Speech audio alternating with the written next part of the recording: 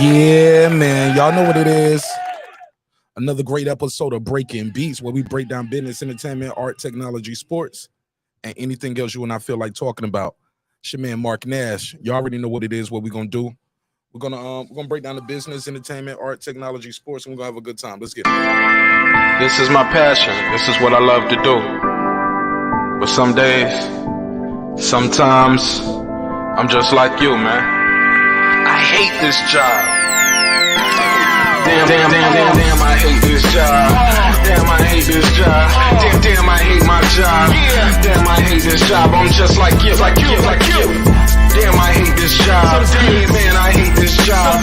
Man, I hate my job. From a good dream I awake, sun rays on my face, planning out my day, hoping this ain't the one that I catch a case. I feel so good, I feel so straight. My manager keep calling me saying, hurry up, you late. Hurry up, you lay off. Y'all, man, I hate this job. Man, I hate this job. Been trying to play it cool, but it's hard to play it off. I've been hanging on to this bullshit, cause my car still ain't paid off. I know I'm on my way up, my boy just got laid off, so y'all, man, I hate this job. Man, I hate this job. These hoes here so ratchet, these niggas here so sneaky. Y'all don't even really pay enough for y'all to only pay bi-weekly. I'm trying to double up my cash, take this job, shove it up your ass. Yo, man, I hate this job. Sometimes I wanna say, walk in and slap my boss. This shit is getting hard. Damn, I hate this job. Gotta make it out of this struggle, bruh. And I don't really mean to take it out on you. You just a customer, but damn, I hate this job. Damn, I hate my job. Damn, I hate this job. Damn, I hate my job. Damn, I hate this job. Damn, I hate this job. Damn, I hate my job. Damn, I hate this job. We're the reason why your stockholders always stay afloat. Yet I'm asking, are they hiring? Like everywhere I go, schedule will say 9, but I think it's fine if I clock in at 9:04. I work 40 hours a week plus overtime just to be bro. So y'all, man, I hate this job. Hate that I applied. So much has transpired since the day that I was high. Told me I could advance, but you were telling me lies. Gotta give your notice before I quit, but you don't say shit right before I'm fired. Damn, man, I hate this job. Sometimes I wanna say, walk in and slap my boss. This shit is getting hard. Damn, I hate this job. Gotta make it out of this struggle, bruh. And I don't really mean to take it out on you. You just a customer, but damn, I hate this job. Damn, I hate my job. Damn, I hate this job. Damn, I hate my job. Damn, I hate this job. Damn, I hate this job. Damn, I hate my job. Damn, I hate this job. You and your procedures, you and your protocol, you and your policies, none of that shit don't apply to me.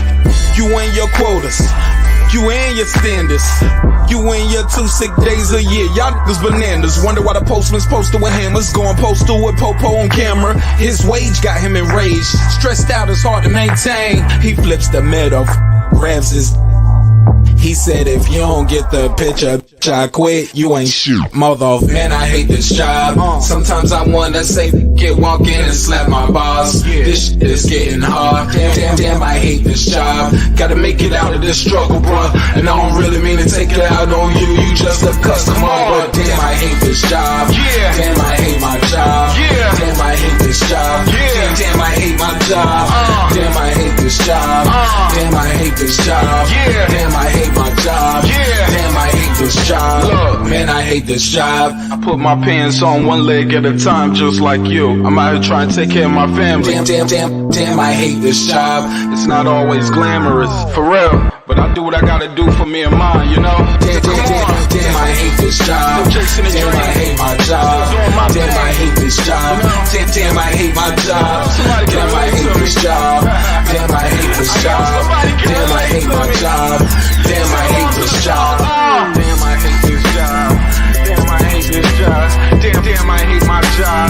Damn, I hate this job. I'm just like you, nigga. Damn, I hate this job. Man, I hate this job. Man, I hate my job.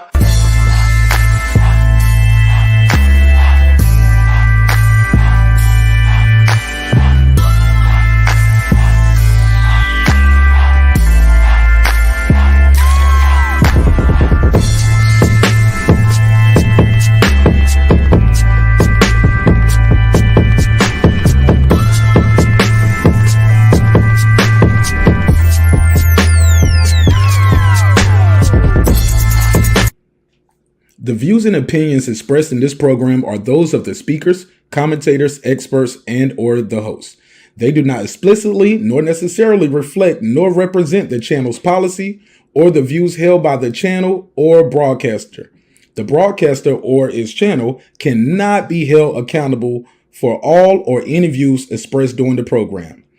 Basically, if I didn't say it, don't come for me. You come for the person who said it. And please don't sue me for somebody else's words. With that said, let's start the show, motherfucker.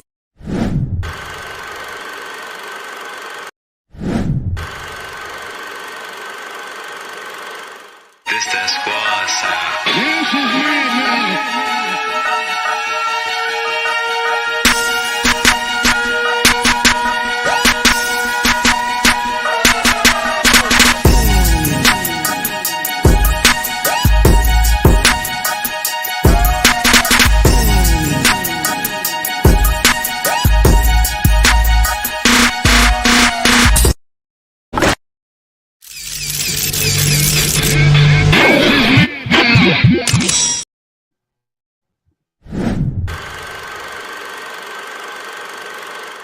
This that squad sound.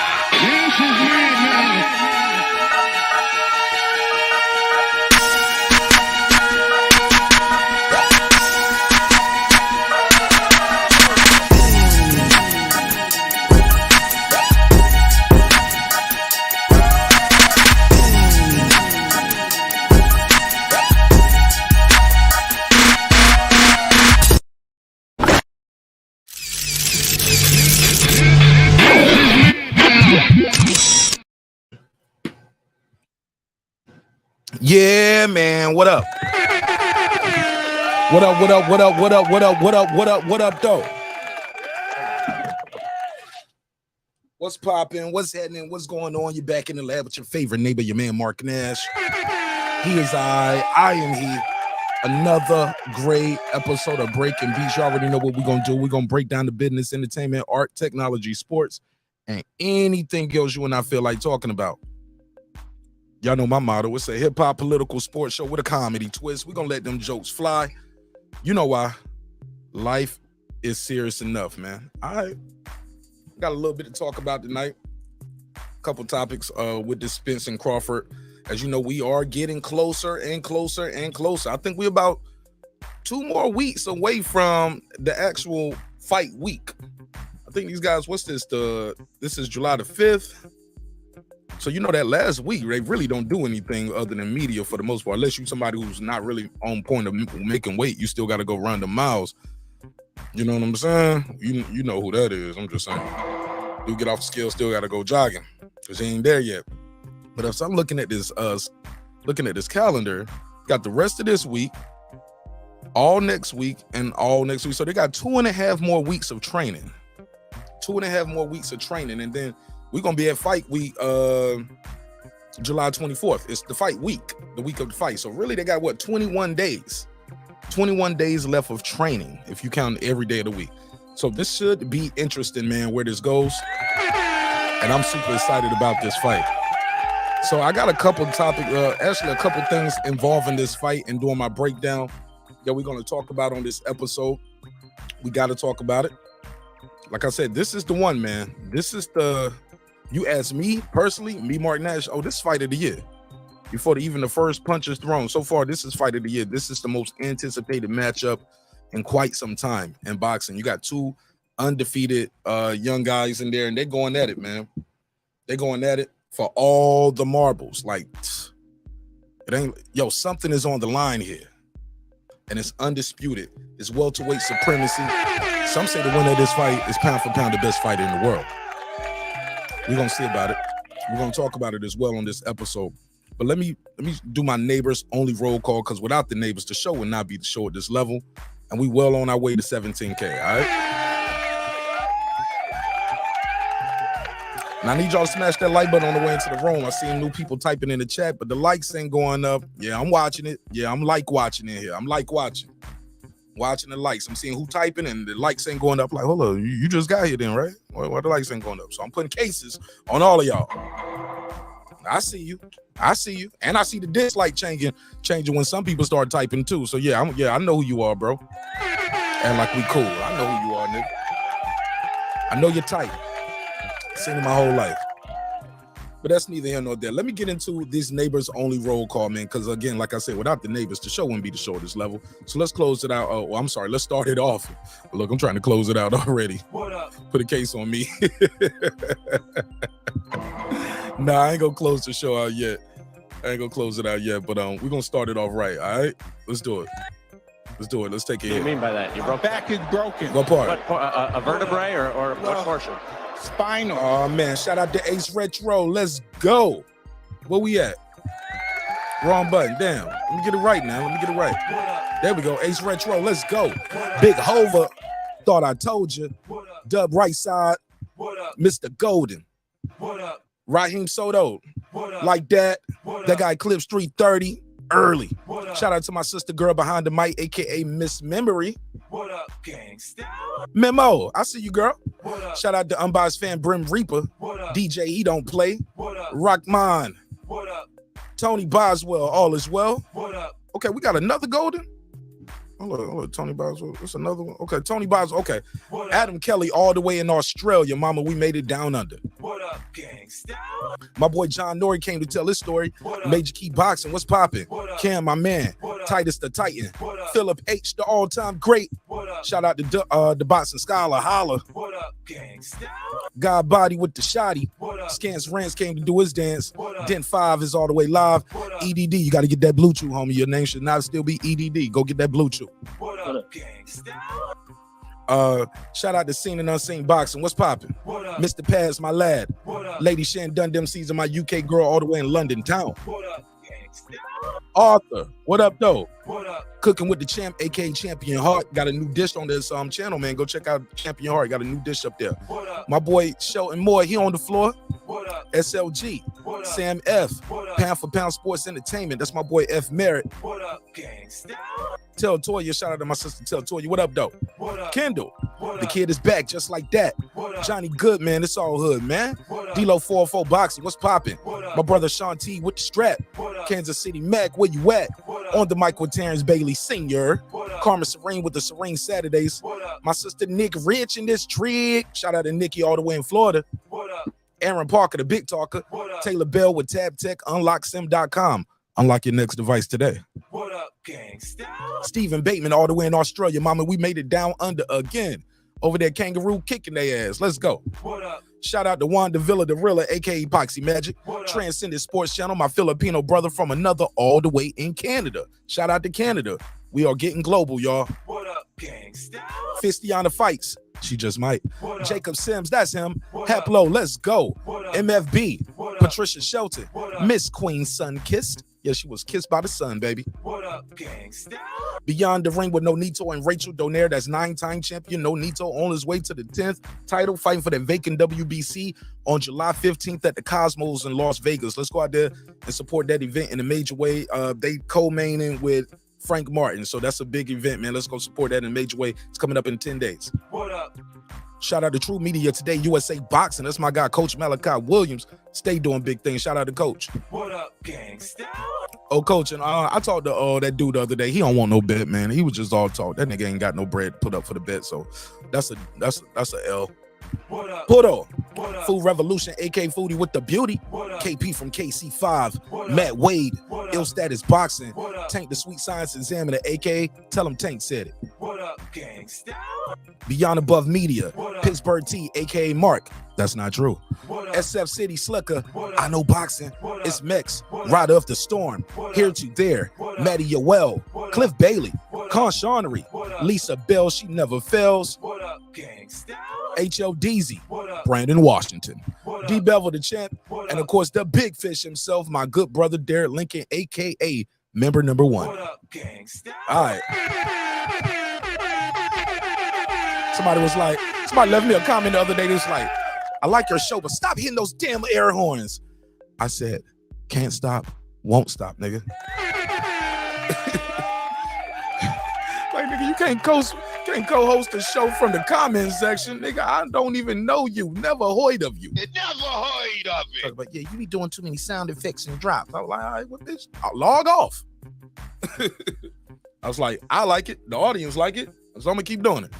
All right, so shout out to everybody who's here. Appreciate your time, appreciate your energy, and like I always say, thank you for allowing me the opportunity to entertain you all this evening. And this should be entertaining. Y'all ready to have a good time? Say yeah. Somebody say yeah wherever you're at. Somebody just riding around in the car or walking around work with the earbuds on saying, yeah, I'm ready. Co-workers looking like, the fuck is he talking about? He ain't talking to you, talking to me. Talking to the neighbors in the neighborhood. All right, let's start this thing off right. Which one we gonna do first? Shawn Porter. I got a couple interviews I'm gonna play. We're gonna do a reaction to it. You know how we like to do. I like to react to some of these clips and interviews that we are seeing and hearing going around. Let me make sure I got this phone line open too. Hold on, let me get the phone line open. Damn. Gotta talk to y'all.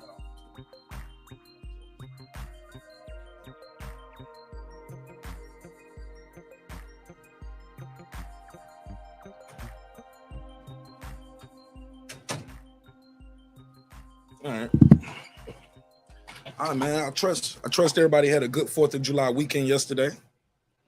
You within the sound of my voice. You know what I'm saying? I hope you are safe. God kept you and your family covered. You know what I'm saying? No DUIs. No things like that. Nobody made the blotter report, right? So that's all good. Let me go to, I think we're going to play the Tim Bradley thing first. Y'all want to go to Tim Bradley first? I got the Shawn Porter thing right there, but I'll come back to that. We'll play the Tim Bradley interview, and we're going to react to that. Tim Bradley recently sat down and did an interview, and he was talking about the upcoming, like I said, the most anticipated fight in quite some time, Spence versus Crawford, Crawford versus Spence, however you wanted to go. So we're going to talk about that on this episode. Again, smash that like button on the way into the room. Really appreciate it. So let's get into it. Where we at? I got to save right here. Also, I got to give you, I think Boot Sinners gives some key advice for Spence and Crawford. Also, Frank Martin reveals some things that's going on in the training camp. So we got a lot of things to unpack here. So let's go to Tim Bradley first. Let's talk about it. And brother, this is courtesy of Fight Hype. You guys can go back and check this out in its entirety on your own time. I'm gonna just give you some of the hot spots of this interview. Karate Body, what up? Nikki, what up? Champion Heart, I see you, man. Shout out to Cooking with the Champ. All right. Everybody just doing shout outs. Nobody's talking about anything so far in here, but shout out to everybody who's here. XO Factory, what up, fam? Good to see you. All right, make sure you guys smash the like button on the way into the room, and you can definitely call in and voice your opinion at any time about this episode. We're definitely going to be talking about keys to victory, and the biggest mistake that either guy made, whether you're rooting for Spence, whether you're rooting for Crawford. What's the biggest mistakes that either of the guys make?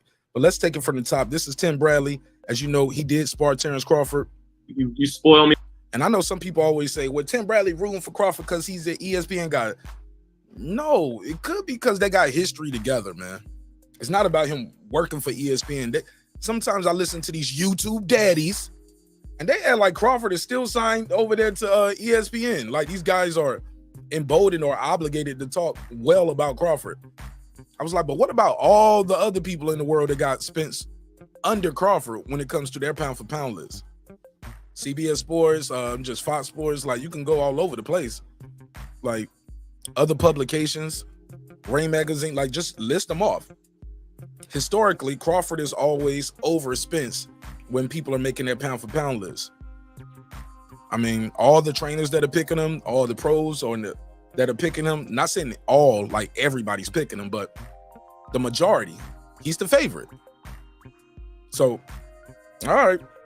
But people act like it's because he was signed to ESPN. All right. It is what it is.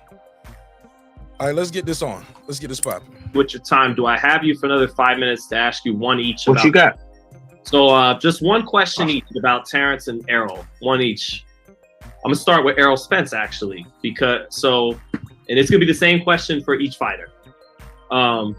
You sparred Terence, so what's the best advice if ERROL Spence is talking to you? What's the best advice that you're comfortable sharing with us and the fans that you would give Spence to beat Crawford? And then I'll ask you the same about what's the best advice you give Crawford to beat Spence. But first with Spence. Patience. That nice and simple. Patience. So Tim Bradley said patience is going to be the key for Spence. Now, this is something I talked about last week or a couple weeks ago, and we've been talking about that for a while. Spence sometimes can get impatient. When things aren't happening, he going to make something happen. And that's one thing I do like about Errol Spence. Something ain't happening, he going to make something shake. So I got to give Errol Spence's credit for that. The kid gets busy, man. I mean, I just can't deny it. I'm not going to be one of these dudes up here just to hate on him, just to be hating on him. You know, that kid can fight, man. He's here for a reason. And some people are going to call in later on tonight probably, and they just got nothing good to say about Terence Crawford. He a Doug, he a bitch, his trainer fat, blah, blah, blah, Bernie. Look, bro, none of that shit going to help nobody on July 29th when they step into the ring. Sound good on YouTube to some people, but I ain't here for it. It does nothing. Does nothing to move the needle other than you just being emotional and want to get your rant off, and that's cool too. That's why the phone number is on the screen for that. So let me say this. Tim Bradley said patience is going to be the key. Let's hear that, and he's going to explain why. For each fighter. You know, you sparred Terence, so what's the best advice if Errol Spence is talking to you, what's the best advice that you're comfortable sharing with us and the fans that you would give Spence to beat Crawford? And then I'll ask you the same about what's the best advice you give Crawford to beat Spence. But first with Spence. Patience. Patience. You know, and I say that because Crawford is a prolific counterpuncher. And if you make a mistake, he's gonna make you pay.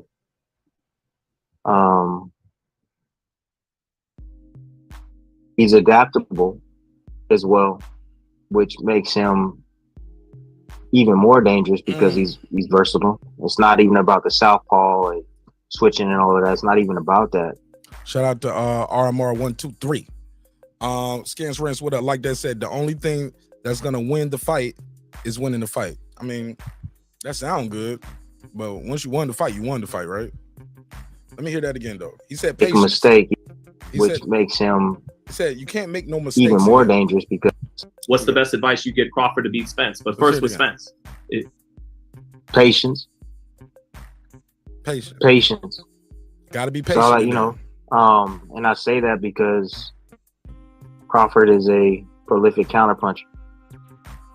And if you make nobody's even talking about that. All these guys to call in just to hate on Crawford, they never bring up the fact he can counterpunch. They always just try to tear things down from him. That's why I said let's talk about the keys to victory. What does each guy do well tonight? I doubt if some people gonna keep it at 100 though, because I get it. Some people are just so invested, emotionally invested, you know, regionally invested as well. Excuse me. Let's continue. Make a mistake, he's gonna make you pay. If you make a mistake, he gonna make you pay. Bro, that's what I've been telling. I've been telling dudes that for the longest. That the ring IQ, the accuracy of the punch too. It's like muscle memory at certain times. But let's continue.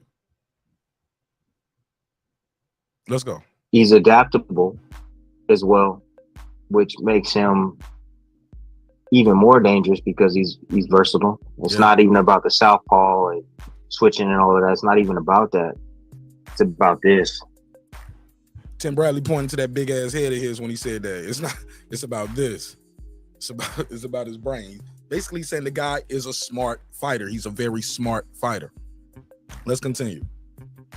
He can turn it on. He can turn it on. He can instantly like become a hunter and just want to fight.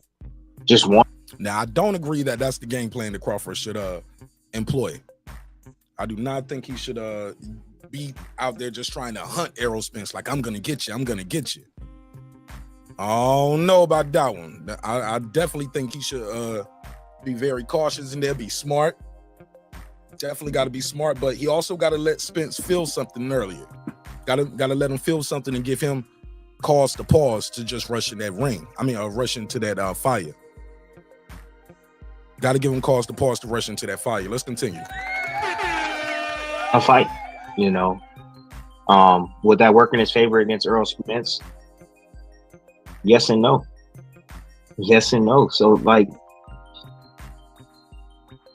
Spence is physically tough, strong. Hell yeah, he's strong and tough. He bounced off the concrete.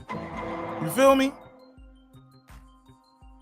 Bounced off the concrete, lost his teethus, lost a half an eye, and he came and he's back. That car accident would have made some people just never fight again. Just got to give Spence's credit. Let's keep it real. So I don't want to hear the car accident as an excuse if and when he loses, right? He's been fighting since then. They gave him credit for the guys he fought since then because they said, yeah, he fought them off the car crash. So the car crash can't be used against you in this fight. But for some reason, every time I hear Errol Spence interview, it always comes up, well, the car crash, all right. Car crash, all right. Is that? No, I don't know why we keep bringing that up. He's had 2 fights since then. Had 2 fights since then, right? Against elite competition. That's what they called Danny Garcia and Ugas, right? It was elite competition. They ain't Terrence Bud Crawford, though, dog. It never heard of it. In no way, shape, or form. Danny Garcia is no Terrence Crawford. Your Dennis Ugas is not a Terrence Crawford. They don't perform like Terrence Crawford. They don't throw punches from different angles, footwork, speed, accuracy. None of that shit is gonna matter, dog. So I don't want to hear. Shout out to Abigail Hollis. What up, fam? Great body punch. And shout out to Wisconsin too. Shout out to the great Wisconsin. Punch on the inside. Can be accurate up top as well. But we saw when he fought Porter, right? Yeah. What did Porter do? What did Spence do when he fought Porter? Body puncher in the inside. Can be accurate up top as well. But we saw when he fought Porter, right? What happened, Timmy? What did Porter do? You tell me, Timmy. Porter was able to change his rhythm up, bounce on his toes at times, and then he would attack. And then he was staying as close as he possibly can.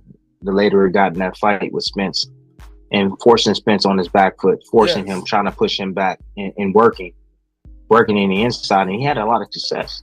Many thought that Porter was winning the fight before he got dropped. Before he got dropped. I thought Porter was gonna win that fight, bro. I was like, oh my God, you talking about an upset? He would look like he was winning.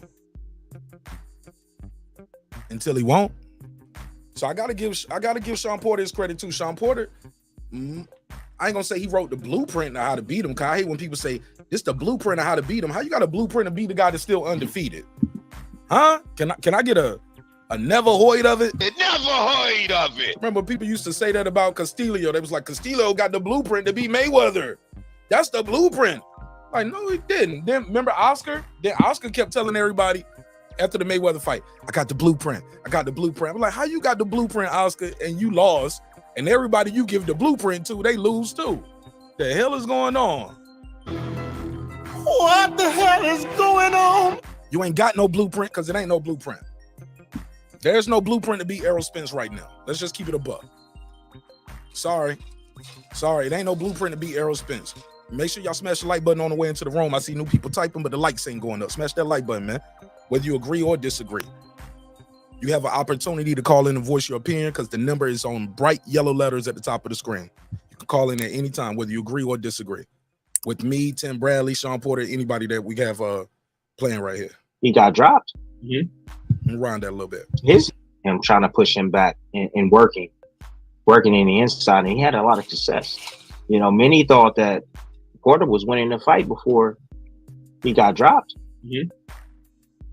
His best work was on the inside, doubling his right hands up, going down to the body. I mean, this is things that I feel that Terrence, if he needed a plan B, if plan A wasn't working, he can go to.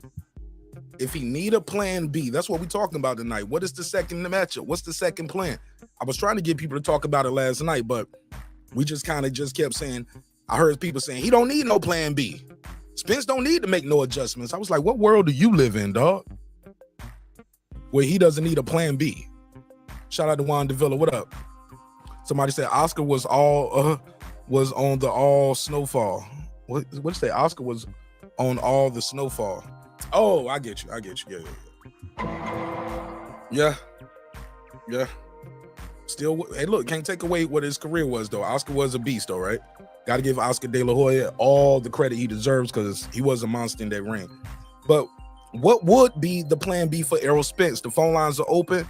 I want to hear what you guys got to say, whether you're rooting for Spence or Crawford. Let me know what you think about what is the plan B for either opponent if the plan A isn't working. It's on the inside. Doubling his right hands up, going down to the body. I mean, this is things that I feel that Terence, if he needed a plan B, if plan A wasn't working, he can go to. Start push. Like if you're trying to outbox him, that ain't working. All right, smother him a little bit. Doubling up the right hand, working his body. That's what Tim Bradley's saying should be or could be Terence's plan B. Interesting. He can go to that. He can step to Spence. Spence, as you know, likes to be in control. And everything is all leading off the jab. Yeah. And once he gets his jab going and he starts landing, then everything else starts to work. If Spence can't get his jab working, it's going to be tough for Spence to make adjustments because, to me, Spence fights the same way every time, the same way. If things are not working, Spence, what he does is he does exactly what I just said. If things ain't working, like I told y'all, man, he gonna make something shake. He gonna push the action. That's one thing you gotta like about Errol Spence too. He does push the action sometimes. For Spence to make adjustments because, to me, Spence fights the same way every time. He fights the same way every time. I've been telling these man. Goddamn. I've been telling these dudes that for over a year. Mark Milliner, he said Mark with a C. It's Mark with a Q, but it's all good. He said, did they rob Pernell Whitaker when he fought Oscar De La Hoya? That's irrelevant. What are we talking about? Yeah. I ain't gonna say robbery. I thought Pernell played around in there sometimes too. In that fight, Pernell was playing around. It was times where Oscar hit him, and I remember that scene that you always see at the end where Oscar missed a lot of them shots, and Pernell did a little wiggle and wobbled like he was hurt a little bit, like playing it off when he went to this corner. You can't play like that. Some people think he was hurt for real, or they don't know all them shots missed. They look like maybe you got hurt and you just trying to play it off. I thought Pernell Whitaker played with his food too much in there. The same way. But yeah, Spence does fight the same way. Shout out to Skins Ring. He said, if it ain't broke, don't fix it. Absolutely. I ain't mad at that. That's a good point. It ain't broke, don't fix it. But let's not pretend though that we seen him dominate going backwards, dominate going forwards, dancing around, pivoting, switching, lefty, righty, doing all this. Nah, bro. What he doing right there on the screen is what you seen. Pop, pop, bang, bang. You know what I'm saying? He can crack. It's power. It's power and pressure. Power, pressure. And it's coming from that southpaw stance that makes him very difficult. Got a good jab, a power jab. He could jab you, a great jab, man. And not working, Spence, what he does. He does lunge though when he try to jab to that body, and he does lunge when he try to shoot that left to the body. He lunges a lot. K Moeller, what up? Smash the like button on the way in the room. What up, K? He does exactly what I just said. Turns it up. He steps on the gas. He steps on the gas. Yeah, dude. You know what I'm saying? But I'll get into that a little bit, later. But to answer your question, I would say it's patience. The more patience and underneath Spence can be, and the more calculated he can be. But here's the problem with that. Here's the problem with what Tim Bradley is talking about here: being patient. Him being patient with Crawford, that will reduce his output, though. That could be to his detriment, but it also reduces Crawford's counterpunching. It might make Crawford lead. You get what I'm saying? Which actually helps Spence, because Spence can counter well as well. Also, he can counter well as so this is going to be an interesting matchup, but I agree both guys need to be patient in there, and that's what I think is going to happen. I don't think this is going to be that Hagler Hearns that people talking about, and this thing going to be over in 3 rounds. Abigail Holler, she said he don't switch it up, but they say that's what he gives. Let me see. She said he doesn't switch it up, but they say that's what gives him the win, his consistency. I think that jab gives him his consistency, man.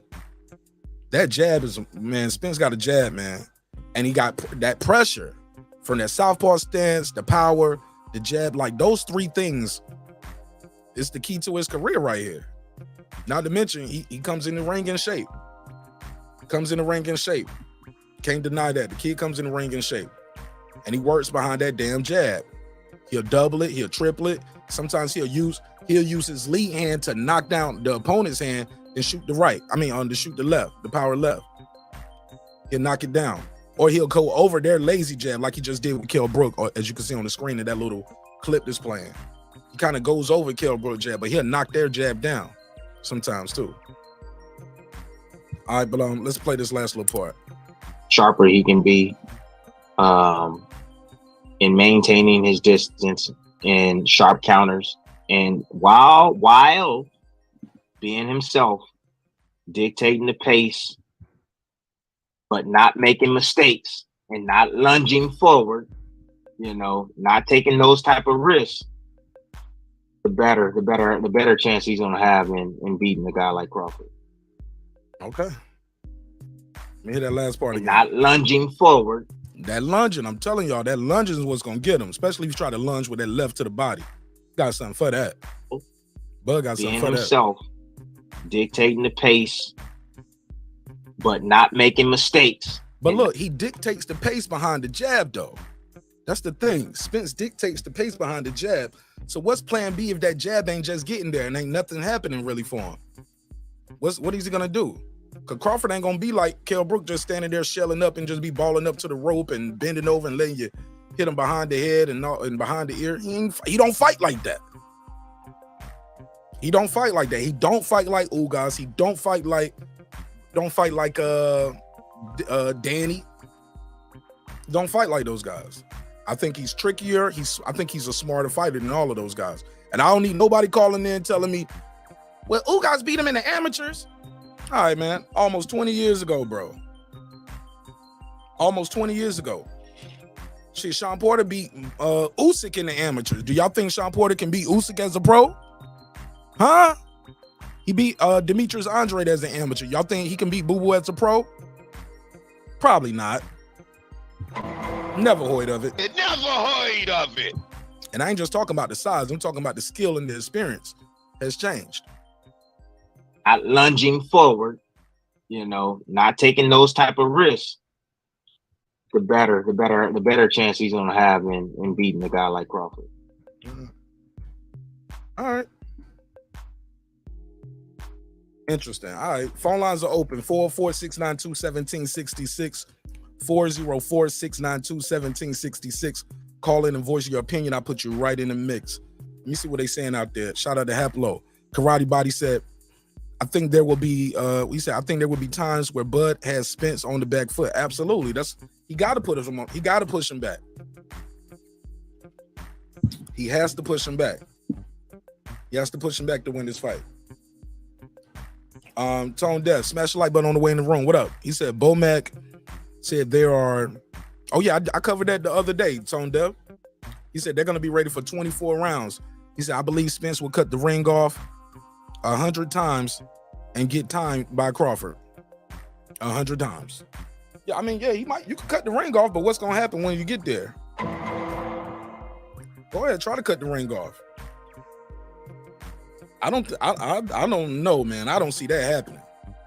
I think the athleticism and even Spence said the footwork of Terence Crawford is something that he understands what is there, and that's something he's gonna have to deal with.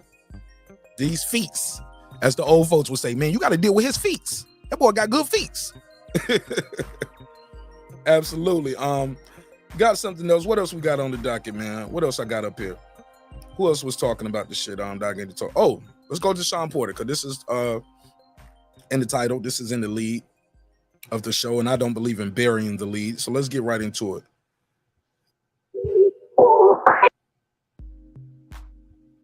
And again, the phone number is on the screen if you want to call in and voice your opinion. You call in at any time. But I believe him when he said they ready for 24 rounds. Every time I look at Terence Crawford IG, my man up there hit that damn mountain. He running that damn mountain. 920, you got the flow. Tell them your name, where you from, family. This is Abigail Hollis. Hey, Abigail. Tell them where you from. from Wisconsin. Hey, Abigail from Wisconsin. Talk to me. Hey, Mark. Okay. So I did want to just say something really quick. Can you hear me? Yes, ma'am. Take your time. You got the flow. Okay. Is the music too loud? Can you hear yourself? You said what? Is the music too loud? Can you hear yourself? Yeah, I can. Yeah, I can. All right, go Okay. ahead. Yes, ma'am. So I wanted to speak to the fact that Tim Bradley was talking about the fighters needing to be patient. And I think that's one thing that I've noticed about Crawford is that he is very patient in the ring. Like, I started to notice that he's not in the, like, he conserves his energy. He's patient with his power. He's patient, you know, with the shots that he lands. Like, I feel as though Crawford conserves energy. He doesn't overuse his footwork, you know, and so I think that's an advantage to Crawford. Is that I see that normally when he gets some hurt, or when later on I start to see him pick up the pace. A lot of people think he's a slow starter, but I don't think he's a slow starter. I just think he's smart with he's patient and smart with his energy, his power. He doesn't use it just like, he conserves it. Do you understand what I'm saying? I know exactly what you Like, mean. He don't go out there and throw everything he got in the first 3 rounds. You don't even know how hard he hit until round 5, 6, 7. You know what I'm saying? That's when you start, maybe round 4, 5, 6, 7. That's when you start really hitting you with some shit too. And that's when everybody else changed. They get in line, as he would say. Exactly. And even Spence said that like something good about Crawford, he talked about him and his reaction, about the fact that he doesn't overreact in the ring. He knows how to stay calm. Yeah. I don't know if you remember that, but he said, you know, normally people will begin to act like bewildered, or you could tell, like you can see their reactions when they get hit, or like, you know, when something is not going in their way. Yeah. But he said Crawford doesn't do that. And I think that just speaks to the fact of how patient Crawford really is. And I think people miss that. I think what looks like to a lot of people that his opponents are getting the upper hand of him is really not what they think they're seeing. Because how does a person go from where you think, okay, his opponent getting the best of him, to all of a sudden, out of the blue, he gets you out of there? Bye-bye. Out of here. Exactly. So that means that there's something else that's going on versus what you think you're seeing. You know, and what I believe that I'm seeing is Crawford being patient, remaining calm, and conserving his energy. And a lot of times it seems as if he's tapping his. It doesn't seem like hard shots ever. It's like he's tap tap tap tap tap tap. You know what I mean? Like he's setting up the shots. Mm-hmm. He's not going in there with big power shots right away. He's tap tap tap tap. And then when it needs to happen, then he's landing those big shots.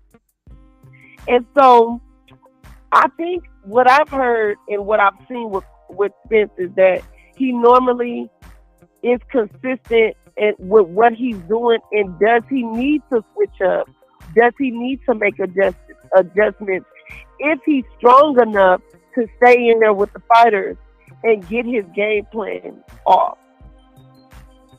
So do he need to make adjustments?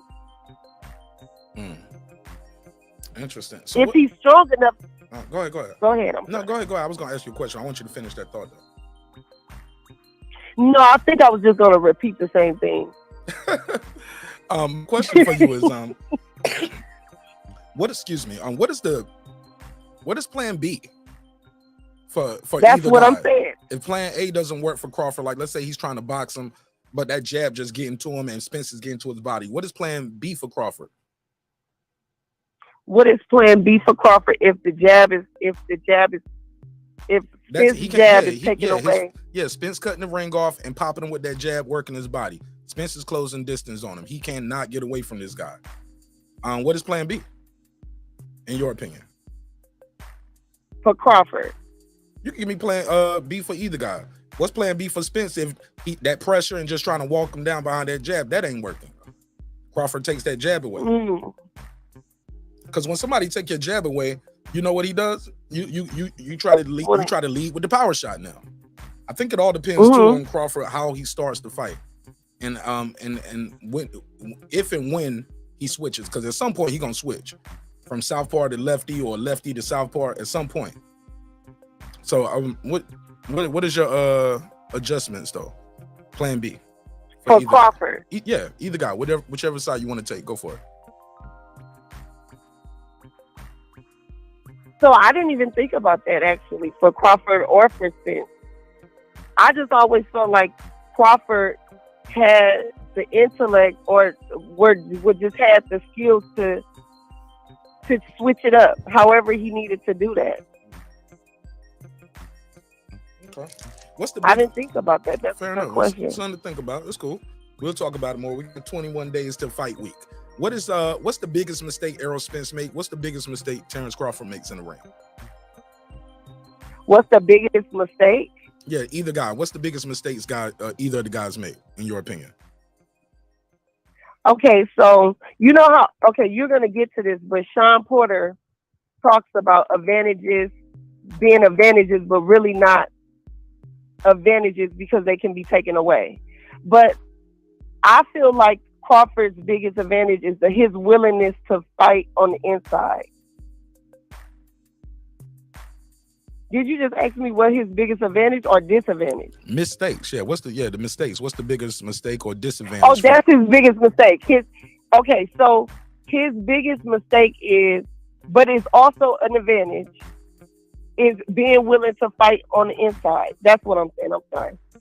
Being willing to fight on the inside is his biggest mistake, but also his biggest advantage. Because he has to show Spence that he isn't afraid of what Spence is bringing. He can't let Spence bully him. But at the same time, it's like, how much of that will he need to be able to pivot and get out of there? Do you think that's a mistake for him to fight on the inside? It depends on how it's going and when. It depends on. I don't think he needs to stand right there. It depends on how that first game, how plan A works. If plan A but is working, can't let. I don't think I would advise that though. Just standing in the pocket and standing in front of him. Well, I think you need to make Spence hunt him. He has to be willing to fight on the inside though. He can't. We're going to see that in the fight. Like, he can't just, he has to show Spence, in my opinion, that he is willing at least to fight with him. I disagree with you on that, with a hard shot. I kind of disagree with you on that, Abigail. I think he can. So is he going to run all night? I don't think he's going to have to. I think almost like what you saw in that sequence with Postal. Spence is going to get overzealous, and he's not going to be patient. He's going to, I think Crawford can move, use his lateral movement, use his reach, use his jab, his athleticism, and counterpunch and pop shot, move, spin him. Cause I think Shawn Porter had success with Errol Spence when he was clinching and he was able to turn Errol Spence and make Errol Spence try to force the action. And in the process of forcing the action, that's when he's going to make a mistake and he's going to get clipped and caught with a good shot. And then Crawford's going to be able to turn it up because then he don't hurt him a little bit. And he can push Spence back. I think he can push Spence back without being shoulder to shoulder, standing right in front of him. He can walk him down. I think, when I talk to people, is it because of his fight with Mean Machine? Is that why you feel like he shouldn't fight him in the pocket? It got nothing to do with Crawford. It's all because of how that's Errol Spence's that's his wheelhouse. That's what he's good at. You standing right in front of him, he gonna throw everything with power, and he gonna be throwing heavy power shots all night, uppercuts, lefts, rights to the body. Like everything is with power. And it's a lot. And I'm not saying that he should stand. I'm not saying that he should stand there all night like Ugas did. But at some point, he has to be willing to fight him on the inside at some point. And I think that he has to do that. Okay. I think he has to do that because a lot of people are like saying that. I feel like it'll be good for Crawford to show, for us to see as fans, that Spence's power and Spence's size was really never a factor to Crawford. If we could see that he can bang it out, I think the only reason why people don't want to see him bang it out or don't think he's capable of banging it out with Spence is because of that fight with Mean Machine. Nah, not for me personally. I think it's just because that is Spence's, like I said, that's his bread and butter. You standing in front of him, he going to that body, he going to the throwing him uppercuts. He needs you to stand in front of him to be successful. I wouldn't give him that. Jay Smith, what up? Connie Nickman, what up? Shout out to Ball Out Mixtape Fire. Yeah, I wouldn't give him that, especially early in the fight when he's at his strongest. I would no. You got to come get me. Catch me if you can. Tap. I'm gonna jab you. I'm gonna move. I think angles, working the angles and moving them around, step around, shooting the shots, tying the guy up. But he could overuse his footwork too. Nah, it ain't no overusing his footwork. It ain't no overusing your footwork. I don't know what that means. Because it could tire him out. I ain't never seen him tired. It only tiring you out if you ain't in shape. And I think this guy is gonna be in shape, ready to fight. You know how Derek James said that all Crawford had was his athleticism, but that his athleticism was only going to take him so far. Meaning all that moving around, all of that is you can't run with somebody like, you know what I'm saying? They're banking on, I feel as though they're banking on Spence wearing Crawford down. And I don't think that's going to happen. I think that Crawford is a lot stronger, and I think that his ability to fight Spence should be shown in that fight. And I want to see that. I want to see Crawford fight Spence a little bit on the inside. That would do a lot for me as a fan. Yeah. I get it. You kind of like I beat you at your own game, right? Not that I beat you at your own game, but I'm not afraid of what your best is. I'm not afraid of what you're good at. It's not even about being afraid, in my opinion. It's about respecting that guy's power, respecting what is he good at. He's good at inside fighting. Let me finish my sentence. What is Spence good at? Spence is a pressure fighter. He's a power puncher. He works behind that jab. Step one, take away the jab. Step two, all that pressure don't mean nothing. If you got to come and get me and I got to make you tag you. If anything, I think Spence is going to get tired before Crawford. He's the one's coming off the injuries. He's the one coming off another 17-month layoff. By the time they get in the ring, it's going to be 469 days before he fought. So I just don't see that Crawford getting tired and back to what Derek James was saying, he was comparing that to Roy Jones, like as in Roy Jones was just athletic, but not that fundamental. I thought he was talking about the footwork. He was talking about Roy Jones. Remember, that's something people always say. He always bring up with Roy Jones, but I just believe Crawford isn't just athletic. I believe Crawford has a very high ring IQ. He's very fundamental, and that's just me though. But go ahead, I'll let you finish your call.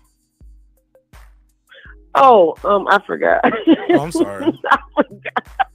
No, talking about the movement and him getting tired and wearing him down and being athletic. Right. No, it was something else we were talking about before that. I forgot though.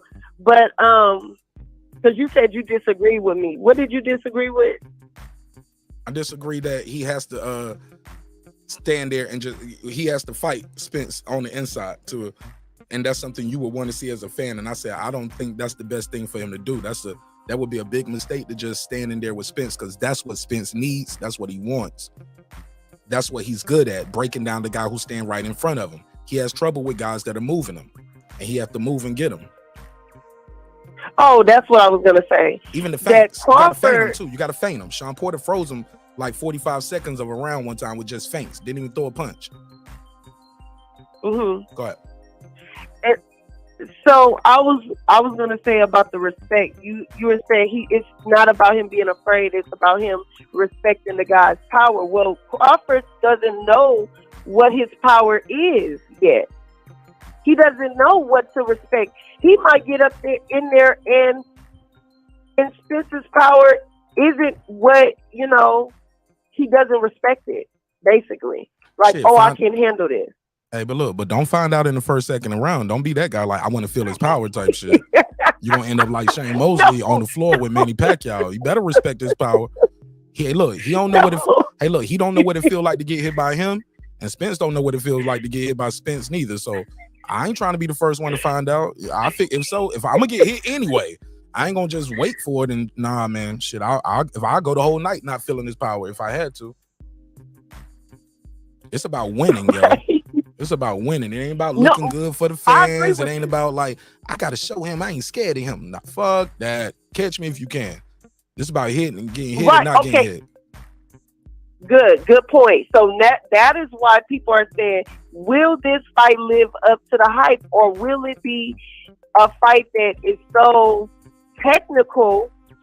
You know what I mean? We're thinking we getting this war, and it'd be a boring fight like how they say Manny Pacquiao and Floyd Mayweather was. I don't think I'm getting That's a war. what I'm saying. I know Spence keeps saying that because he needs that to win. He needs that. That's why he keeps saying this gonna be a war.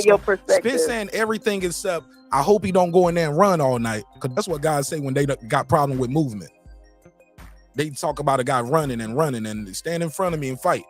Nah, no, catch me if you can. That's what he told Kell Brooks. I'm gonna box your head off. So I don't believe. I don't believe that. He said I don't believe it's gonna be a war. I think it's gonna be very tactical, and somebody gonna make a mistake, and that's gonna be the end of it. I don't see this going to the cards. I see a late stoppage for Terence Crawford. That's Spence gonna make some mistakes. I see that. And he gonna get hurt. Too. That's what he gonna get hurt, and he gonna back up and retreat. And the referee gonna say, "Leave him alone. That's enough. I seen enough. Try again." Yeah, but that's me. That's my opinion. Well, no, I agree with you. I see it the same way you see it. That's the same thing that Spence told Kell Brooks. He said, "Don't run. Stand in the middle of the ring." Now I understand your perspective. Then why you're saying you want it to be more of Crawford's fight than more of a Spence fight, because then that gives him the edge to look, because that's something that he wants. Right. But you want it to play to the strength of Crawford. But what I'm saying is that I feel as though Crawford can. I see something in Crawford that gives me the idea that Crawford actually can fight him on the inside. Because I think that Spence is going to do what Shawn Porter did to him, and that basically smother him and be all over him and try to throw him off of, his game plan. But the problem is Shawn Porter don't have that power to keep him honest. Bud does. Shawn Porter don't have the angles and the footwork as a Terence Crawford. He doesn't even throw his punches as accurately and as sharp. He loops and you know what I'm saying? He does, he does to pour it away. Sometimes he cock them punches all the way back to his damn shoulder blades before he throw them. And they wild looping shots sometimes, versus Crawford throws some straight shots. He can loop them around behind you. He can throw the uppercuts. Like Crawford just has a better punch selection, more power, more accuracy, more dimensions to his game than Shawn Porter. Nothing, bro. I'm telling you, I'm sorry. I hate to call a girl, bro. My sister. I'm just here to tell you, Terence Crawford is different. And I never thought about Spence ain't never Crawford seen nothing like this. That's this little step back shit that Crawford do, that little step back shit. Even on the inside, Spence ain't gonna just be able to push Crawford off and create space. Those little things he's not gonna be able to do. That's a little thing. Because he's not stronger? No, because Crawford is good at grabbing him too. Crawford's gonna have him tied up. Like if Crawford want to clinch you, he gonna clinch you, and the referee gonna have to reset you. You're not just gonna be able to just get your arm out and push the guy off. Crawford is skilled in grappling in the clinch, and he's not gonna let go, and he's strong. You're not just gonna be, all right, I know how to get my arm out of here and I'm gonna just hit you. No, I got you. Until the ref come let us go and we're going to reset. I think that's going to be one of the keys too. Spence having to constantly reset. The feints too. I think he's going to get frozen with those feints. And Crawford is going to see how he reacts to the feints. And that's going to be another key too. People don't even understand the art of clinching and feinting in a boxing match. That's very important. Crawford is good at both of them. The sequence, I don't know if you can see the screen. Can you see the screen while we talking? No. Oh man. Okay. Well, for the people who can't see the screen, when you get off the phone, look at this sequence. It's a clip of when Kavalauskas, right? Kavalauskas goes back. Bud goes in for the kill. He feints him. When he feints him, he freezes him. The guy put his guard up and ducks down. Crawford sees the feint, takes a half a step over, shoots the uppercut because the guy don't feel no punch. You like, hold on, I thought a punch was coming. He looks up, and as he looks up, boom, the uppercut. Now you're open. You fell for the feint. Boom. Then you get an uppercut, and you get this looping shot behind the ear. And then down you go. The feints are key, man. The feints are key. So what are you going to be looking for to see to really give you confidence in the fight, during the fight? What are you going to be looking for? Oh, during the fight, I'm gonna just enjoy the fight. I'm gonna be in the building. I'm gonna just be watching the fight, enjoying the fight. Right. Okay. I'm not gonna hold you. I'm not gonna be analyzing, keeping the score. I'm just gonna be watching the fight and enjoying the fight, enjoying the atmosphere, enjoying the moment. Like, oh my God, this is happening, yo! I'm right here, and it's happening. Like, I'm just gonna be enjoying the moment, Abigail. I ain't even gonna hold you. I'm gonna have to rewatch the fight with y'all. I'm gonna have to rewatch the fight with y'all the next day. You know, we're gonna do a rewatch Sunday night when I get back from Vegas. I'm in Vegas. Are you going? All right, so boom. So Sunday night, I know I'm flying out first thing Sunday morning because I'm ready to get back home and get to work, watch the fight, and I'm flying out Sunday night. Yeah, I'm flying out Sunday morning. I gotta go. I'm ready to go. I'm ready to get back home. I'm gonna be there from Thursday. It's expensive as fuck. I'm gonna be there Thursday, Friday, Saturday, and I leave Sunday. You know what I'm saying? I'm gonna be there for Wednesday morning. See, you know what I'm saying? See what I'm saying? Like, damn, I'm gonna be there for a minute. I might see you at the weigh-in. Holler at me. I'm gonna be at the weigh-in too and all of that. Well, right. I'm trying to see if the weigh-in and those type of things are open to the public. Email me. Email me. I get some information for you. Or you got IG? Okay. Hit me up on IG or Twitter. Shoot me a DM or. You know I ain't got IG. I'm such an old lady. I ain't got IG or nothing. Well, shoot. But use your email. Hit me up and I'll let you know what's going on when I got the info. I got some info. Okay, and I was gonna say back to you. I'm gonna get off the line. I just wanted to because I wasn't thinking about. I'm been up here.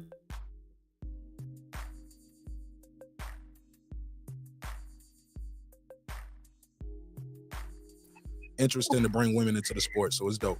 Or women that's been watching the sport longer than me. Some of y'all, so yeah. No, I don't think I have been watching it longer than you. But one of the things that you brought up was about Crawford. What if he can't get around Spence's jab? And I didn't think about like his jab being that, I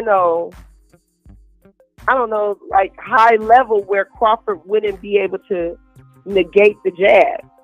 Every time I hear about it, it's just like, oh, Crawford can take that jab away.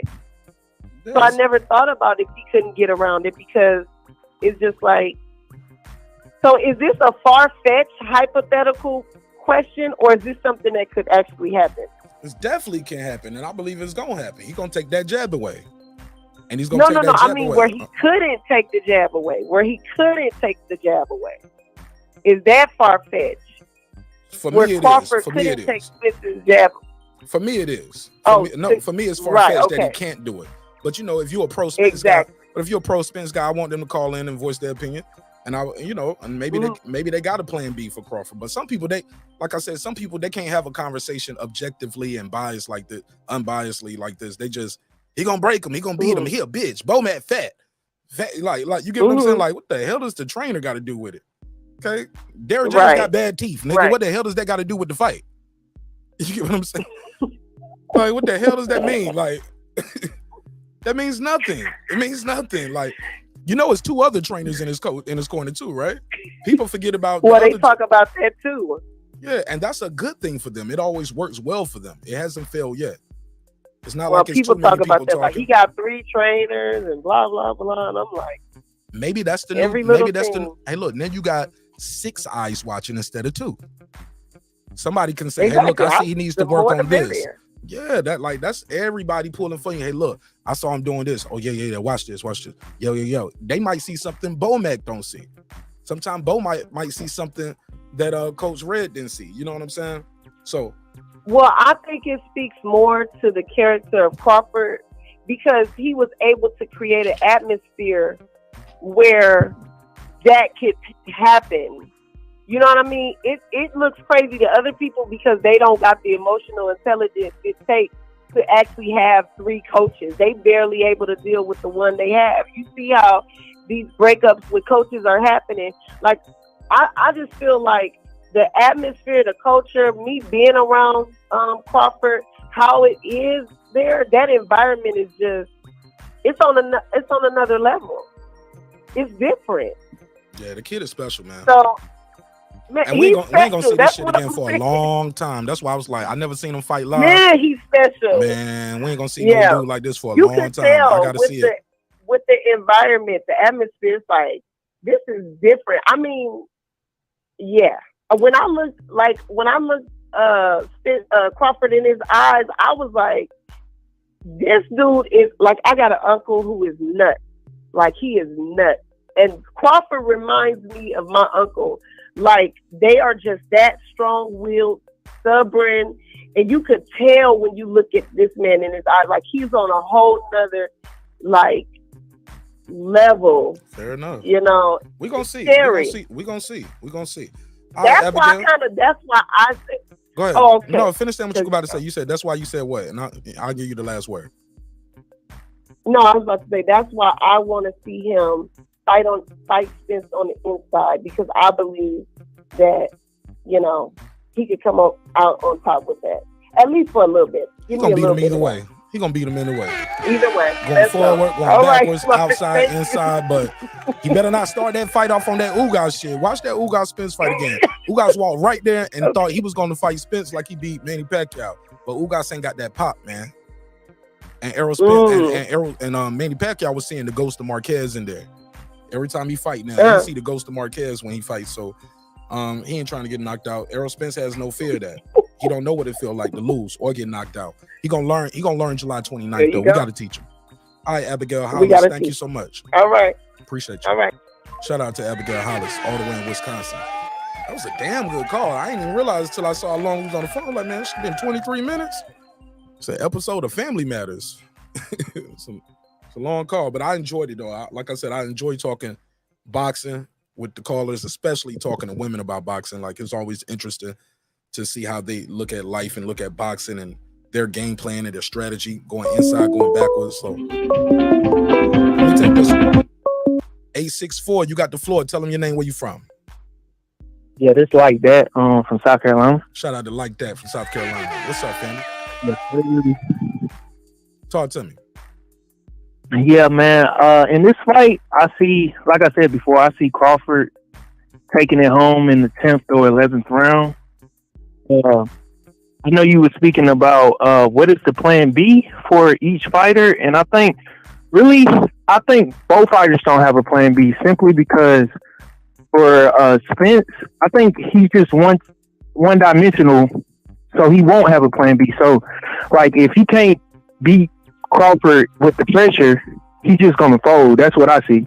I think he may try to do like what he did with Mikey Garcia, try to box a little bit, but I think once he realized Crawford is the superior boxer, he gonna ditch that plan and just really start pressuring Crawford. And if that don't fold Crawford and Crawford get his timing down, I think, you know, I just believe I believe like after the 6th, 7th round, it's gonna be all Crawford. He's gonna have his timing down. I think the body work that Crawford gonna do in the early rounds is gonna make him get slower. He's still gonna have that high volume like he always have, but I think he's gonna, like, to boxers like Crawford and Mayweather, it just takes their hand-eye coordination is so well that once they get off by like a millisecond, they're gonna be able to peep it and start, like, you know, capitalizing off of it. So I think Spence is still gonna always have that high volume, But I think once Crawford started breaking them down little by little, and that timing started getting off just by a little millisecond, that's when Crawford really going to show the level. It's just levels to the game. So what? And the reason I say Crawford don't have a plan B is because I think Crawford is at such a high level. It's like rapping. I think he's so high level at boxing that he really just go in there and freestyle. He don't have like a plan A, plan B. The plan is just to go in there, figure out your timing, see what traps you fall into, and then he just run with it. Yeah, I think he definitely has game plans in there, bro. It's just sometimes we might not see it from the outside looking in. Like I said, I believe part of the game plan is take away the jab. He's good at jabbing. Take away the jab. Okay. He likes the pressure. Make him go backwards. Push him back. And it's almost in a process. And it's like, this is the first thing I'm gonna do. And it happens in steps.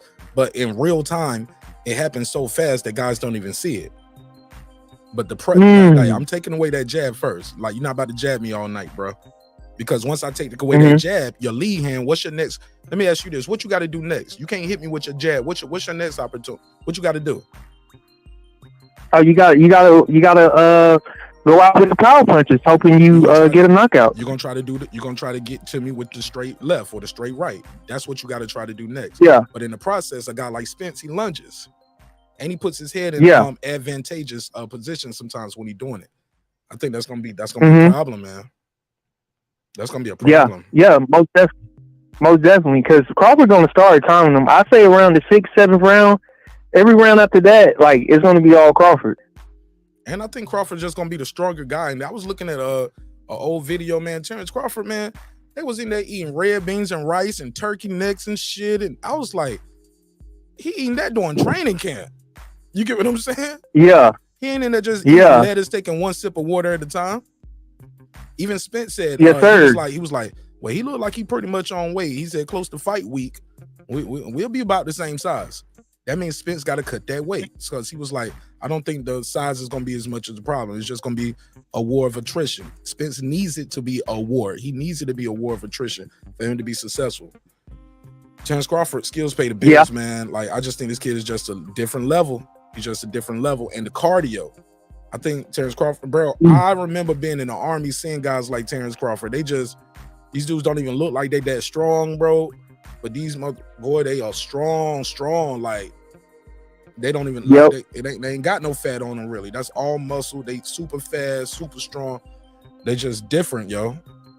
They outrun you, they out push up you, they'll do more sit-ups, and then they'll still go in there and be able to eat some pizzas, some hot wings, burgers and fries, all of that shit. Be like, yo, you know what I'm saying? They just built different. But I think it comes with muscle memory. Like me, I would work out crazy like that, getting ready for a PT test. This guy would just go jogging on the weekend anyway, or he's just taking hikes. So, he's doing things year round. But let's not forget, y'all, that ring rust like that's gonna be a big thing. Spence ain't fought since Ugas, man, and even then he showed signs of slippage. Yep. I mean, he got hit a good bit in that fight too. A good bit. And you know what I'm saying? Ugas, I mean, Ugas, I don't know why he just stood there like that. I mean, that was crazy. But outside of that, if he would have moved a little bit, it would have been a way more competitive fight. If he would have just moved a little bit, he just decided just to. Ugas don't know how to do that. Ugas know how to stand there and fight, bro. And Ugas ain't got enough power and enough pop to keep Bud honest. Spence honest. They have enough. Spence didn't fear that guy. He knew what was up. 12 knockouts and damn near 40 fights. What you think you about to get? You know what I'm saying? And he ain't had no knockout at the elite level, and I don't know when. You know what I'm saying? He just don't got it.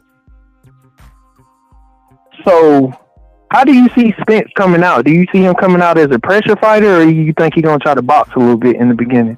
He's gonna come out pumping that damn jab like he always do, and pressuring behind the jab.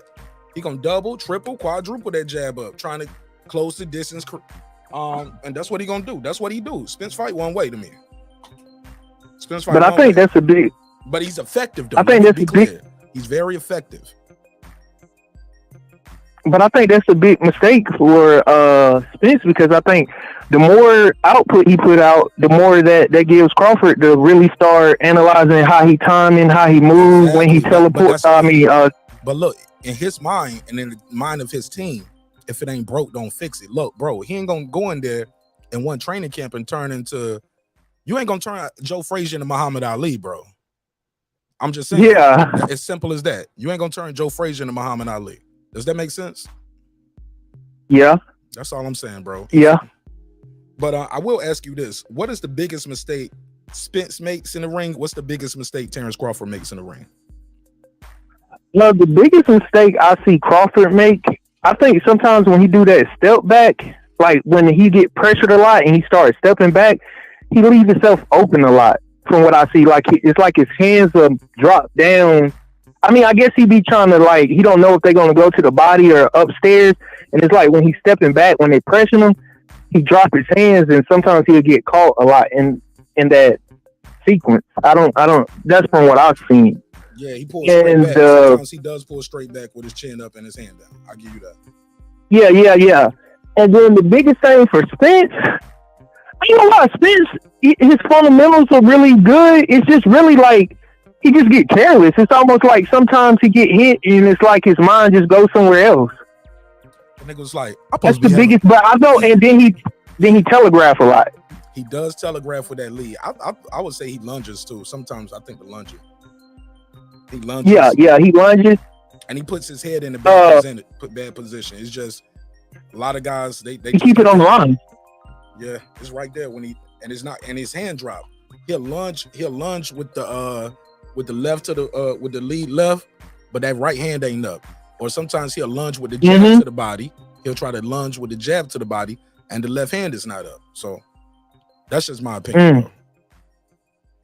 And I see Crawford later down in the fight. I actually see him being more superior in the inside game. I don't think so in the beginning, but I think once Crawford start confusing him with them feints, them probes, and the feet feints, I think he's gonna have an advantage in the inside. I think he's gonna get Spence shell shot at some point in the fight. Like he ain't gonna know what Crawford.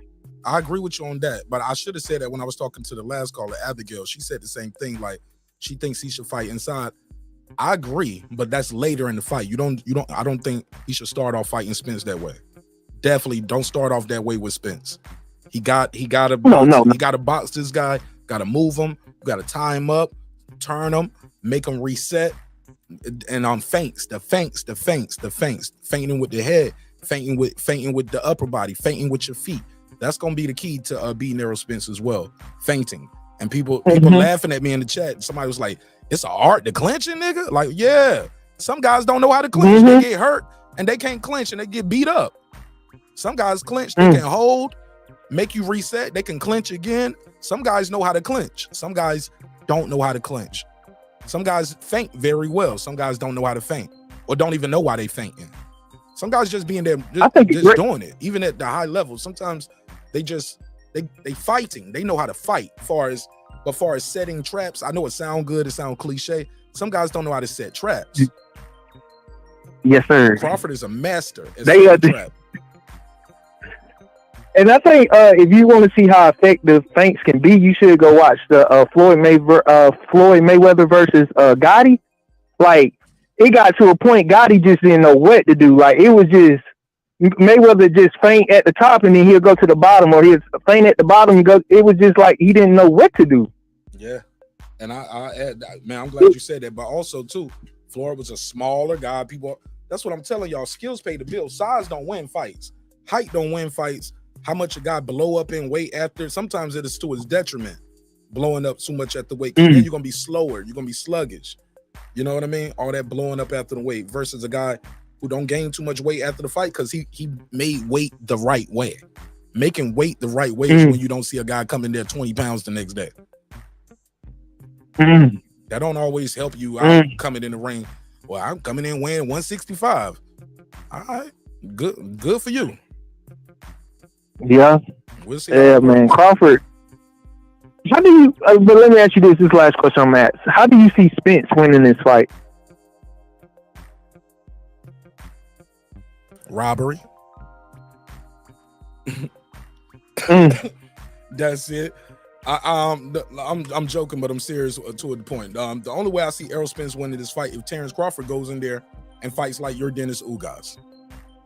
Terence Crawford go in there saying, "I want to show you I'm stronger than you. I'm the bigger, stronger man." If he try to have a measuring contest, for lack of better words, if you know what I mean, put a case on that. You know what I'm saying? You know what I mean.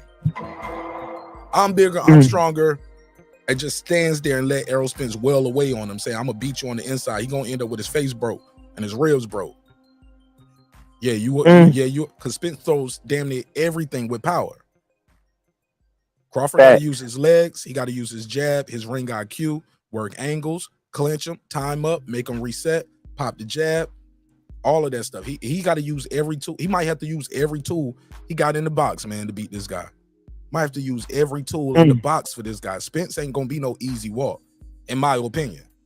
But then again, who knows? Nah, hell no. But who knows? I ain't seen him fight since Ugas, and Ugas was able to do some things that I was like, yo, this guy who I just saw beat Ugas can't beat Terence Crawford. He's not gonna beat Terence Crawford. Not that guy. And look, he ain't had nothing else since then, and blew up in weight again since then. No more work, no more, no training, none of that shit. So that guy can't beat that guy last year I saw in April of last year couldn't beat Terence Crawford if they was to fight 3 or 6 months from there. Now add a year on top of that, a year and what's gonna be 469 days. I think that's ring rust I think ring rust is a real thing. If you don't use it, you lose it. Even looking at some of the screenshots I see of Spence ain't looking all chiseled up right now. We 21 days to fight week. And his odds been looking kind of like crazy lately. I don't know what's been going on ever since he been cutting that weight. You talking about being sunk in and all of that stuff? Yeah. Sunk in. One eye look a little lazy as shit. I don't know, man. We gonna see though. We gonna see. Yes, sir. Yes, sir. No injuries the last 2 weeks right here. We're really close to this fight. That's my biggest thing. I don't want nobody to get injured in training camp. Everybody just stay healthy, train smart, train healthy, and let's make it to the ring July 29th. You feel me? Make it to the scale too. Make it to the scale July 28th. Because I don't spend too much what's your name? Spence better not be talking about the car accident if he lose, bro. Well, he ain't got to, but his fans will. Yeah. Fact. But it's not like it's a real thing. It's not like it's not an excuse, but it is a real thing. And that's not nobody's fault but his. He wanted the fight to be at the end, save Crawford for the end. All right, but along the way, he got in 3 car accidents and an eye injury. He had the bad car accident with the Ferrari, then it was the Hummer, then it was the bulletproof truck that the kid ran, red light and hit him with. So, not to mention the retina tear that happened in sparring. So it's some shit happening with the kid, man. But I'm excited about the fight. I ain't got no excuses, but I believe all of those things, that's the stuff that ain't got nothing to do with the X and O's of boxing. But those things are gonna affect, look, blowing up in weight in between fights. That shit is a real thing, man. Yeah. It affects everything.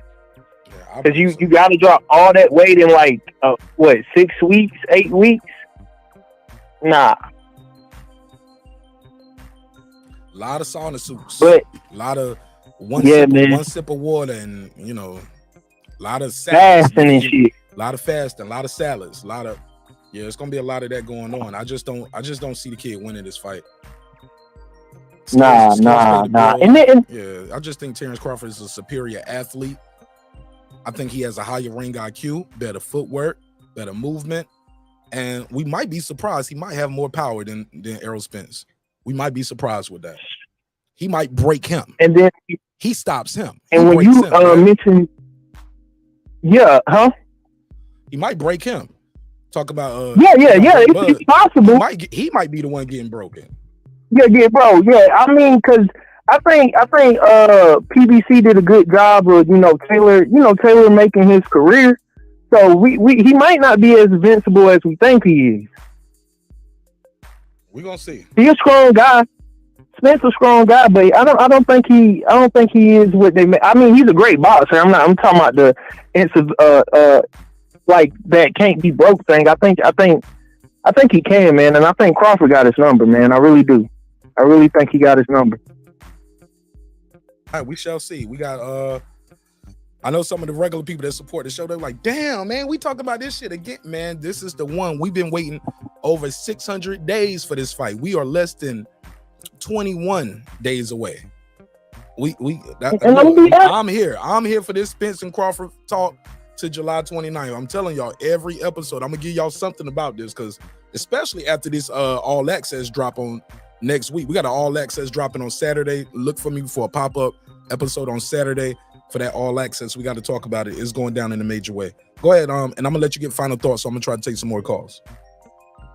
Final thoughts is the last thing I want to say is just really, I think that resetting that Crawford gonna put Spence through, it's gonna be. I never really saw Spence have to reset a lot in the fight. So I think we saw it with Porter a little bit, and it gave him a lot of trouble. So I think that's something that Crawford going to utilize, and I think that's going to be a big factor into, like, you know, Crawford just taking him out of his element, taking him deep out there in the water, and just drowning him, really. But that's really it, man. Crawford round 10 or 11. Stop it. I don't think it's going to be a knockout. I think it's going to be a TKO, and that's it. I count that. I'll take it. Hey, look, my sports bookie gonna pay the same. They don't pay different for TKO versus KO. I'm still gonna get my money. Yeah, fact. All right, bro. Thank you so much, man. All right, man. Stranger, all right? Appreciate you. No, appreciate all you. All right, man. Yes, sir. Shout out to the callers, man. The callers are the best part of the show. I ain't gonna lie. I love chopping it up with y'all about boxing. Love it. I love it. Phone lines are open 404-692-1766. Champion Hart said he was trying to call in here in a bad area. Let me see if I can call him. Let me call him. Champion Hart said he's trying to call in. I got you, brother. I got you. Let me call you. Let me see if he can pick up the phone.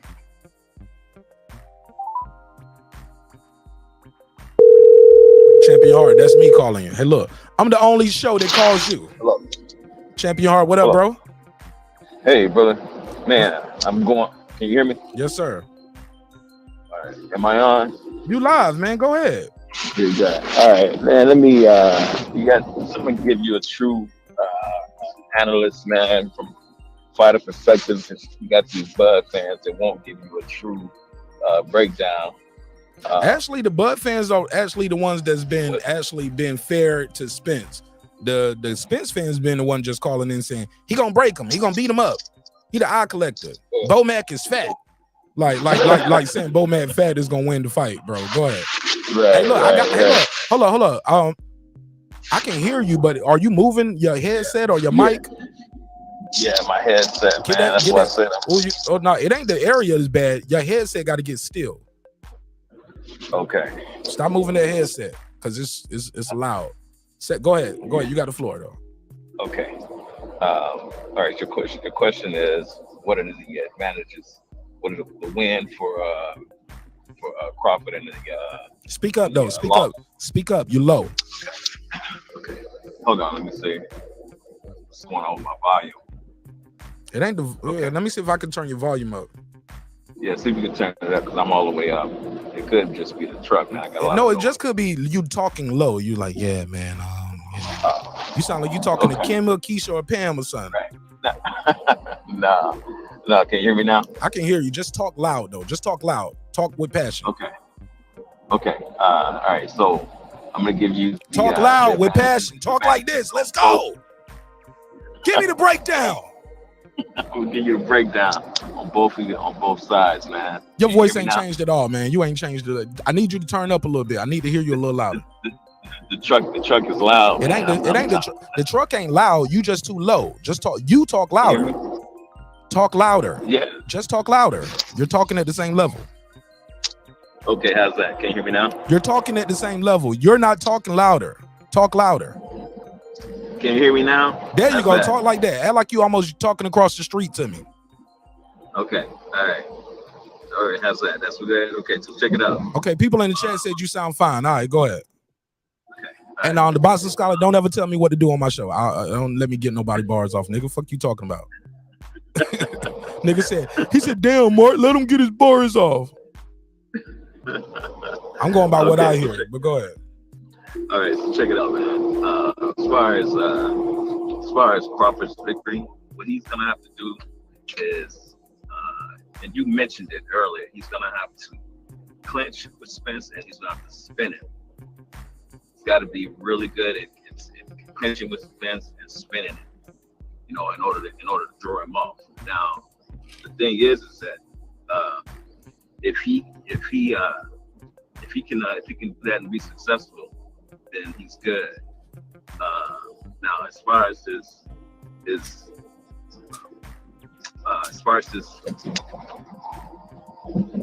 disadvantage, and I was listening to Abigail earlier. She was saying that he needs to stand in front of Spence. That's the worst thing he can do. I agree. That's the worst thing he can do is stand in front of Spence.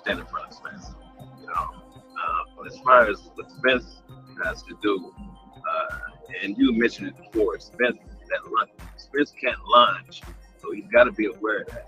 Now, I don't think that Crawford's going to be able to take his jab completely away, but I think he's going to be able to stop it at sometimes, but I don't think he's going to be able to take it completely away. You got to watch that lunging because Crawford is a good counter puncher. Now, I think the pressure is definitely going to be his advantage, but at the same time, his disadvantage will be. And hold on, your audio dropped out. You said his disadvantage gonna be, and then it went silent. Say that again. Yeah, disadvantage is gonna have to watch the lunging and pay attention to the countering. Continue. You know what I'm saying? Continue. Yeah, because now your audio sound real good. You sound real good now. Go ahead. Okay. Yeah, like I said, it must be the area I'm in. So that's how I'm looking at it. Like I said, I'm coming at this fight, man, fighter's perspective. The headset moving too much. Get the headset still. Get the headset still. Okay, how's that? Go ahead. Okay. All right. Yeah. I'm viewing this fight from a fighter's perspective. I'm looking at the advantage and disadvantage of each fighter. Now, I personally have Spence winning. Okay, but I'm also looking at advantages on both sides, and disadvantages on both sides as well.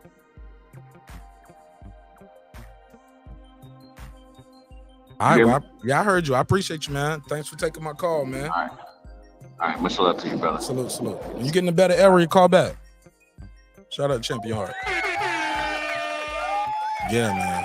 I don't know what y'all can hear. Y'all said it sounded good, man. That shit got to a point. It was like, that shit was sounding like this. That's what I heard. And I got some expensive headphones on, good mic, and a mixer. All EQ'd, ready to go. So it was sounding a little rough to me at times. But shout out to Champion Heart. I need somebody else to support Spence to call in, because some people gonna say, you kicked them off because he was rooting for Errol Spence Jr. Let me give him the bitchy voice. Martinez, you just not fair, Martinez. Why did you have to say the Spence guy had bad audio? Did you hear the bad audio? My child. Yeah, it is what it is. I got some more content for you. We ain't done yet. We just getting started. Tone Deaf said the truck drivers love the late night show. Absolutely. Yeah, I was telling him, I was like, just talk louder then. All right, how sound now? It sound the same. Talk louder. Yeah, how sound now? I was like, nigga, talk to me like you across the street. So that means it might seem like you yelling, but trust me, it wouldn't have been he was yelling. And then something he did, the audio got real good. Puto, what up? AJ, what up? Somebody said he called from the Titanic submersible. Oh, man. Y'all niggas ain't shit. Never heard of it. What the hell? What the hell is going on? What the hell? I need to put that on the t-shirt. That'll be my new t-shirt I'm gonna drop before the show or before the Spence fight. What the hell is going on? Hey, look, he said 250,000 on this submarine. PlayStation flat screens on this submarine. Yeah, but shout out to my brother Champion Heart. He is a member to the neighborhood. And he has a great channel called Cooking with the Champ. Check him out. He's a member to the neighborhood, and he definitely supports the show. not only with his time and energy, but he put a couple dollars behind the content that he's rocking with. And I helped him with his intro, man. He got a good intro too, courtesy of your boy. And his daughter put in on it as well, and it's pretty good. It's pretty good. I love the intro to the show. You get to see him fighting when he's a champion kickboxer. So you get to see a lot with Champion Heart over there. And but his channel is dedicated to cooking and showing, single guys, how to make some good meals, healthy meals. Some of that shit straight fattening too, but what I'm saying? He's showing y'all how to cook for yourself, take care of yourself. Let's get into the Shawn Porter clip, because that is the lead tonight. Shawn Porter is going to talk about Errol Spence, Terence Crawford, and the matchup. Again, the phone lines are open. You can call in at any time and voice your opinion. Let's get into it. This is Matt for Boxing Social in association with William Hill and Empire. And this full interview is courtesy of Boxing Social. I'm not going to go through the whole interview. I'm just going to, I don't want to take away the value of their interview, so you can go to their channel and see the entire interview in its entirety. I'm just going to talk about the things that are relevant to this topic and content. Smash the like button on the way into the room. I see a lot of people typing in the chat, but the lights ain't going up for some of y'all. Like, smash that like button. That's the least you can do. Because we ain't got a super chat or a cash app all night, so this is going to be a short show. I'm about to wrap this shit up and go to members only real soon. At Fight Star, I'm delighted as always to be joined by Showtime Shawn Porter. Shawn, I appreciate you giving us some of your time. Last time we did an interview, you dragged me on camera without me wanting to go on it. It went down well. I enjoyed it. Appreciate you. People enjoyed it too. Look, last time we spoke, I asked you on Errol Spence, Terence Crawford, and you said, look, I ain't answering anything on that until we get the fight signed, sealed, delivered. I'm not going to ask you. I pressed you. You still said no. I still don't want to talk about it. You've got it now. Oh, Shawn, you got to talk about it, man. Shawn Porter, you got to talk about it.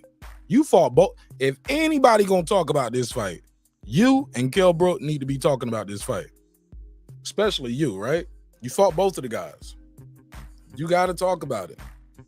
You Showtime Shawn Porter. You fought everybody. You got a podcast. The hell is Shawn Porter talking about? I still don't want to talk about it. Nah, man, you got to talk about it. One of the guys, you got dropped and still got a split decision. The other guy, he stops you. Now, I know some people going to say, Martin Nash, his daddy stopped the fight. He didn't stop. Terence Crawford didn't stop him. His daddy stopped the fight. All right, well, let's play the drop. I mean, when the guys get to certain levels, they believe they know what they're doing, and they don't necessarily take all the information. So, this is where we at with it, and I had to make that decision. It's an easy decision for me. It's easy. A little bit. Now it's here. How excited are you for the matchup anyway? It's going to be a couple of weeks. Las Vegas is going to be absolutely buzzing for it. You're going to be there, I assume. How excited are you for this fight? Probably just as excited as I was to fight both those guys. I mean, there's not very many boxing matches that I consider to be a Super Bowl.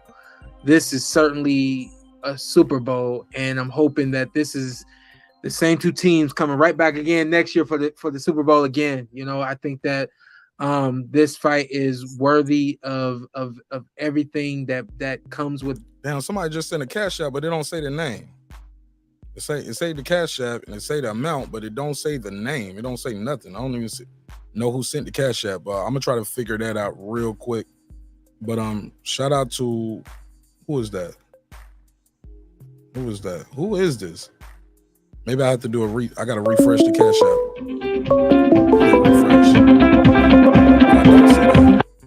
that. Marcus Lewis.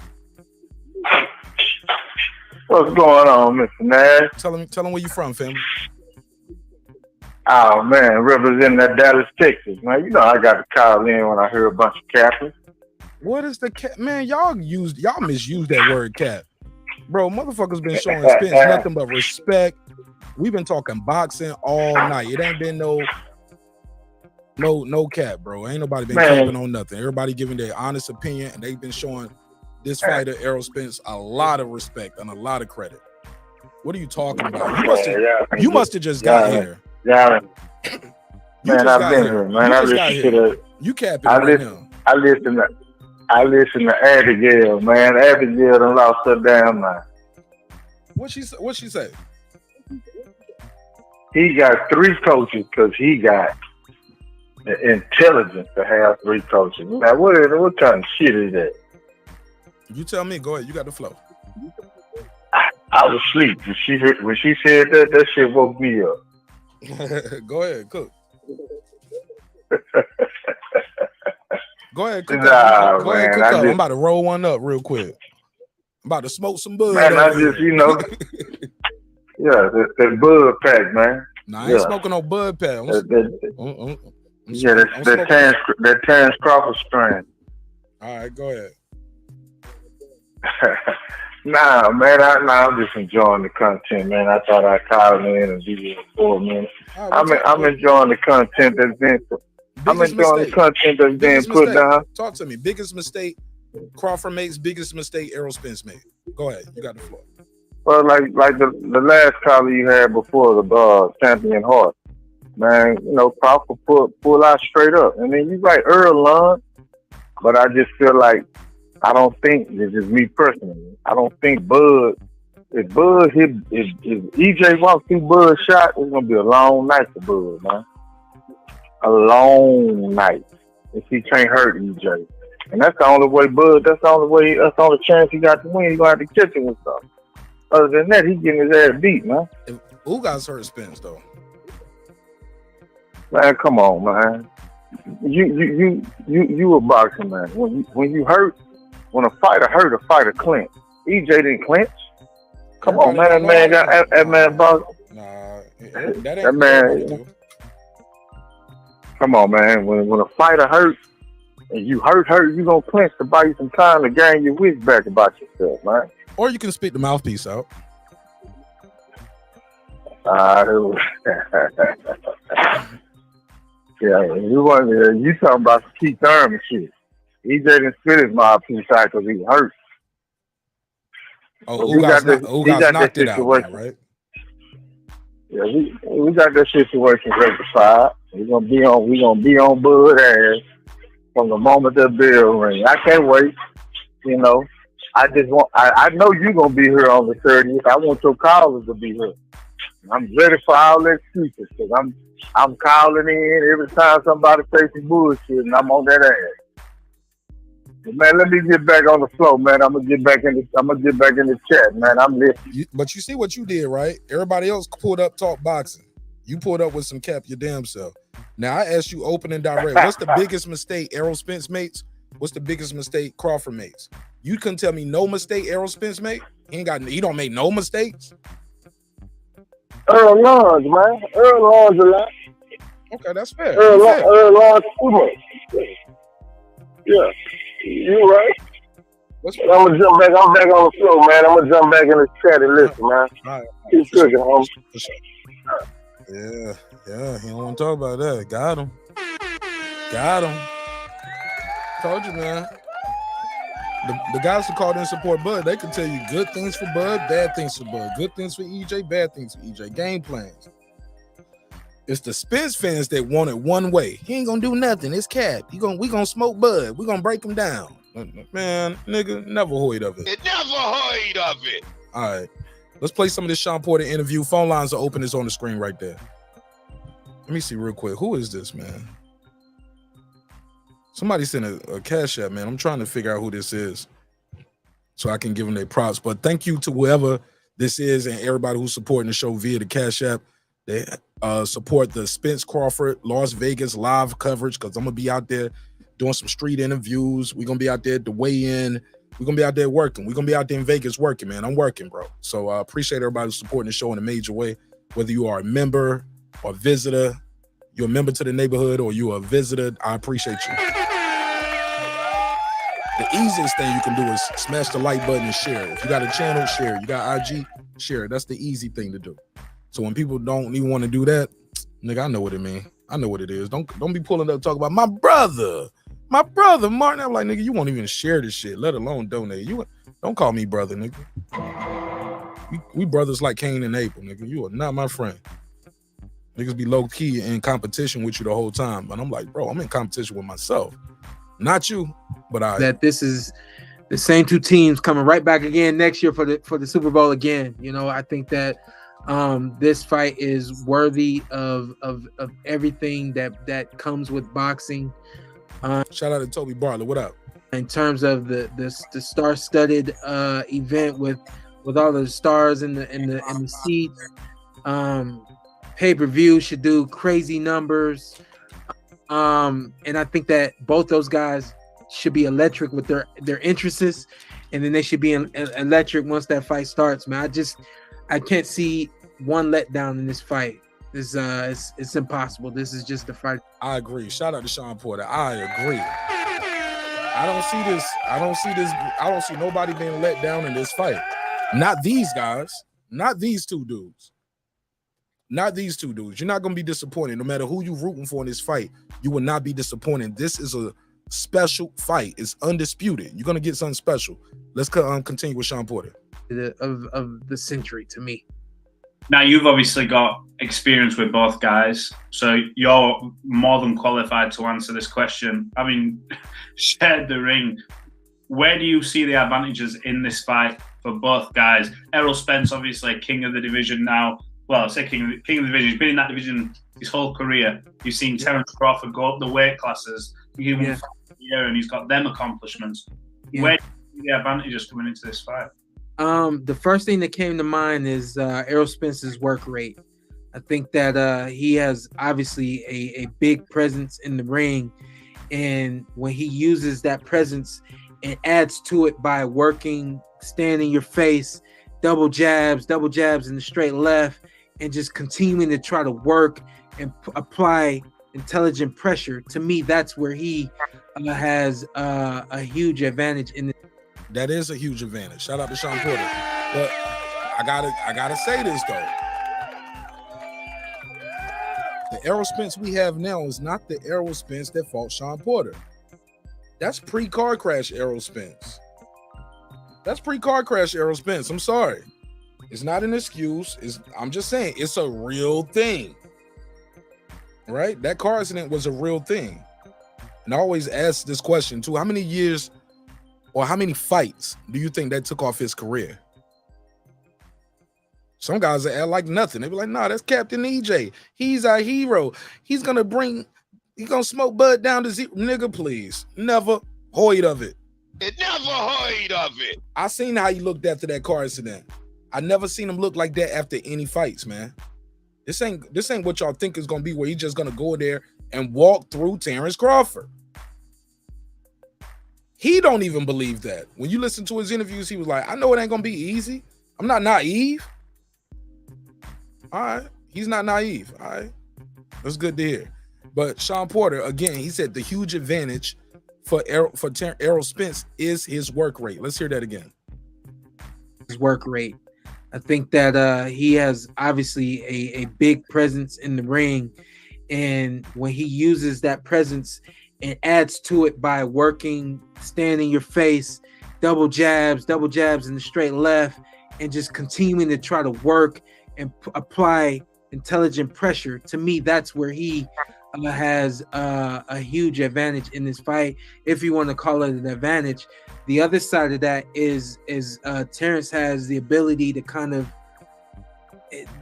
this range and distance for Terence Crawford is almost invisible. It's like you know where it is, and then instantly it's gone. He can take it from you. He can make it look like it's. Let's hear it again. Say it again, Porter. Say it again, Porter. When he uses that presence and adds to it by working, stand in your face, double jabs in the straight left, and just continuing to try to work and apply intelligent pressure. To me, that's where he has a huge advantage in this fight, if you want to call it an advantage.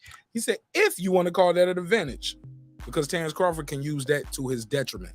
That could be the detriment of Errol Spence. That can be the detriment to Errol Spence. Mike Big Boxing, what up? The other side of that is Terence has the ability to kind of this range and distance for Terence Crawford is almost invisible. It's like you know where it is, and then instantly it's gone. He can take it from you. He can make it look like it's there, and then he can. It's gone. It's a mirage. You think the guy's right there ready to get hit. You shoot your shot, but that little half a step back, and it's over. He'll bait you with that range and distance all night. You think the guy's there all night, but he's not there.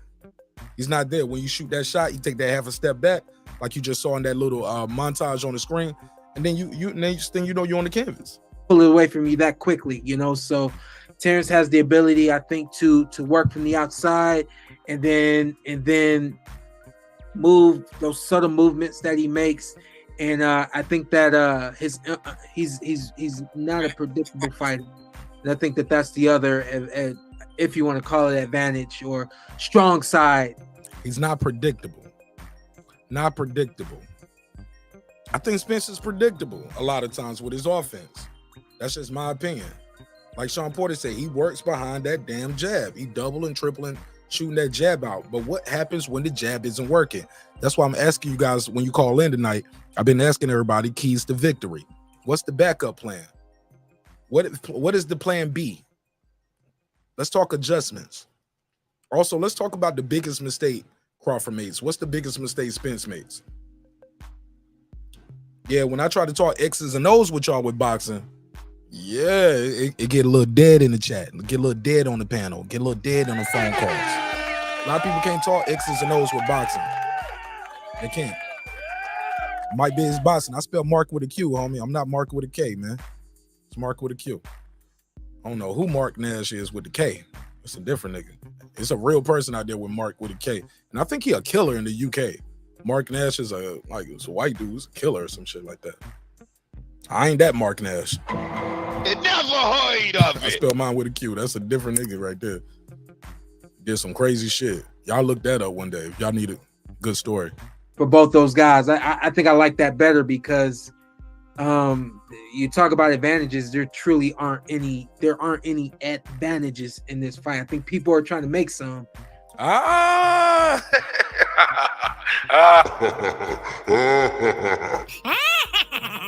It ain't that many advantages, dog. He said if you want to make an advantage, but those same advantages can be used to your detriment. There really aren't any.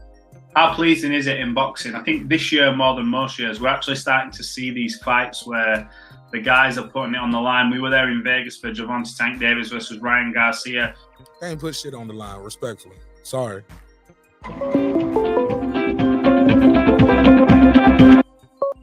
214, what's your name? Where you from? Hey, it's Chris from Dallas. Hello, what's your name? It's Chris from Dallas. Chris from Dallas. Go ahead, Chris. From Dallas. Go ahead. I just want to touch up on weaknesses on both of them. Go for it. Okay. On Spence, his weaknesses, man, we not see like that mouthpiece. Every time he get hit or something, it look like he get to looking for the mouthpiece sometimes. So, yeah, he got to be on his P's and Q's with Bud on that. Focus then. So that would be lack of focus then, right? I don't know what you call it. That's what you want to call it, or it might be something after that car crash. I can't say. But Bud, on the other hand, he always like to leave his hands down when he fights. I don't believe he can take too many big punches, and he always be quick to try to get his lick back whenever he get rocked. Like if he get rocked, like he immediately want his lick back. That's not gonna be a good thing to do with Spence. But when he does that though, right? Usually he takes away a weapon from a guy, right? It just depends. It depends. Yeah, I can say yeah, but at the same time, something else I notice he do. Cause him getting his lick back is to the guy gets stopped. It's not like he trying to get his lick back and he getting beat up and the fight just go to the distance and it's a close decision. Him getting his lick back, he put them dudes in the dirt, right? Okay, yeah, okay, right. But at the same time, when you look at it, a lot of time when he get hit, you know what I'm saying? It's like he really a southpaw fighter. He come out orthodox to confuse you. But whenever he ready to turn it up or turn it on, it's southpaw. You know what I'm saying? So he'll change his stand, and I don't know if they tired and they not thinking right once he changes his stance and the angles change. You know what I'm saying? That's how he end up getting them. EJ gonna be prepared for this. EJ a next level fight. That's why fighting all these bums, it's gonna come back hurt. Oh yeah, and another thing I say Bud do wrong, he loves to fight down to his competition. He always, you know what I'm saying? How if he's stopping all the guys and y'all say they bums? If they bums, he should be going the distance and having split decisions. He's having TKOs and KOs with quote unquote bums. Because they bums. No. But if they were bums and he was fighting to his competition, shouldn't he be going the distance with those guys? Shouldn't he be struggling with those guys? Shouldn't it be a split decision, a draw, majority draw, right? Okay. He's stopping them. If they don't belong in the ring, they're not supposed to be in there with you. I can give you that. But at the same time, he's giving them around. Like if you look at if you take out Shawn Porter fight, just think about it. Take out the Shawn Porter fight. In the last 4 or 5 fights, he probably lost 6 rounds. You know what I'm saying? Like he's sweeping them. But on the other hand, he lose a lot of rounds. That's why I say he fight down to his competition. But he let his opponent, you know what I'm saying? That's not true though, bro. That's not a narrative. The Kell Brook fight ended in 4 rounds. It's not like he lost a lot of rounds. No, not 4 or 5 rounds. Sir, he won 3. 10 rounds to knock it. You said 10 rounds. I said it was like the fifth round. It didn't go 5th. It didn't go 5 rounds, sir. It was in the middle of the 5th round when the knockout hit. I had to look back on. You might be right, but if I can retire, you know I do this, right? That's what I do, homie. I'm telling you.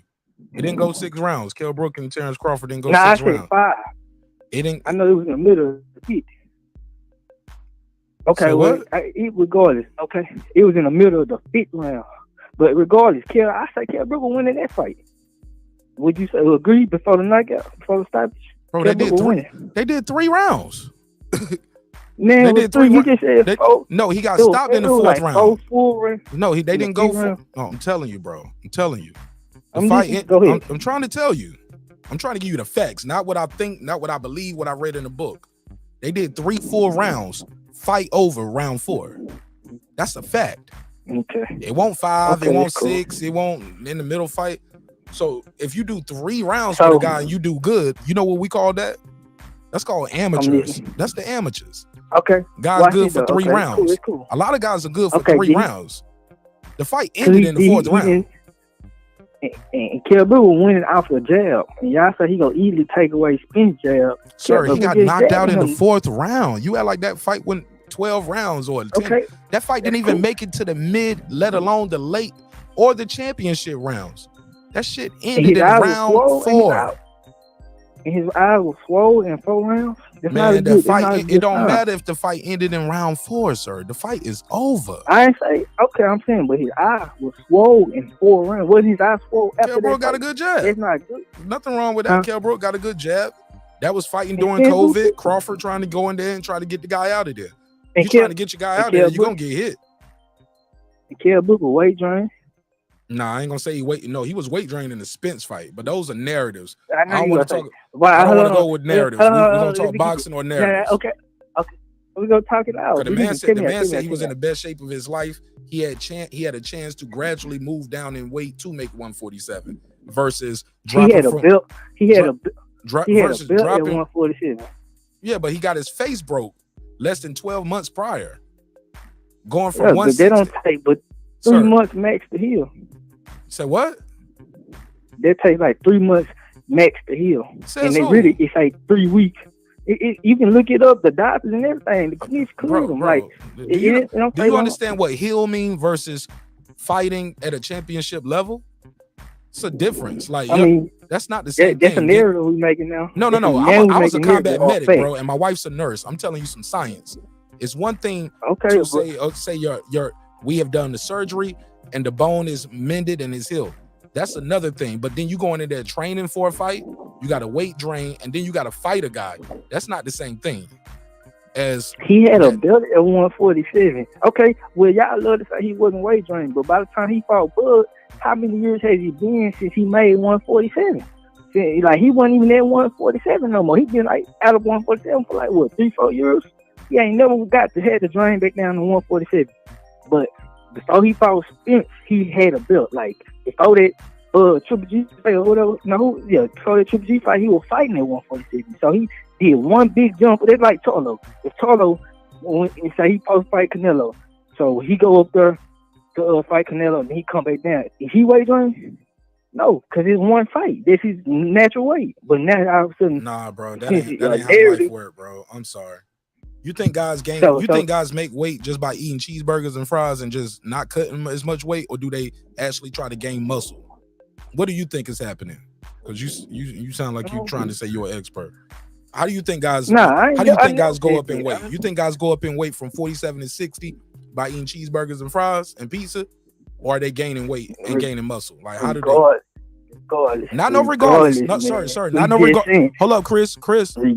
We can't do regardless. I asked you an open, direct question. If you don't know the answer, just say I don't know the answer. I don't know the answer. You can make it however they choose. People make it different ways. But do you want to say cheeseburger or you want to say gaining muscle mass? Yeah.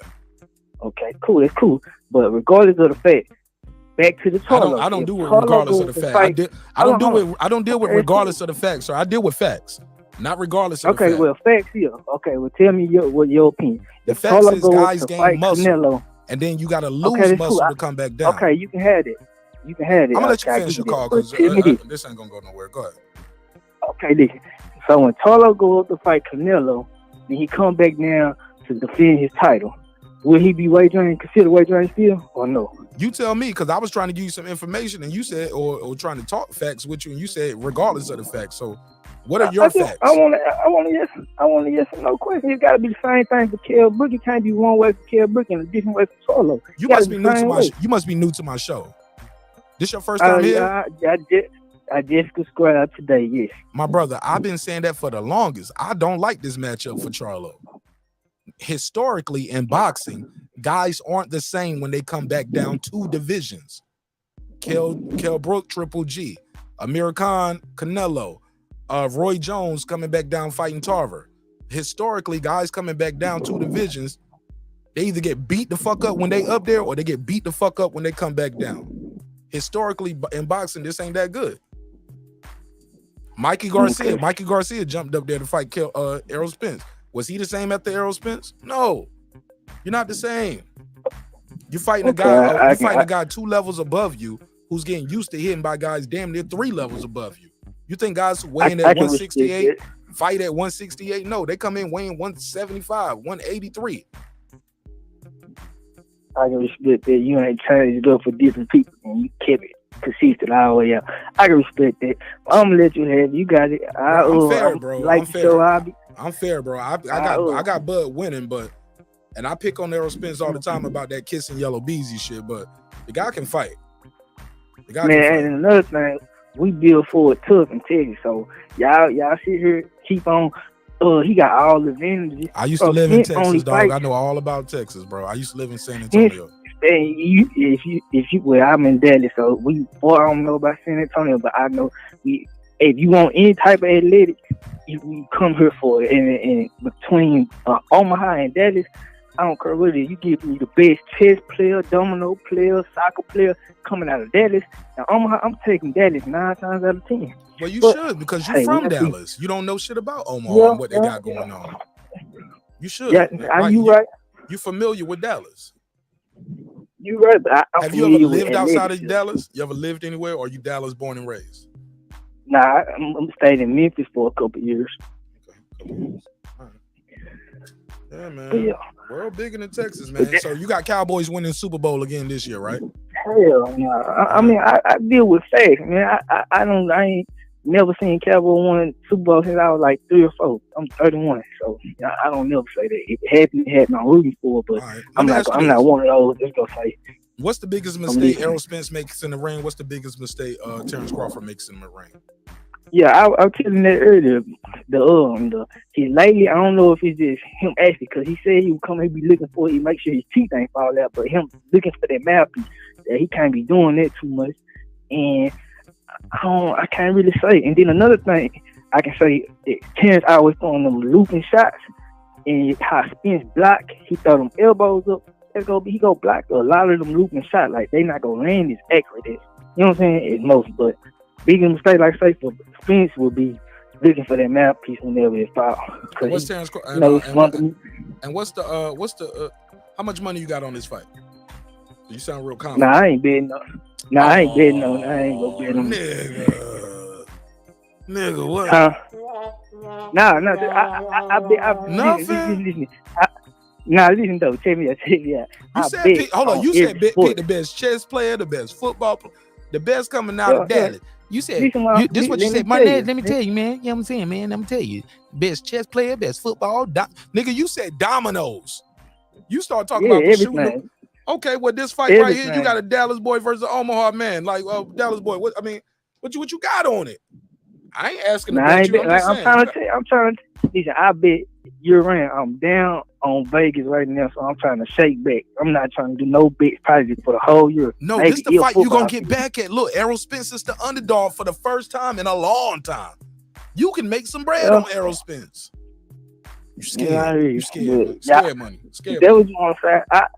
That's cool. I hope you don't lose your money, man. Just put it like that. I'm good. But yeah, if you want to look at it, Bud.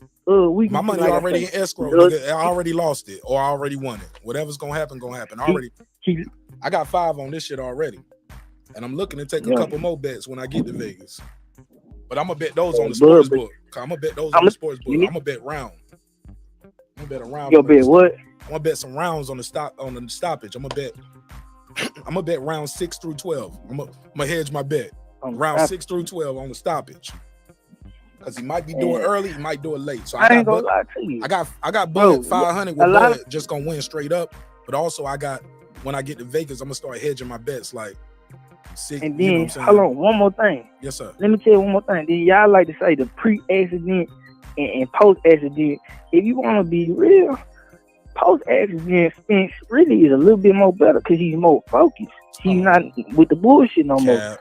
I mean, tell me I'm lying. You lying? Because even Spence said after the accident he wasn't all the way focused. I bullshitted a little bit after that. I was still hanging out and partying. He even said that.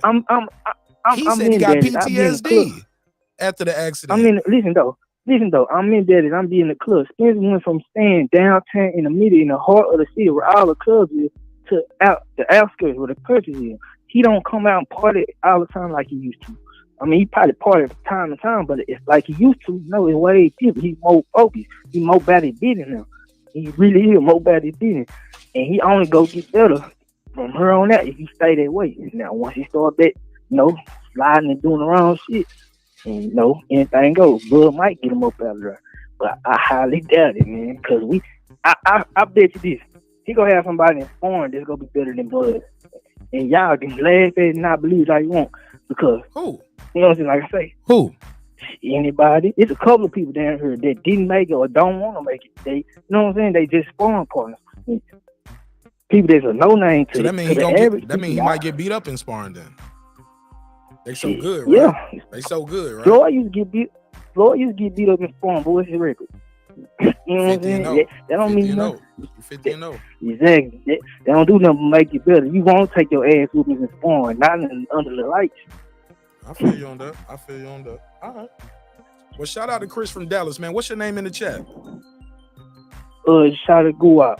Nigga, you ain't subscribed to the channel because you ain't type shit. I don't see no Shotty Guap. Nah, it had a 5-minute limit. I ain't even by time. Oh, nigga, you gotta subscribe though and type. No shit. I did. What I said. By time my 5 minutes was up to He was like, I'm ready. He's like, Chris said, "Fuck that. I'm ready to call in right now, nigga." Yeah, cause y'all doing my dude, bro. Like he's a nobody. Actually, this is probably the nicest I've been to Errol Spence in a long time. You want me to put that yellow beezy kissing on the clip on replay? What's your take on that, Dallas? What y'all niggas in Dallas think about him kissing on yellow beezy? Speak on that, nigga. Hey, they personal, like we talking about nigga, I'm talking to you about it. Fuck that. I'm asking you. I'm talking to you personally right now. My name is Martin Ash talking to Chris. I don't condone it. You know what I'm saying? That's them. That's what they do. You know what I'm saying?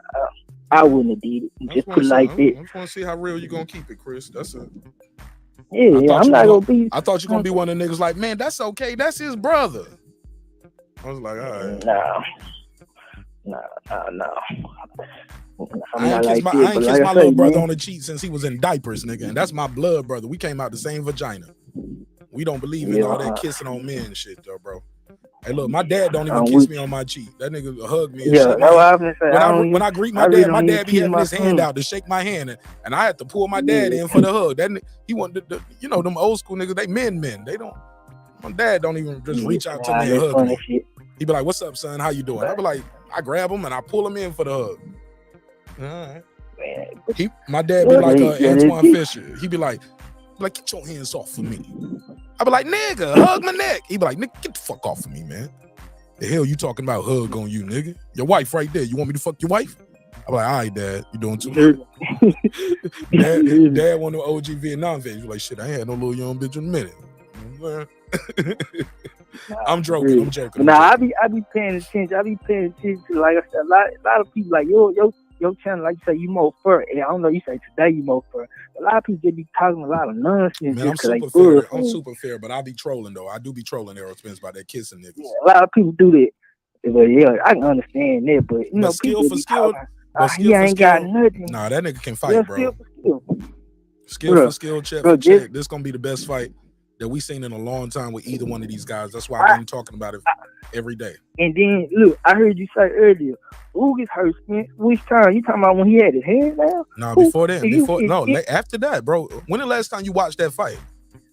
I watch that all the time. I keep you watching because y'all people always have me going back looking at other stuff. You talking about? I know you talking about right in between. They was down in the center of the ring. He hit him. Yeah, he rocked him, but everybody go get right. It ain't like he buckled him. He didn't make him daze. None of that. He did hit him and make Spence go backwards a couple times in that fight. The commentator was like, "Oh." Even later, before the fight got stopped.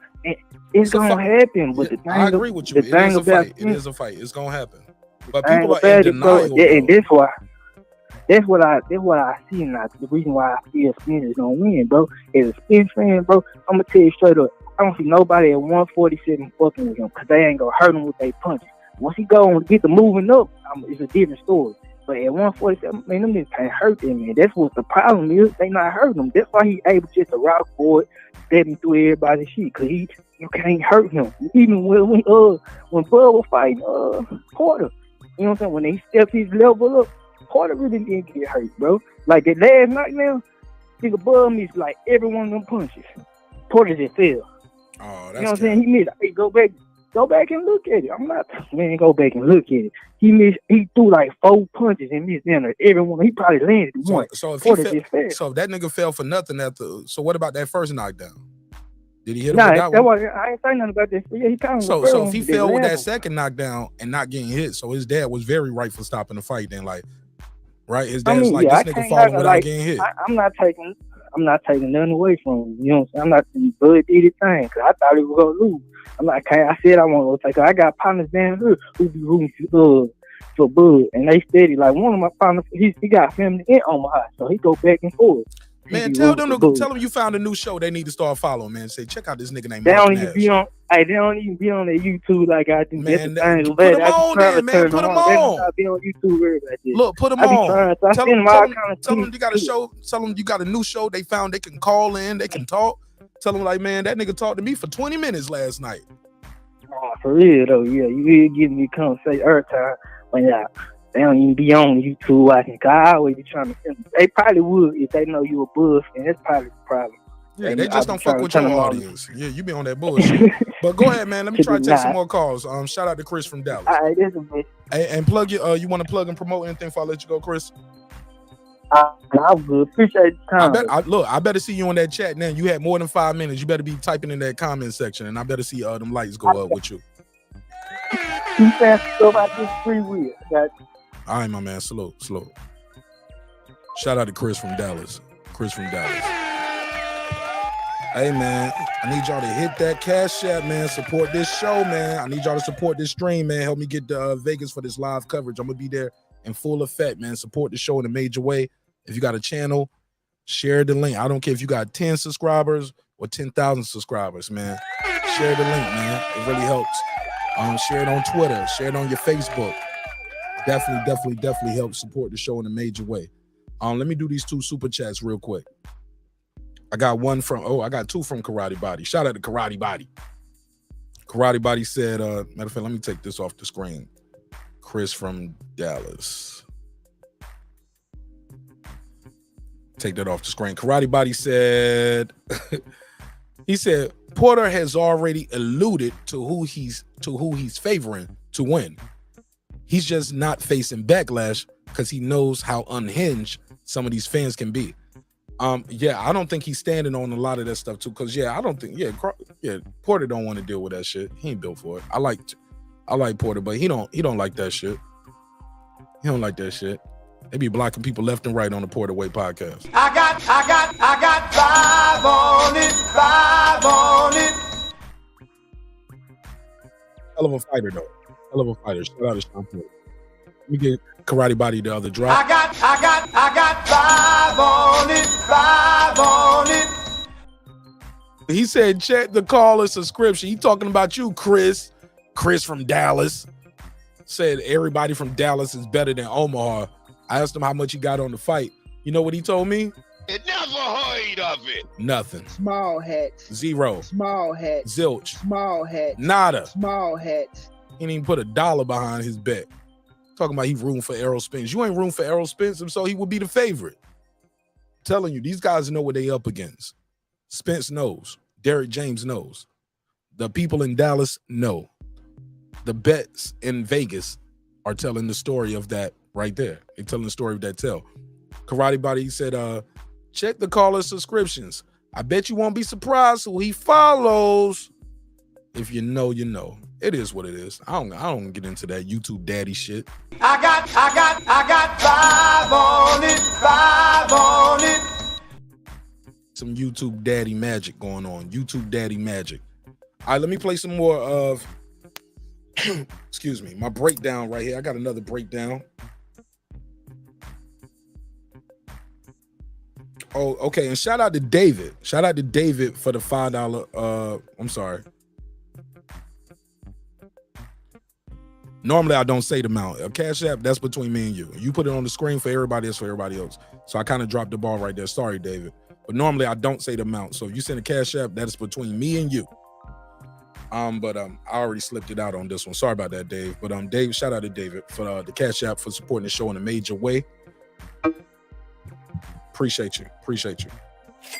And his message said, something for the collection plate to help you get to Vegas. I appreciate that, bro. Cause this shit is not cheap. It is not cheap. And we are going there to do the coverage live for you all. We are doing it for you. We're doing it for you, the fans. Because low key, I could just be at the crib watching the pay-per-view like the rest of y'all. But we are going to Vegas. We will be getting some interviews with some pros. We're going to interview with some fans. We're going to do some street interviews. The way in, we're going to be there, man. We're going to be there. We're doing it in a major way. But we can't do it without your help. We need your help. We need your help. All right, so where we at with it? What I got next up here? Because I'm about to go to members only. I'm gonna have to go to members only in a second. What time is it? Yeah. I'm gonna do some members only shit tonight. All right, Mikey Garcia. No, matter of fact, this Albert Bell. Let's go to Albert Bell. Just chilling, enjoying these, seeing my guys make their way and get ready for their fight. Prediction. This Albert Bell. I don't know if y'all familiar with Albert Bell, but he was at the he's a fighter and he was at the Spence versus Crawford. I'm sorry, he was at the Jared Anderson weigh-in for the fight he had with Charles Martin, and he gave his thoughts on the fight. Don't stop him. But he brings an interesting perspective here. He's going to talk about how the first fight will affect the rematch. Jared gonna go get him out. They're gonna do what he always do, man. I give it. We'll see how he hold up, but I don't think Charles Martin got enough in the tank left to after August 12th when after Valdez and was mine. Yeah. Now that fight's actually happening, he asked you, hey, tell a little bit. Could you break down a little bit of how this fight might go July 29th? It's just it's truly a 50-50 fight. You know what I mean? The two top dogs, two top horses. You know what I mean? Nobody gonna want to give an inch. It's just, I don't know. It's just all about who execute that night. You know what I mean? You got, I think Bud is more versatile and a better adjuster. He moves more, and he can bang as well. Earl's gonna. See, a lot of people don't give him credit for that. Shout out to Abigail. She definitely gave him credit. She was like, he can bang. People don't give Crawford his credit. They think he just, I don't know what they think about Terence Crawford. Whatever they thinking, that ain't it though. That ain't it. This kid Terence Crawford is special. Slowly, you know. He can move, he can bang, got a hot. I mean, who execute that night, you know what I mean? You got, I think Bud is more versatile and a better adjuster. He moves more, and he can bang as well. Earl's going to slowly, you know what I mean, try to grind and pick up his tempo like he always does behind the fundamentals. It's just going to be a matchup of, it's going to be a great fight. It's a pick 'em fight. Every time I hear that, I hear guys, they just trying to say they right, man. Guys don't want to be wrong about this fight. At this point, if you don't have your pick, I don't know where the fuck you been for the last 5 years, man. I'm sorry. Never heard of it. How do you not have a pick for this fight right now? It's like people just want to be right. You got a pick, you got a prediction, you got a guess. But I get it. It's easy to not stand on nothing. So you can always just say, well, shit, I mean, I always knew Spence could do it, or I always knew Crawford could do it. He the best. Nah, man, you got to pick a side, bro. Pick a winner. Why is it so hard to pick a winner? Now, I get it. Virgil Ortiz did an interview not too long ago, and he was like, his pick keeps changing. But I'm going to get to that after this. Person wins the first fight, there's probably a rematch clause. Yeah, I believe they do got one on both ends. So. Does that person win the second fight typically, or is it just a 50-50 again? It all depends how they win the first. It depends on how they win. I agree with Albert Bell on that. Shout out to Albert Bell. I agree. Depends on how they win. Chances are, when Bud stops in the first fight, you might stop him early in the next fight. That's just my opinion. Or it might be a little different because every time they talk to either one of these opponents about, or these champions, excuse me, because they are champions, put a case on me. They haven't nobody's given us a definitive answer of the rematch clause and weight restrictions of how that's supposed to be and where it's supposed to go.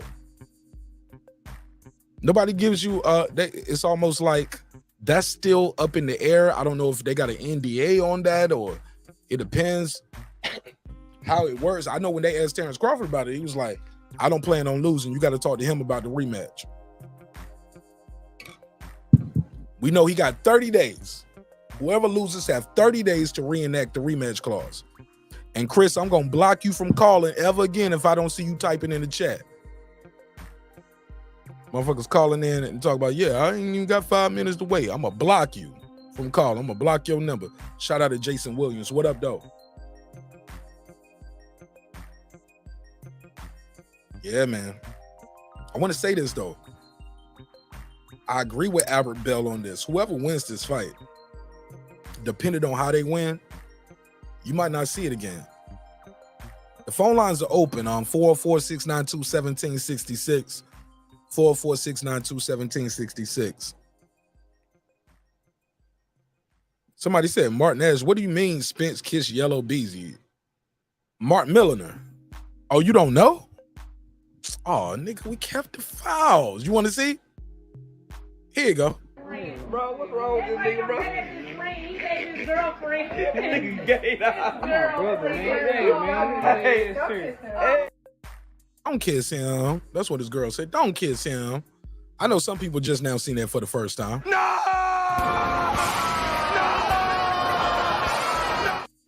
It happened, nigga. Bro, what's wrong with this nigga, bro? His girlfriend. Perk it up for real. Didn't he perk up? Give him some sugar. Give him some sugar. Bro, what's wrong with this nigga, bro? Man had that wrist control. He had that MMA lock behind the head with the wrist control. Say, man, Bro, what's wrong with this nigga, bro? His girlfriend. Yeah, we kept the files, nigga. Don't play. Don't play. I told y'all I do this shit, man. You watching the match, stay at work, man.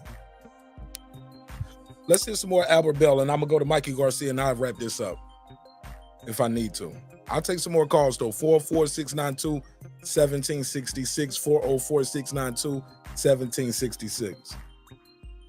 I mean, if it's just a blowout or You know what I mean? Because sometimes you could be winning and get knocked out. You know what I mean? Boxing is tricky, so it's all about how they win the first fight. It determines basically who takes that psychological edge, or is it even something anybody else want to see. All right, well, before Right. Psychological edge, but also is it something that people want to see? I think that's very subjective. Irvin Mack, what up? I think that's somebody said Chris is suspect. Yeah, he is. He's suspect for me when he talking about. He said, yeah, I subscribe to your channel. I was like, what's your name in the chat? Oh man, I can't wait for that.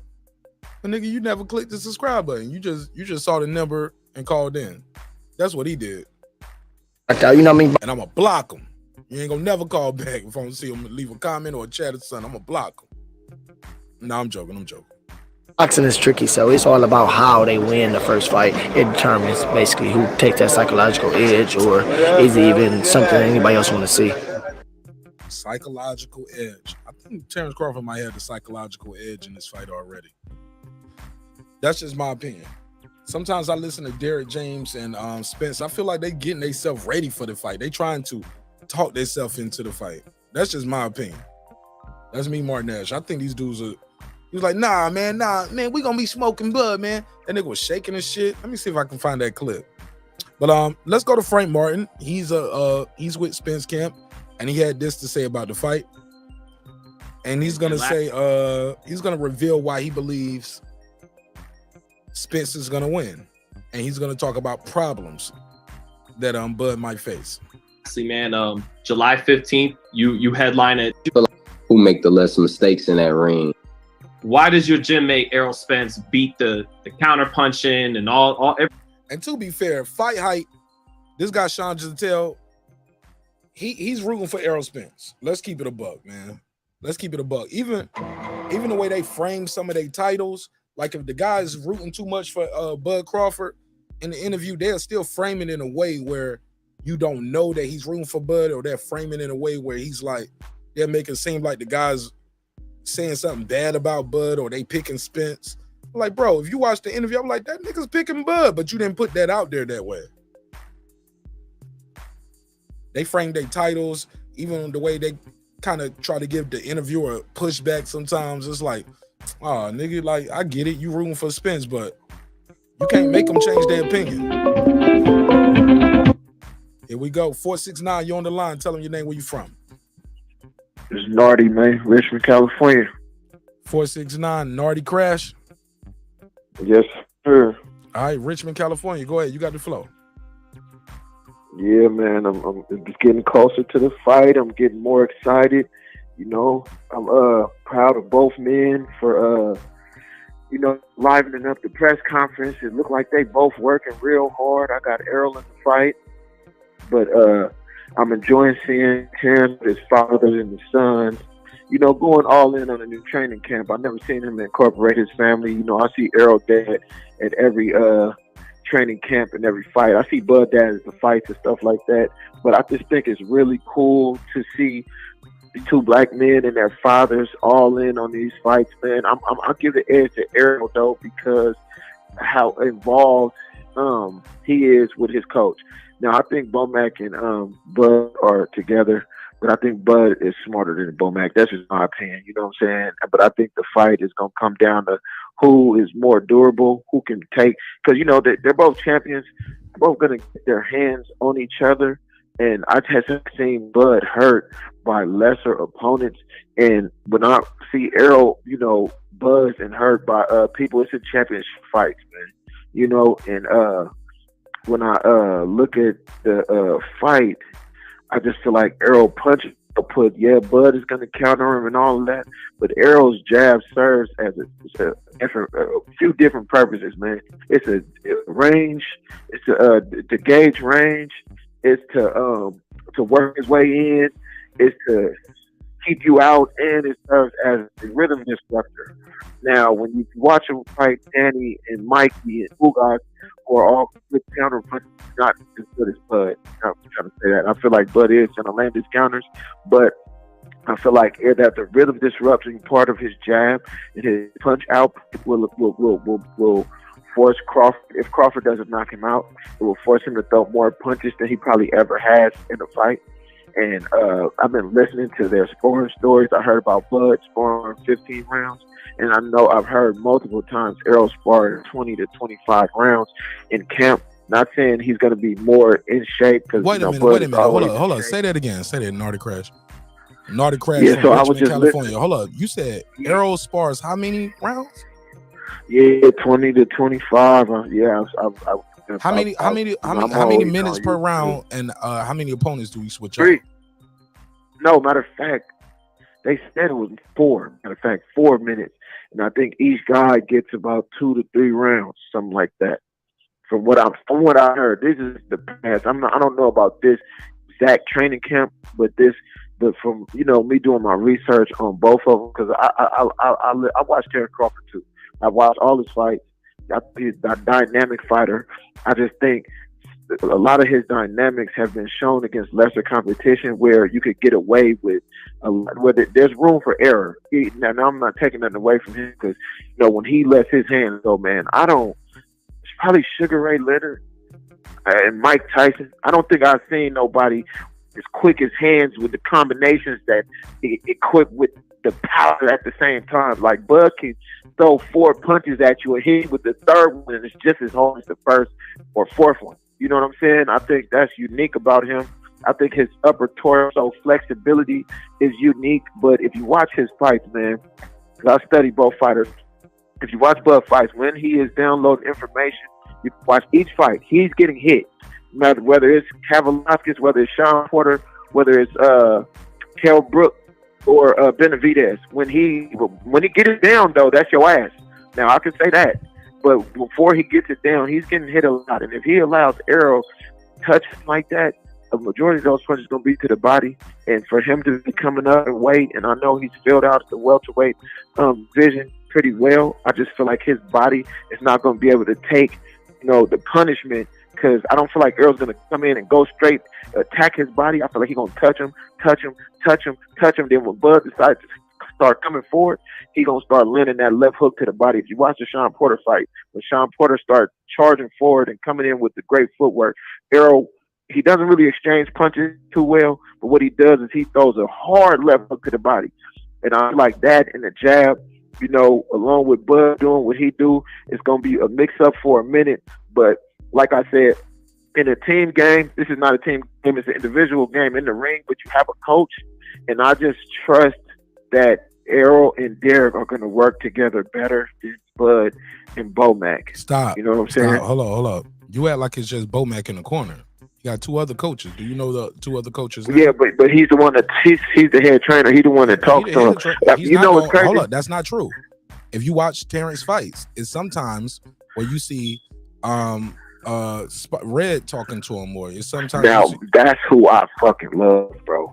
I didn't mean to cut you off, but go ahead, I feel like Red is a hell of a trainer, bro.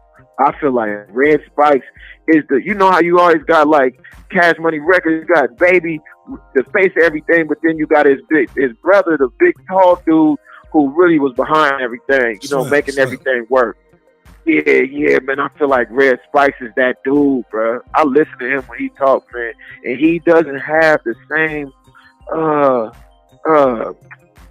kind of negligence to the opponents that he fights. Like if you hear Red talk about this fight, he's like, "Oh yeah, well Spence, he is this, he is that, he is this, but this is how we're gonna do this, and this is how we're gonna do that." I ain't gonna give too much of the game plan up, but he's coming from a realistic standpoint. Whereas if you hear Bomac, he'd be like, "Oh man, he's gonna watch him." You hear Bernie, he's like, "Yeah, he's just gonna jab him, he's gonna fall out." You know what I'm saying? I feel like Red Spice is that dude for them, bro. And if he was the head trainer that's jumping in the ring, giving him the instructions, I would feel, man, that this fight would be pretty different for me, because I really study Red. Red is the fucking man, bro. And don't get me wrong, I like Bomac, but I just feel like Terence is a lot smarter than him, bro. But I do know that Derek and Errol are like Popovich and Duncan, man. You know what I'm saying? Whereas Bomac and Crawford is like fucking LeBron and Mike Brown when they was together. You know what I'm saying? Where LeBron basically calls the plays, but you know what I mean? But yeah, I could go on for hours about this, but yeah, that's pretty much my breakdown. I do feel like Bud is going to land the punches that you guys are all saying he's going to land, but I just feel like they're not going to have the same effect. Why would they not? Why would they not have the same effect? You don't think Shawn Porter? Did Shawn Porter hit? Was Shawn Porter able to hit Spence with good shots? Yes, he was. Okay. Do you think Shawn Porter is a stronger puncher than Terence Crawford? Oh, hell no. How about Ugas? You know what? I was looking at that, man. And Ugas, when he first started out, he wasn't a power puncher. But if you watch the Ray Robinson fight, if you watch him knock down Shawn Porter, if you watch him stop Manny in his tracks, now am I saying he's a power puncher? No. But with his weight, how he filled out at the welterweight division, his punches are not like walk-throughable. If you understand what I'm saying. If he lands flush, he can hurt anybody, in my opinion. Now, does Bud hit harder than them?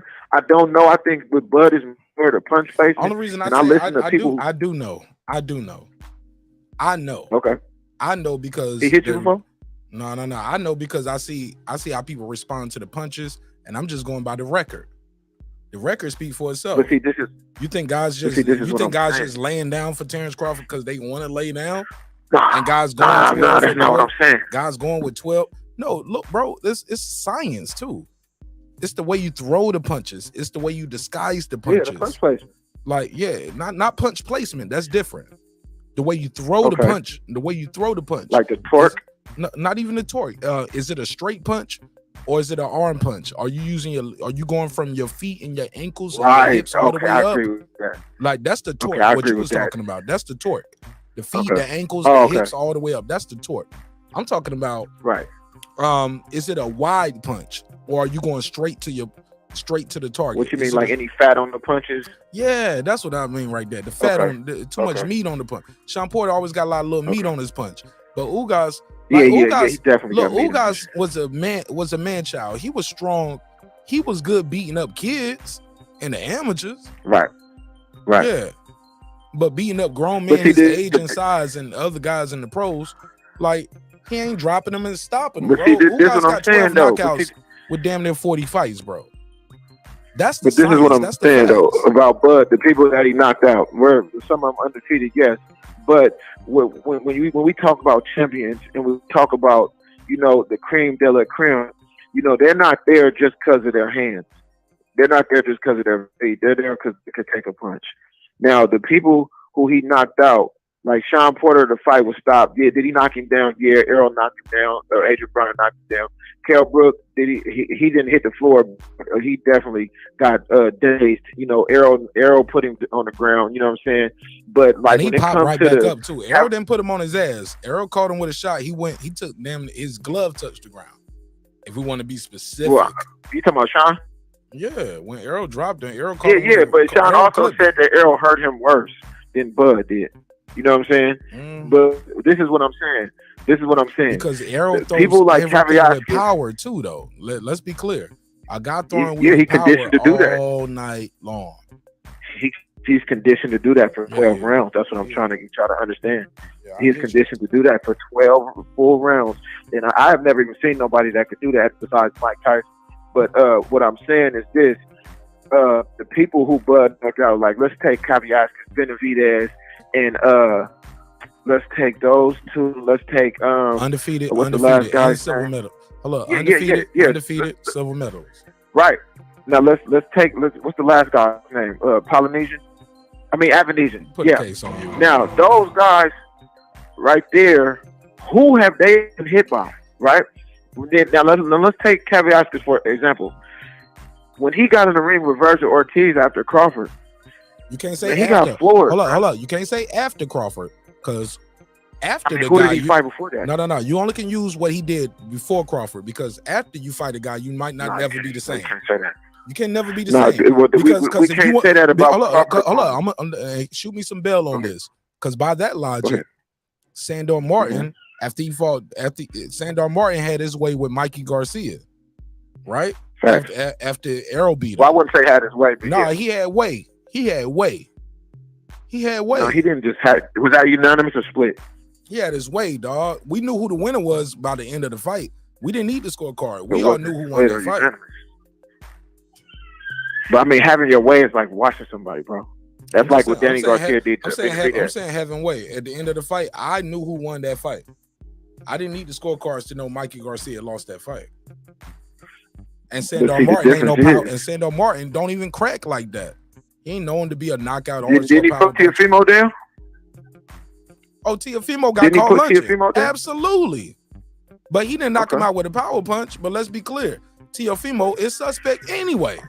He ain't Terence or don't get me on Teofimo, because I'll cook that nigga right now. Don't get me on Teofimo. I mean, you can cook him, but you know, he's a he's taking on props, but he's vulnerable anyway. Cambosa's dropped. Yeah, if he's reckless, he's vulnerable. He's vulnerable early in fights anyway, because he lunges too. He lunges. So basically, what you're saying is if ain't shit happening, we can't look at Teofimo gonna try to make something happen. My point is this though: if you want to say what happened to Kavaliauskas after Bud, you got to use that same argument. Well, what happened to Sandor Martin? I mean, what happened to Mikey after Bud after Spence fought him? He lost the decision. He lost the decision to Sandor Martin.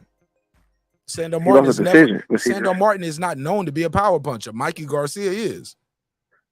Okay, but what happened? Now let me tell you something about what they got. His power too. What happened to the power? That Bud opponents got in common. What happened to Delorme? Jeff Horn, front runner. Hold on, let me give you something that all of these guys got in common. Delorme, Jeff Horn, Kavaliauskas, Jeff Horn, Kavaliauskas. God, there's so many more. I said Delorme. I said Postal, Ndongo. I got something they all got in common. They was all undefeated. They were all undefeated. And after they got in the mix, after Bud, they got stopped, bro. Hold up. Yeah. They got stopped. Yeah, once you get in the mix with that nigga, you do get stopped. That motherfucker be in there slinging them shits. they got stopped. Once they got in the mix with the competition, they got stopped, bro. But prior to, hold up, but prior to that, all of those guys except Amir Khan were undefeated fighters. Who did they beat?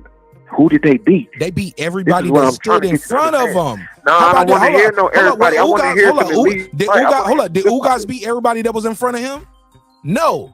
Did he beat Manny Pacquiao? Hold up. No, so you moved the goalpost. You moved the goalpost. No, I'm not. You asked me who he beat everybody. Did they beat everybody that was in front of them? See, that's what I'm saying. Now you moving the goalpost. No. You moved the goalpost because you started saying you moved it. You start counting the win. Yes, and Jeff Horn. I said, who did they beat? Jeff Horn beat Manny Pacquiao too. Okay, Jeff Horn beat Manny Pacquiao too. How about that? Checkmate. Right. Checkmate. Yeah, but guess what?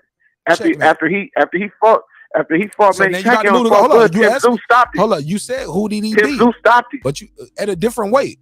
But you said who did he beat? We talking about 147 or 154. Okay. You don't move the weight class. Not only did you move the goalpost, you moved the whole weight. They stopped it. It does hold up, bro. It does matter if you talking about 154 versus 147. But you're going away from what I was saying originally. You moved to what you're saying. But sir, what I was trying to say, what did they all got stopped. Sir, you said what did they have in common? They all went on to get stopped. What they had in common when they met Bud Crawford, they were undefeated fighters. And I asked they were undefeated champions. Who did they beat? And I said Manny Pacquiao. He was an undefeated. Okay, we can scratch Jeff Horn off. All right, cool. And then you move the goalpost to 154, fam. All I'm trying to say is this. Okay, scratch Jeff Horn off. Now, why we gotta scratch him off? Why we gotta scratch him off? No, you put him on the board. No, because you proved your point with that. That's what I'm saying. We ain't gonna scratch him off. We ain't gonna scratch him off now. All right, well, put him on then. However you want to do it. Put him on then. Can't take him off. Now, who else beat somebody? What you mean? Like, where you want to go with it?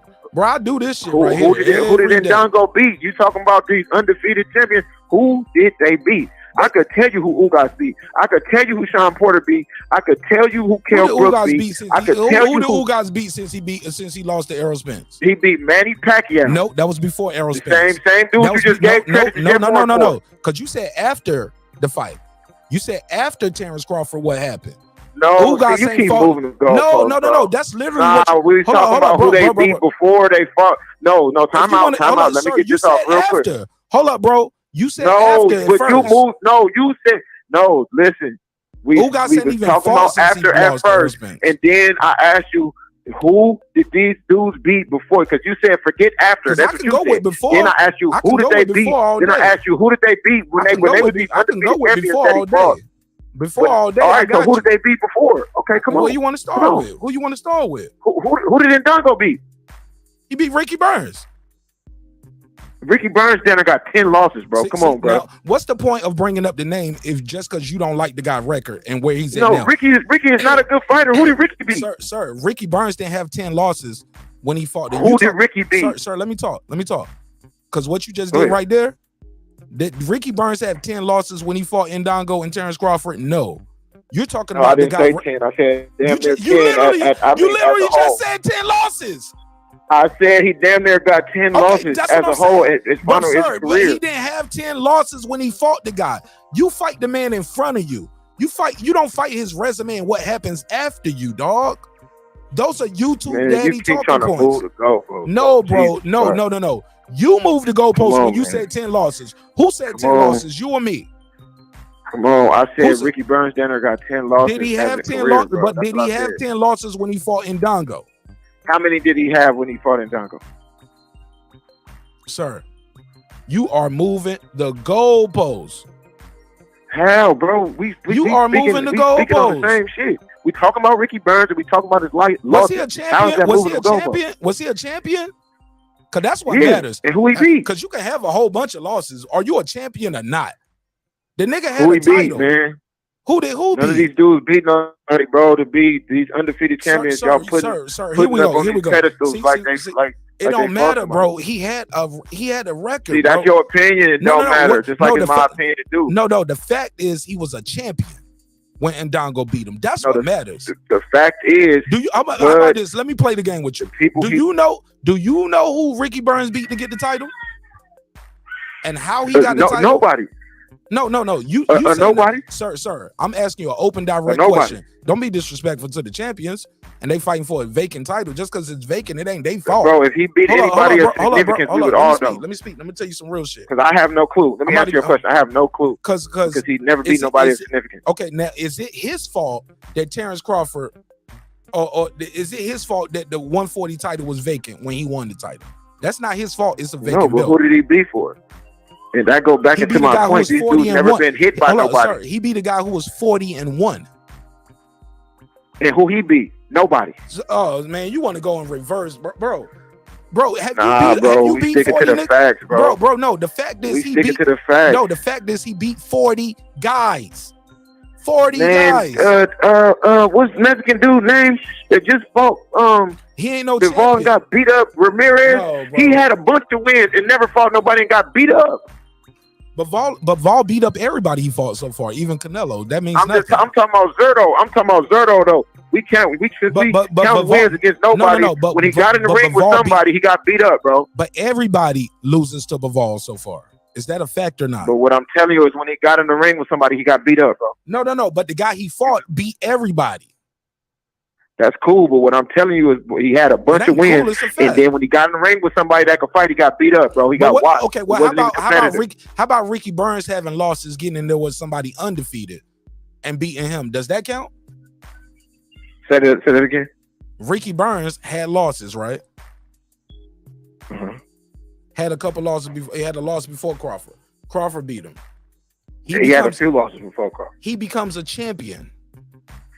Becomes a champion again after the Crawford loss. He don't get credit for becoming a champion again. Yeah, I give him the accolade. Okay, credit, yes. So he became champion again after the Crawford loss. Ndongo beat him. I'll give him credit for that. And then Ndongo beat him. Oh no, you're not gonna make him somebody because he wouldn't fought to nobody. I'm telling you, sir. Can you tell me who he beat? Can I ask you a question? Sir, I asked you a question, and all you doing is you using YouTube daddy talking. What was the question? I answered your question, bro. No, you didn't. You still don't talk. You still can't tell me who Ricky Burns beat to become champion again. I already told you I have no clue. I said I have no clue like 5 minutes ago. Okay. You want me to tell you? Yes, please. Google. Hello. Typing. No. I'm talking to you. I hear you typing. No, bro, you stop the cab, I'm nigga. waiting for you to tell me. I ain't got to type, nigga. I got the box right pulled up. I'm waiting for you to tell me, His bro. name is Michael DeRoca. That's a vacant belt. Now you don't gotta like it. Hold up, sir. Like Who is he? Who is that, bro? Sir, Who sir. is that, bro? It's not his fault that Michael DeRoca was fighting. He was fighting Michael Right. DeRoca. So I'll give him the accolade credit. Let me but talk. as Let me a- talk. Let me talk. Let's have a real conversation here. It's All not right, go his ahead, bro. fault. I'm listening. It's not his fault the belt is vacant. It's not his fault that Michael DeRoca is the guy in front of him. But he do got to. Just like it's not Bub's fault. But hold up. But he got to fight the guy, right? Hold up. But he got to fight the guy. correct. Hold up. Let me talk, bro. Damn. The my belt fault, is bro. the belt is vacant. These guys are fighting for a vacant belt. Let the best man win. No different. No Nito Donaire about to fight for a vacant belt. The belt is vacant. That means the champ left the division, right? We do understand that. But once you beat that guy, I mean, you want me to respond to what no, you're saying? I feel I'm like talking. when you say I'm being rhetorical. Okay. So you fight for the vacant belt. You beat the guy, 40-1. All right. The next guy you fight is an undefeated guy. He 20-0. You don't know him. I don't know him. People don't know him, but he's there for a reason. Everybody is somebody. This is Crawford, God right? damn, bro. Go ahead. I'm gonna let you talk. I'm trying to follow what you're saying, bro. You was talking about Ricky Burns. What you mean? You brought it up. No, you said the next guy is 20-0. I'm trying to see. Are you talking about Crawford right there, or Crawford he already lost to Crawford. Okay. This is his way to become. He's a champion. Bro, No, he's a champion again after Crawford. We talking about how Ricky Burns and Julius Ndongo became fighting each other, right? That's what we was talking about. We don't went so far beyond the pale. You don't even know what we talking about no more. You just want to argue. I'm following you, bro. You can't be following If me. I wasn't asking questions, that means I'm not even listening to you. Bro, we got here because I'm listening Julius. to you. You said Julius Ndongo won't nobody. That's how we got here. He was a nobody, He right? wasn't nobody? That's what you said. Oh yeah. He's still a nobody. He got stopped in the first round by Regis program. At that time, no. You talking about after? See, we going in the loop. You can't. Talking about after Ricky Burns fought Terence Crawford right now, bro? What do you? No. Come on, what are you talking At about? this point, Ndongo was undefeated. He was an undefeated champion. We're talking about how did he become an undefeated unified champion? We was talking about, like, we're going in a circle, bro, because 1 minute you saying we're talking about what happens before you fight the guy, then the next minute you're talking about what happens after you fight the guy. I mean, you was just talking about what happened after. With Ricky I'm listening to Burns. you right now. With Ricky Burns. But also with Ndongo was undefeated, a unified champion, fighting guys in their backyard. He was an undefeated champion. But even now, you want to discredit Ndongo because what happened after he fought Terence Crawford. That's not, that ain't got shit to do with Terence Crawford. So Crawford knocked him out and Crawford let's go on the loop again. So after Mikey Garcia got his ass kicked by Errol Spence, he lost to a journeyman, Sandor Martin. So do we take do we take Mikey Garcia off his record? I mean, that's subjective. That's if you want to do it or not. I'm talking to you. What do? Do you discredit Mikey Garcia? So now you're asking me. I gotta ask you now. I couldn't even finish what I was doing, so I just realized, like, you got your mind made up and you trying to spin me. No, I don't. No, I don't. I'm listening to you. I'm trying to let you get your shit off. So if you was trying, maybe if you was trying, you would have muted your mic a long time ago. But you keep cutting me off and just look. Yeah. Like you trying to clinch and spin me, and that's cool too. I'm just asking straight that's not up. what I'm doing. You trying to clinch and spin I do this shit every night, bro. I do this shit your boy every night. in the bottom He ain't line. my boy. Hold on, my nigga. He haven't fought nigga, nobody. I'm from Omaha. Errol Spence told him to his face, "You ain't fought nobody." That don't mean he it's didn't true. have no rebuttals. Nigga, I can tell you I fucked your mom's last week. That don't mean it's true. It's just disrespect. Man, we ain't on, bro. See, hold on. That's what I'm trying to tell you. It's just disrespect. Yeah, that don't but mean my it's mama true. just died, bro. So we not. Okay, that's what I'm saying. Well, pick anybody that you love. I fucked your baby mama last week. Does that mean it's true, or is it just disrespect? It's no, just but that's what I'm telling you. It's He not said true. it to his face. It's not true. It's not true. Damn. So why he didn't say nothing? What else did Errol Spence say to his face? Did Errol Spence say he's a great fighter to his face, or no? Yeah. Did he say he's a great fighter? And I watched all his fights. Yes. They both said they're fans of each other. Okay, so what are you talking about then? So that what you just said nullified the other thing you just said. Terence Crawford. You mentioned you getting out, you jumping off the plank, bro. What I'm trying to tell you is the dynamic style in which he is stopping these people that he's stopping that is he doing it to people who have no track record or having good chins or before him or after him. They have no That's track record not true. of having I was trying to take a good punch. Sir, and I was just trying to break down people that he fought before him. True or false? Has Terence Crawford beat more undefeated champions than Errol Spence? Is that a fact or cap? That's a fact, bro. So what are we talking about then? He beat more undefeated Just because champions. you undefeated, Benavidez is undefeated. Who he beat? I said undefeated champion. Benavidez won't no champion. Undefeated champion. Man, listen. Undefeated champion. Undefeated gold champion. medalist. Look, Ndongo. Keep going. Who? Karen Boy. And then you beat guys Boy, that right? became a champion after you. Nobody ever did shit after they lost to Errol Spence. Name somebody who became a champion after Errol Spence. So, because we can play that game, you're going to lose. He never took the belt from nobody. No, you just going in circles, bro. Because the bottom line is, like I said, bro, the niggas have never been hit by nobody with no significant power, bro, until they ran into him. And then they ran into him and he stopped them. I heard Timothy Bradley say when he fought Porter, he's hitting Porter with shit that he usually knocks people out with, and he's not hurting him. Huh? Yeah, Timothy, go check the third, fourth round. Timothy Bradley said that out his mouth, bro. About who? And what fight? About Terence Crawford when he's fighting Porter.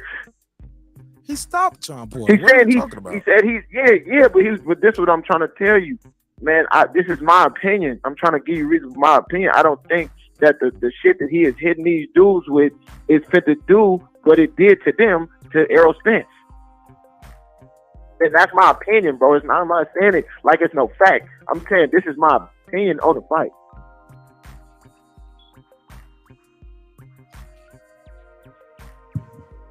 But you know, we just chopping it up, bro. It ain't no big thing. Yeah, My no boy disrespect about your mom, all too, the bro. time, No man. disrespect Nah, about you your could- mom, bro. Nah, I already know you didn't mean it like that. Yeah, That sounds good, bro. I was just trying to be extreme with hyperbole. Let's just let you know. Yeah, nah, you can say the good, bro. I know how craziest you. shit You know, to- I listen to you. Man, you can say the craziest shit to a motherfucker. That don't mean it's true. That's all I was trying to say. Yeah. Nah, I caught your drift, bro. I listen to you all the time, so I already know how rangy you are. You know, with your dialogue. So you know, I ain't take it like that. I actually like going back peace and to your forth. earth, man. Peace to the earth, man. It's all love, bro. Yeah, it's all good, man. You know what I mean? Enjoy chopping it up with you. You know, keep doing your thing, bro. Subscribe, be in the comments, talk a little bit of shit. You know what I'm saying? Keep doing your thing, though, bro. Right, I could tell Brandon Washington. I saw him eating bacon last week. That don't mean it's true, right? I don't. I saw It that don't. nigga eating some But- pork but ribs that- at the 4th but of July. my opinion on the matter. But my opinion on the matter is that the competition, just like the masses I believe can that the argue with competition Earl's is just so much competition, less. bro. Y'all think Lamont Peterson Come gonna fuck on, up? come You on, think because Lamont Sean Peterson Porter that them dude? was champion. Danny Garcia got a better resume than Bud Crawford. Did Amir Khan outbox Lamont Peterson? Even though he got 2 points taken away, he dropped Lamont Peterson in the first round, had 2 points taken away from him, and he still only lost by 1 point on all 3 cards. Did you see the Amir Khan Lamont Peterson fight? Yeah. Who won? Yeah. Lamont won, but No, in he my won. opinion, bro, He it was a draw. won. He won by the judges. I can't take Right. that away. No, He I had won. it a draw though. You had it a draw. I had it a draw, to be No, honest. you had it a draw, minusing the knockdown and the 2-point deductions from Amir Khan. It was still a Yes, draw, sir. right? So that's what I'm saying. Yes, sir. So if you take away them 2 points and the knockdown, it was still a draw. Okay. So what you saying? Amir Khan won? Absolutely. He beat him up. He dropped him and was beating him and got a point deducted, then got another point deducted, and you still think it's a draw, Nardy Crash. So what does that tell you? I mean, that's just how it is. I know That Amir nigga Khan did his thing. How many with times? Lamont. How long Amir- you been watching boxing, and how many times you see a guy get points deducted for pushing? Hold up, stop pushing him. Man, alone for pushing? Yeah, that's what the point got deducted for pushing. I don't think I ever seen that. For That's pushing, like holding, Holding, headbutting, dirty headbutting, shit. holding, Yeah, excessive yeah. clinching, low blows. But Yeah. hold up, you pushing the guy off. I seen a kinda crazy. warning, but I never seen the point deducted. That's all I'm saying. Was it a coincidence that happened and he was fighting in his hometown? Okay, so we giving Amir Khan credit. See, no, I gotta give actually Amir used Khan to credit. like. I gotta give Amir No, Khan I credit like for that Amir fight. a lot, bro. Amir used to be one of my favorite fighters when he was coming out of the amateurs. When his hands was fast, when he was trying to fight Floyd Mayweather. I always liked it. Amir, you know, he got the glass jaw, but Amir can box, bro. I get that to him. He can box, and him and Crawford fight. Crawford was getting the best of him. Amir was coming on before he got hit in the nuts, but I feel like he quit. He quit, bro. He quit, bro. And when you see his face, Yeah, he how his quit for face sure. look after the fight, we don't. Yeah, he was realize, toe up. He was fucked up. We didn't even realize how bad he was fucked up to after the fight, and all them bruises had time to swell and start leaking. Man, he was so fucked up. That nigga went and joined the Crawford and them team, bro. Right. He wanted to know. He wanted to climb this mountain. He wanted to get some of that secret sauce. Right. But you got but Spence it did. But you got it did Spence like winning, strike right? me. Yeah, I got Spence winning by demolishment. Biggest mistakes that Spence made. Biggest mistake Crawford makes in a ring. Go. Okay, Spence.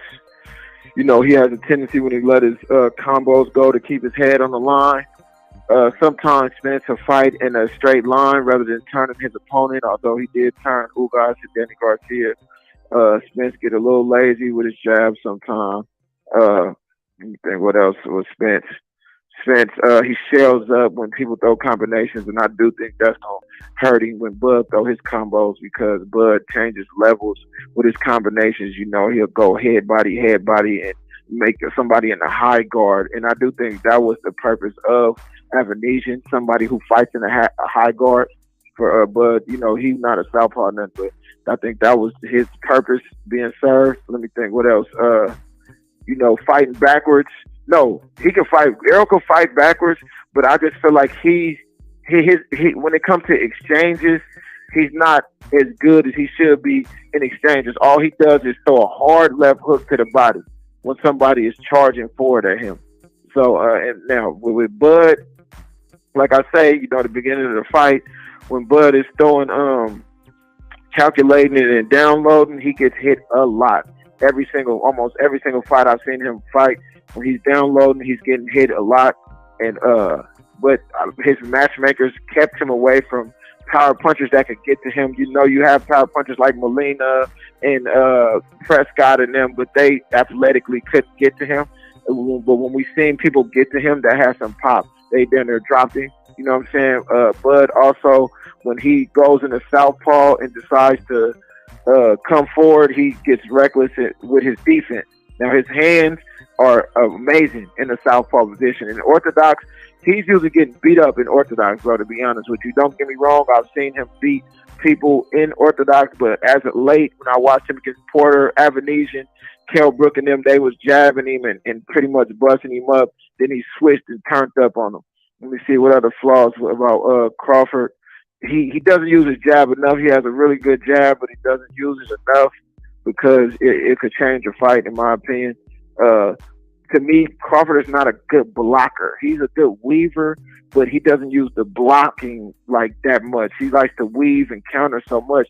And another flaw that I've seen that I think is going to haunt him in this fight is he has fell in love with his power, which is why he hasn't been as fleet of foot as he was against, let's say, Postal or somebody like that. He's not moving around as much because he's fell in love with his power. Now, when I mean by fell in love with your power, I mean like when Canelo fought Bivol, he had been knocking people out.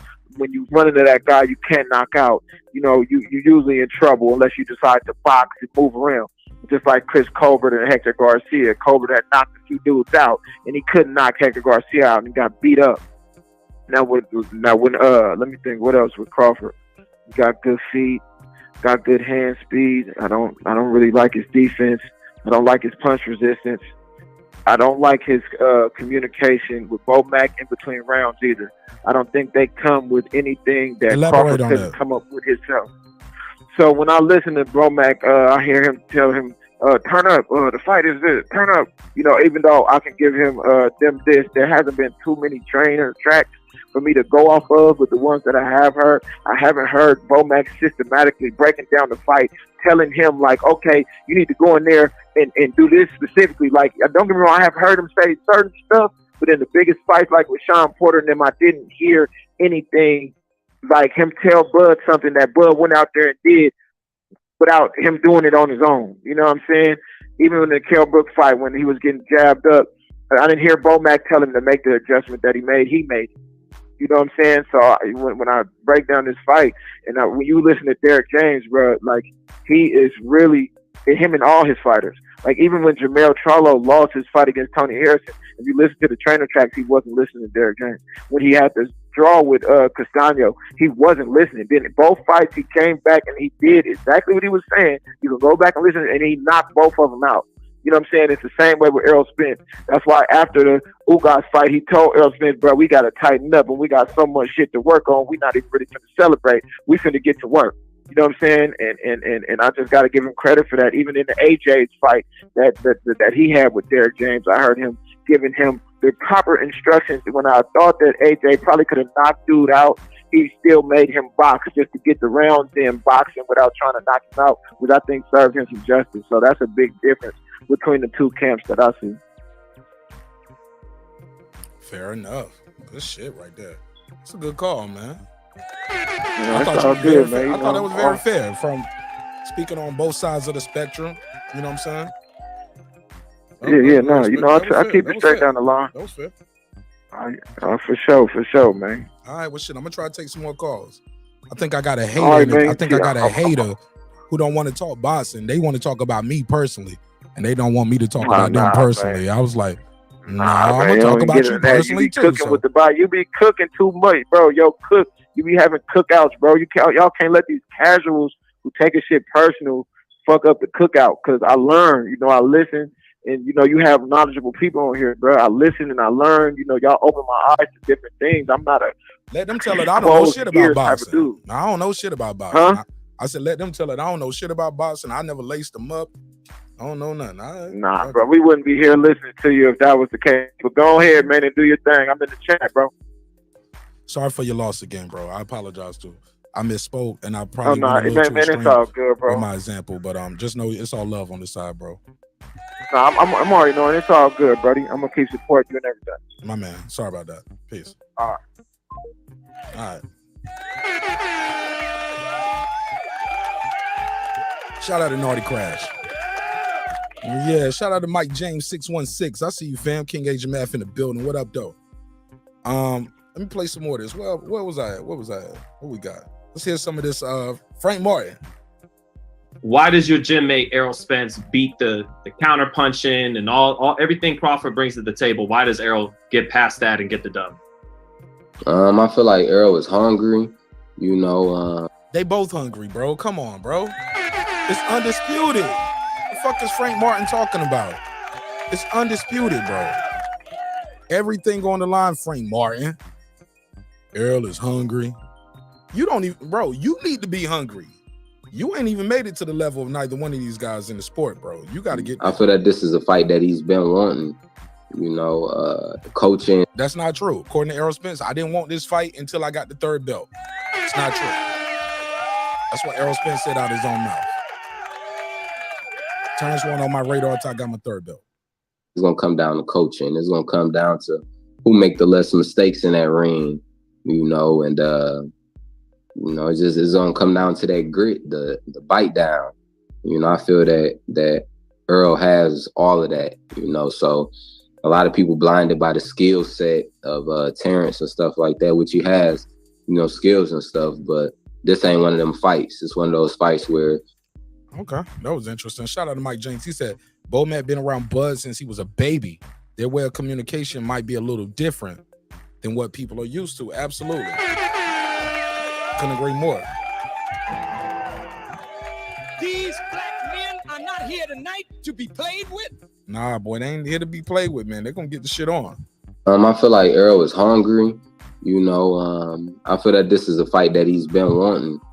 You know, coaching is going to come down to coaching. It's going to come down to who make the less mistakes in that ring, you know, and, you know, it's going to come down to that grit, the bite down. You know, I feel that Errol has all of that, you know, so a lot of people blinded by the skill set of Terrence and stuff like that, which he has, you know, skills and stuff, but this ain't one of them fights. It's one of those fights where there's two guys who is dogs in front of Terrence and stuff like that, which he has. Let me hear that. Let me hear that. I feel that this is a fight that he's been wanting. That's not true. You know, we already know that's not true. coaching is gonna come down to coaching. Nah, the coaches can't fight for you, Frank Martin. Coaches can't fight for you. What the hell is going on? The coaches cannot fight for the fighters. The fans cannot fight for the fighters.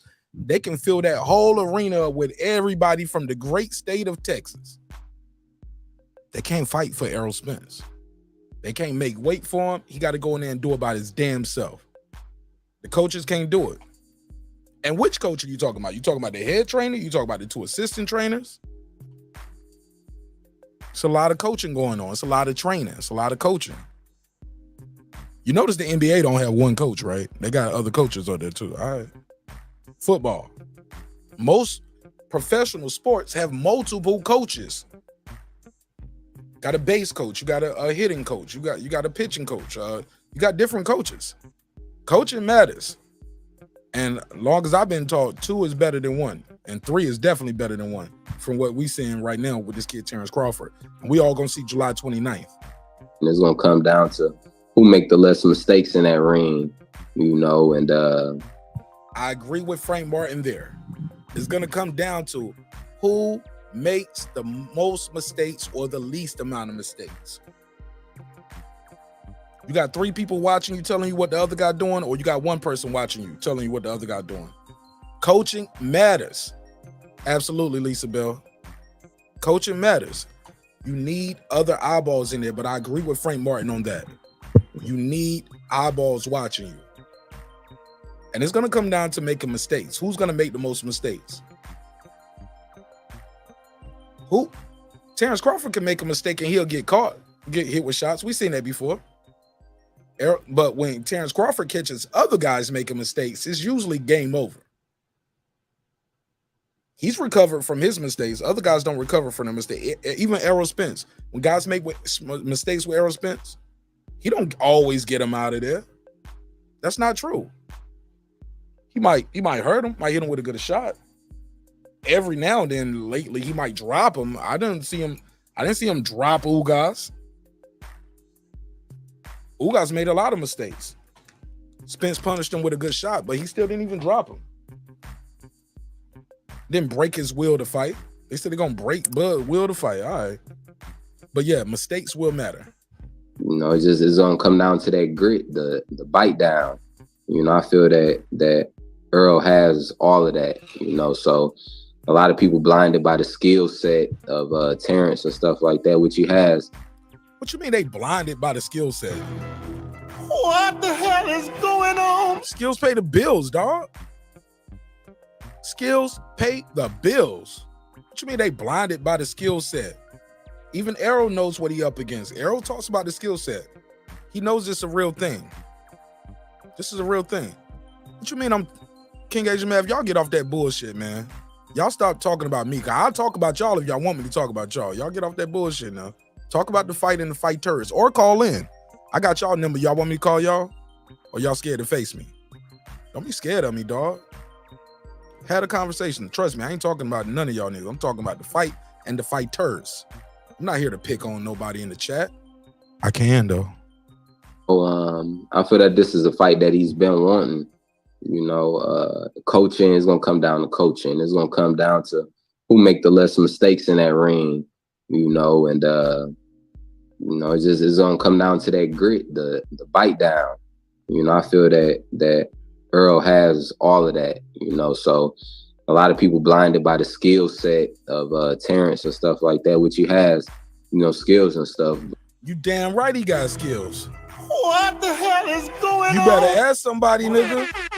You better ask somebody if you don't know, baby. What do you mean by that? Your back is broken. Spinal, nigga. A vertebrae or what portion? Spinal. This ain't one of them fights. It's one of those fights where there's 2 guys who is dope. 636, you in the mix. What up? Tell them your name, where you from. What up, Mark? It's the one, the only, the undefeated, the undisputed King Asian Man. Calling from the Midwest. King Asian Man from the Midwest. Go ahead. What's on your mind? I want to go call in. You go say, hey, call in. Yeah, you think I'm talking about you? Nigga, you think I'm talking about you in the chat? Call in. Don't be trying to You don't need nobody to back you up. Like, what Brandon? I think he doing this. Brandon, nigga, call me. Ask the man. The man to tell you what's up. I'll explain that in a little bit. But I gotta get this off. Go for it. We're National Crawfish Ball Month. But I know there's a lot of energy to change, man. Is you getting worried? Because there's a lot of nervous energy, man. It's kind of comical to me. It's like your chick pregnant, and it gotta be a boy. It gotta be a boy. Everything hangs in on the line. It gotta be a boy. But you're getting it's gonna be a girl vibe. You check it. But let me explain to what you was reading in the chat. Maybe you misinterpreted, right? So let me break it down, and then we'll get to the bottom. It was no knock to you. We just in there joking, all right? I don't give a fuck. I'm joking too, but I get the joke back though, right? Like, it's one thing to joke about the fight and the fighters, but when you talk about me, I don't got to pretend like I don't see it. I get the joke back too, right? About you though, Mark. No. I'm speaking in general. I don't have to say. I do get a reply. In general, right? Yes, you do. Okay. Yeah, but I was just giving directly. Yeah. You on point. So we're just gonna keep it on point. Right. It's the case it got misconstrued. He say, Asian. He's talking about you. Now he say he's talking to you. And I just threw the joke back there and said, yeah, he's talking to me, but he's talking about you. So it was just a little satire between me and him back and back. Nigga, I know y'all names. I can say y'all names if I got something to say to y'all. And I got y'all number. I can call y'all. Just like y'all can call me. Y'all ain't gotta say I'm talking to y'all. Nigga, I ain't talking to one of y'all. I'm hosting my shit, nigga. I was responding to him though, Mark, and you just picked up on it. Fuck him. Fuck him. How about that? We ain't gonna say that. We ain't gonna say that. He right there in the chat. He can hear me. He can call in after this. Fuck him. Right. If you think I'm talking about you, I probably am. How about that? Does that make it easy for everybody? If you think I'm talking about you, this for chat members, mods. Well, I ain't got no mods. Other hosts, other shows. If you think I'm talking about you, I might be. And what? Do something. Fuck it. Right. Call in, face me. Don't be no coward in the chat. Cause I had people early in the chat, cowards. No, nigga, the show been on for 3 hours. How long y'all been here? I've been doing this shit all night. Nigga. I've been dealing with this. I just got in the house. I just got in the crib. Yeah, I've been doing this shit all night. I do this shit every week, nigga. I ain't scared of none of y'all niggas, man. And I go to the fights, and I'm gonna be at this fight, nigga. I ain't scared of none of these niggas, man. I'm Martin Nash everywhere, all day. I don't want it, but I'll accept what comes my way. That's a part of life, dog. But talk to me about the fight, man. Biggest mistake Crawford makes. Biggest mistakes Errol Spence made. Oh man. The caller that was just in, he said something real compelling. Crawford probably have got spoiled with stoppage. I ain't gonna say the KO. If you want to say the KO, you can say the KO, but I'm gonna say the stoppage. He's not looking past whatever. I think I gave you the breakdown on the average of when you average it all up when the KO count. I think it's safe to say probably around the 9th, 10th round, something like that. When you average it all out, so we'll put it right, right at the fringe of the championship rounds, he gets the KO. He might have been got complacent with that. I ain't gonna dial up nothing that he's done in the past that I'm saying, hey, that's how you're gonna be in this fight. I already gave my breakdown. It's just gonna be a real simple thing. You can come with somebody else's toolbox. If you can't handle this pressure and this pain, it's a wrap. And we're gonna know that by round 4. That's it. We ain't gonna make this AP calculus and saying who's gonna be doing this and who's gonna turn on the light switch and who's gonna turn off the light switch and all this other stuff. And these jabs coming. And you run to that high guard, I'm finna barbecue them ribs. That's it. It's simple. It's not AP physics. It's not rocket science. Okay. It's simple. So we know to get So that's what Crawford. Those are the mistakes Crawford made. What are the mistakes Spence makes? Because I've been doing this all night. I don't know. Like I said, you said you just got here. I don't know. You said you just got here, but we've had people call, and for the most part, people been fair to both fighters. whether you was rooting for Yeah. Spence or Crawford. I've never heard, I haven't had one Spence fan all night call and say, Spence don't make no mistakes. Can you tell us these mistakes Spence made? Yeah. I just let me. I was trying to get in, but that plane be circling. Spence, we talk about two different versions of Spence. So I don't know if the pre-accident Spence you could, put that in. I'm just gonna say the post accident Spence. When he fought Danny Garcia, sometimes he, like, I think he answered that. He got hit with that hook, and he was like, I just want to feel your power. So I think that's a mistake if he gonna go into the fight doing that. Like, I just want to feel his power. And if he can't put me down, I'm just gonna, mollywop him.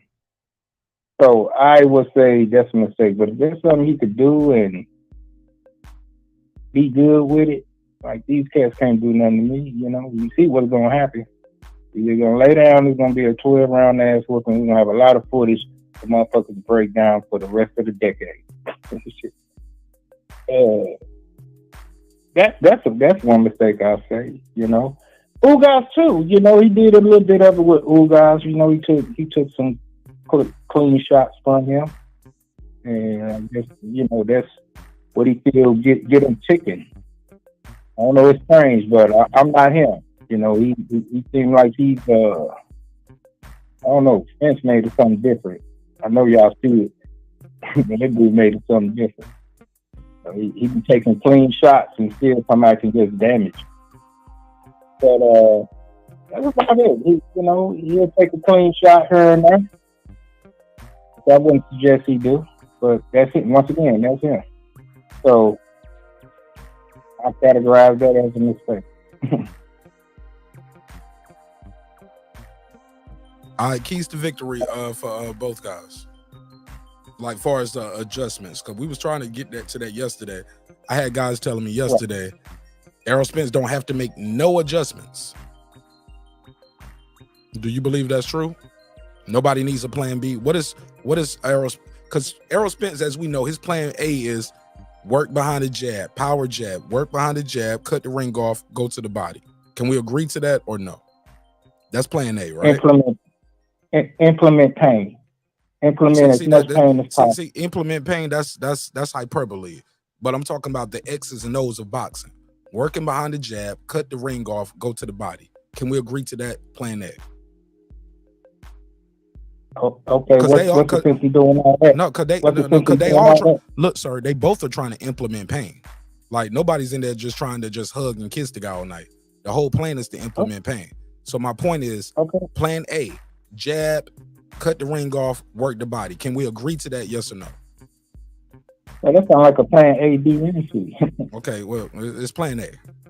My question for you is, what happens if you can't implement the jab? What is plan B for Spence? Crawford, his plan A is box from the outside. Use your reach, box from the outside, use your angle and your footwork. What happens if that don't work for Crawford? So give me, what's plan B for Spence? What's plan B for Crawford? If that don't work for Crawford, that means he's laying on the mat. I didn't say. Okay, so Crawford can't implement. He don't have a chance to do his plan B, even though Spence ain't been dropping guys in years. Like, he just gonna magically drop this guy. I said it before. The laws of physics don't support winning this. The laws of time don't support. He got time to go to a plan B. So what, you gonna do all that shit in round one? And I'm not just saying that to be funny. Y'all gonna see, dude, this ain't gonna be that. And that show ain't gonna be this. That 135 shit, that Cambodia shit, that ain't gonna be this. Sir, I'm like I said, I know you might have came late to the show, but all night long we've been having guys breaking down, and girls calling up, breaking down the X's and O's. Can you give us some X's and O's? Give me plan B for Errol Spence. If Errol Spence, his jab, if Crawford is somehow able to negate the jab with his movement and his distance and his reach, because he does have the better footwork. That's not me saying it. That's Errol Spence saying it. That's the footwork. the reach. That's not me saying it. That's the laws of physics. The guy has longer arms. So my question for you is, what's plan B for Errol Spence? And because you said plan B for Crawford, it ain't no plan B. He gonna just get knocked out. So give me plan B for Errol Spence if the jab is not there. No plan B. Errol gonna still throw the jab. If Crawford could somehow negate that, somehow we don't see it. But if he somehow to do that, Crawford done won the fight. Damn. Okay. It's just that simple.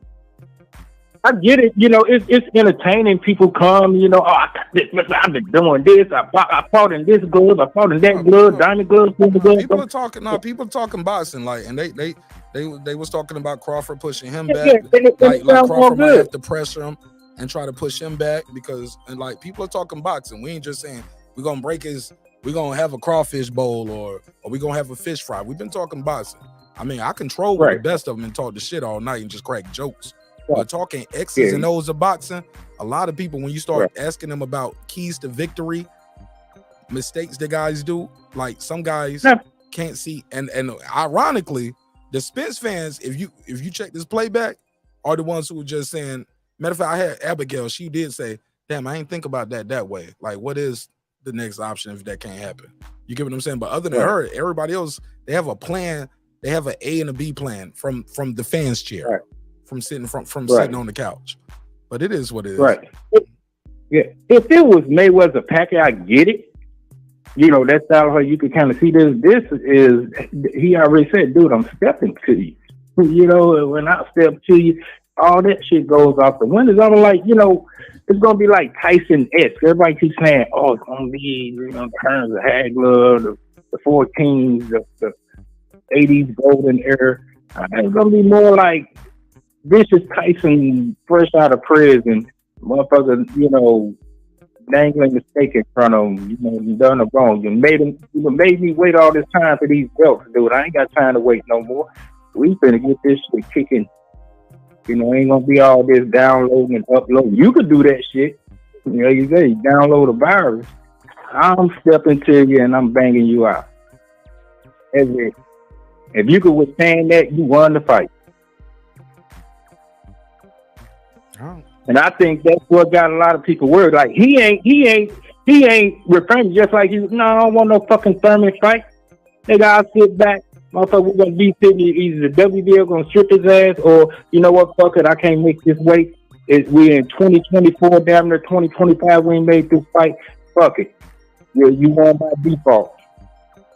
But we do that extra money, we'll sign the papers. Okay, now you know we on track. You know what's about to happen. You know what I'm about to bring. You gotta look at the menu saying what EJ bringing. I already told you what I'm bringing. You go to the jokes about the fish fried. You know, put all that shit on the menu. I'm bringing what I'm bringing, motherfucker. I'm bringing the pain. We know what form it's gonna come into. That basic jab that people saying, and basic body blows that motherfucker saying. Yeah, hey. Okay, now you know what we gonna do. We better be ready for this shit. And that dude is serious. He is serious. He hit that fucking punching bag. He put a whole nother dimension. You talking about physics? Goddamn. All them aliens that's been coming to Vegas and shit, they finna be circling around that punching bag he been hitting. Hey, we found a way home. He put a dent in that motherfucker. I hope he don't hit Bud too hard with one of those shots. Okay. Shout out to 40 Luck. All right. You got anything else you want to say, King Jamel? No. I was calling in, you know, show you some love. Oh, that's what this was? This was love? That's love, man. They ain't reciprocated. Okay. Never heard of it. I'll take your word for it. This is love. All right. Hey, you gotta feel it, man. If you don't feel it, then hey, man, you know, I know there's a bunch of other people out there feeling it. I don't want to feel it, man. I don't want to feel it. I'll leave that for Yellow Beezy. I'll let Yellow Beezy feel it. Fuck it. Unless you change your name to Yellow Beezy, I'm on the phone with you. You know, I'm on your minute. Shout out to the chat. Fair enough. Never heard of it. Dogs in front of each other, and you know, one of them is gonna be. Let me hear this last little part. This ain't one of them fights. It's one of those. Shout out to King Asia Mav. Good call, I guess. What do you mean by that? Your back is broken. What, a vertebrae or what portion? Telling you, man, for the most part, you get these ERROL Spence fans on the phone. I know y'all talk about boxing, and it's a cool leash on YouTube. What'd he say? But Mark, there is something that is wrong with our mind. Yeah, something is wrong with our minds, man. Like, the Spence fans want to just say, he gonna break them. They want to crack jokes. Crawfish boil. We smoking bud. Bo Mac is fat. We gonna break him. Bernie the bum. He got too many trainers. Gamboa beat him. No, he didn't. Gamboa hurt him. Got stopped in the same round. He lost to Ugas in the amateurs. Okay, Shawn Porter beat Usyk and Boo Boo Andre in the amateurs. Like we can go tick for tat. You guys are gonna lose. I do this shit, nigga, every night. But I'm telling you, when I do episodes like this and we got to break down the X's and O's of boxing, and when I start asking you guys, what are the, like, to be fair, unbiased and impartial to your favorite or the guy you picking against, most people won't call in because they don't have the answers. They don't watch enough boxing. They don't watch enough fights. They never laced them up, whether amateur, pro, street fights, none of that shit. Niggas go to work every day and let their boss talk to them like they're a piece of shit and get on the channel every day and want to talk to me like I'm their enemy, which is hilarious to me. Put a case on all them niggas. Like, bro, I'm not your supervisor. Your supervisor treats you like shit. Never heard of it. You know what I'm saying? Small hats. Small hats. I show you love and respect. I'm not your enemy.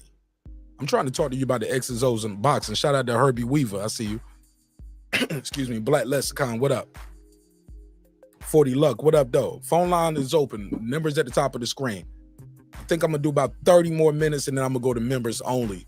And I'm going to do about an hour, maybe. Yeah, I'll probably do about an hour members only. What I'm trying to tell y'all is when you start talking about the X's and O's of boxing, when you breaking it down round for round, pound for pound, what are the keys to victory for either guy? What are the mistakes that either guy makes? The Spence fans tonight, if you check the playback, are the ones that are for the most part just seemed like yesterday. They was like, he don't need no plan B. He gonna win. He gonna break his bones and break his eyes. I was like, well, what if the jab ain't working? His jab always worked. Tonight might be different. He's fighting somebody who's different. No, wait. He beat Ugas and Ugas beat Bud in the amateur. Bro, this ain't the amateurs. Them niggas were wearing headgear. Had bigger gloves. Like, this ain't that.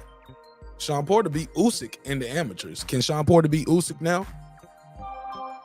Can Shawn Porter beat Boo Boo Andre right now? All right. My man must be new to the show. Black Lexicon said, who you got? I got Bud, bro. I got Bud beating him, dog. They are here tonight because they want to change in their life and they want to change in their community. I got Bud beating him, dog. And I got Bud beating him, and Bud might stop him. I got 500 on Bud already, but once I get to Vegas for fight week, I'm going to split my bets up, and I'm going to start betting on rounds 6 through 12. I might put like $20 a round 6 through 12 on Bud. I got Bud beating him. I don't see Spence beating this guy. Not right now. And Brandon Washington don't neither. No matter what he tell y'all in the chat. I will play the audio before this show over and let y'all know what Brandon Washington really thinks about the version of ERROL Spence that faced Ugas and what he's gonna say. He said this guy cannot beat Bud Crawford. He said, not at all. He said he need another fight. Bud sharp as attack. This guy can't beat. The guy we saw tonight can't beat Bud Crawford. So don't let Brandon Washington fool y'all in the chat. This nigga ain't got no money on this fight. Let's go to 610. Tell him your name, where you from. What's up, man? That's Herbie Weaver, man. What's going on? Shout out to Herbie Weaver, man. I got an uncle named Herbie, man. Got an Uncle Herbie, man. We call him Herb. Well, you know the kids, we call him Herb. You know, we call him Herb, like Uncle Herb. Uncle Herb, nigga. Shout out to Uncle Herb. Go ahead. What's Uncle, up, man? Yeah, like Where you from? Where you from, fam? I'm Philly, man. Oh, what part? North Philly, South Philly, East, West? I'm from Germantown. Germantown. What? Where is that at? I don't know. Is that north, south, east, or west? That's near Uptown. That's like the outside. That's the outskirts, though. Germantown ain't Yeah, Philly. yeah, that's not north. That's not that's west. not. That's not Philly. That's not Philly. That's like. No, Germantown is Philly. Germantown, is that north or just on the outskirts? No, that's pretty much near West Oak Lane. We call it Uptown. It's like Dogtown, the Brickyard. Okay. I'll give you the benefit of the doubt. I'm gonna have some other Philly people come in calling me like, "Yo, we don't respect." They'll tell you, well, somebody said like North, we don't. But you say Germantown. Nobody really says North, but that's basically what it is. All right, shout out Germantown. Philly got the fight game so vicious. I talk to me. But my thing is, yeah. So you said the keys to victory. Give them to me, man. What's the keys to victory for either side? This is my thing. I agree, when people say the basic things like Earl, if he stay behind the jab and, the body work, yeah. But the thing is, people crack me up when they say that as if Bud can't negate his jab because wasn't Cal Brook fucking Bud up with the jab and then Bud switched and then it changed the whole fight? Say that again, sir. Wasn't Cal Brook beating Bud with the jab and then he changed up and then switched the whole fight because he kept coming over top of the jab once he figured it out. I think Bud. So when they say yeah, that shit happened like 2 rounds. Bud switched in the third round, and the fight was over in the fourth round. Exactly. I always think that's a bad example, Herbie. Like for the people who say no. What I'm saying is not for you. I'm just talking about the other people. He was giving him trouble with the jab, right? He was giving him trouble, and as the keys to victory, they keep saying Spence is going to jab him to death, jab to death. But what happens when he figures that jab out? Exactly. That's what I'm trying to get people. What's plan B? What are the adjustments? That's my point. I'm asking the fans. Can't nobody tell me nothing. Like they just like, nah, fuck that. He gonna break his eyes. And I'm like, bro, that ain't the bro. You got to give me something more than that. We gonna smoke the bud, nigga. nah, bro. Give me something else. Man, it's gonna be a crawfish boil. I was like, tell me something else. Bomad is fat. Yes. They can't Bernie the give Boxer that. smoked Just some like weed Tarver online. said. I was like, my nigga, like, are you gonna talk to me about boxing? Or we want to just spew insults all night? Because I wanted the best like of that, Tarver said. nigga. Yeah. Like Tarver said, Bud has more tools. I've seen Bud do more. I've never seen EJ in there with a fighter like Bud that moves and knows how to control distance and all that. And like I've never seen it. So I don't see him beating Bud. And I don't see it lasting, to be honest. I never heard Bud Crawford say I don't take boxing seriously or I don't love boxing or I was only training when I had a fight. That shit right there gonna matter. Like in a fight like this, living that clean boxing lifestyle. Shout out to Bernard Hopkins, one of the best from Philly. Like you got something there. It's like a hidden secret that people don't know. Like nigga, I'm eating steak and potatoes during training camp, nigga. Cause I work hard enough. I'm gonna burn that shit.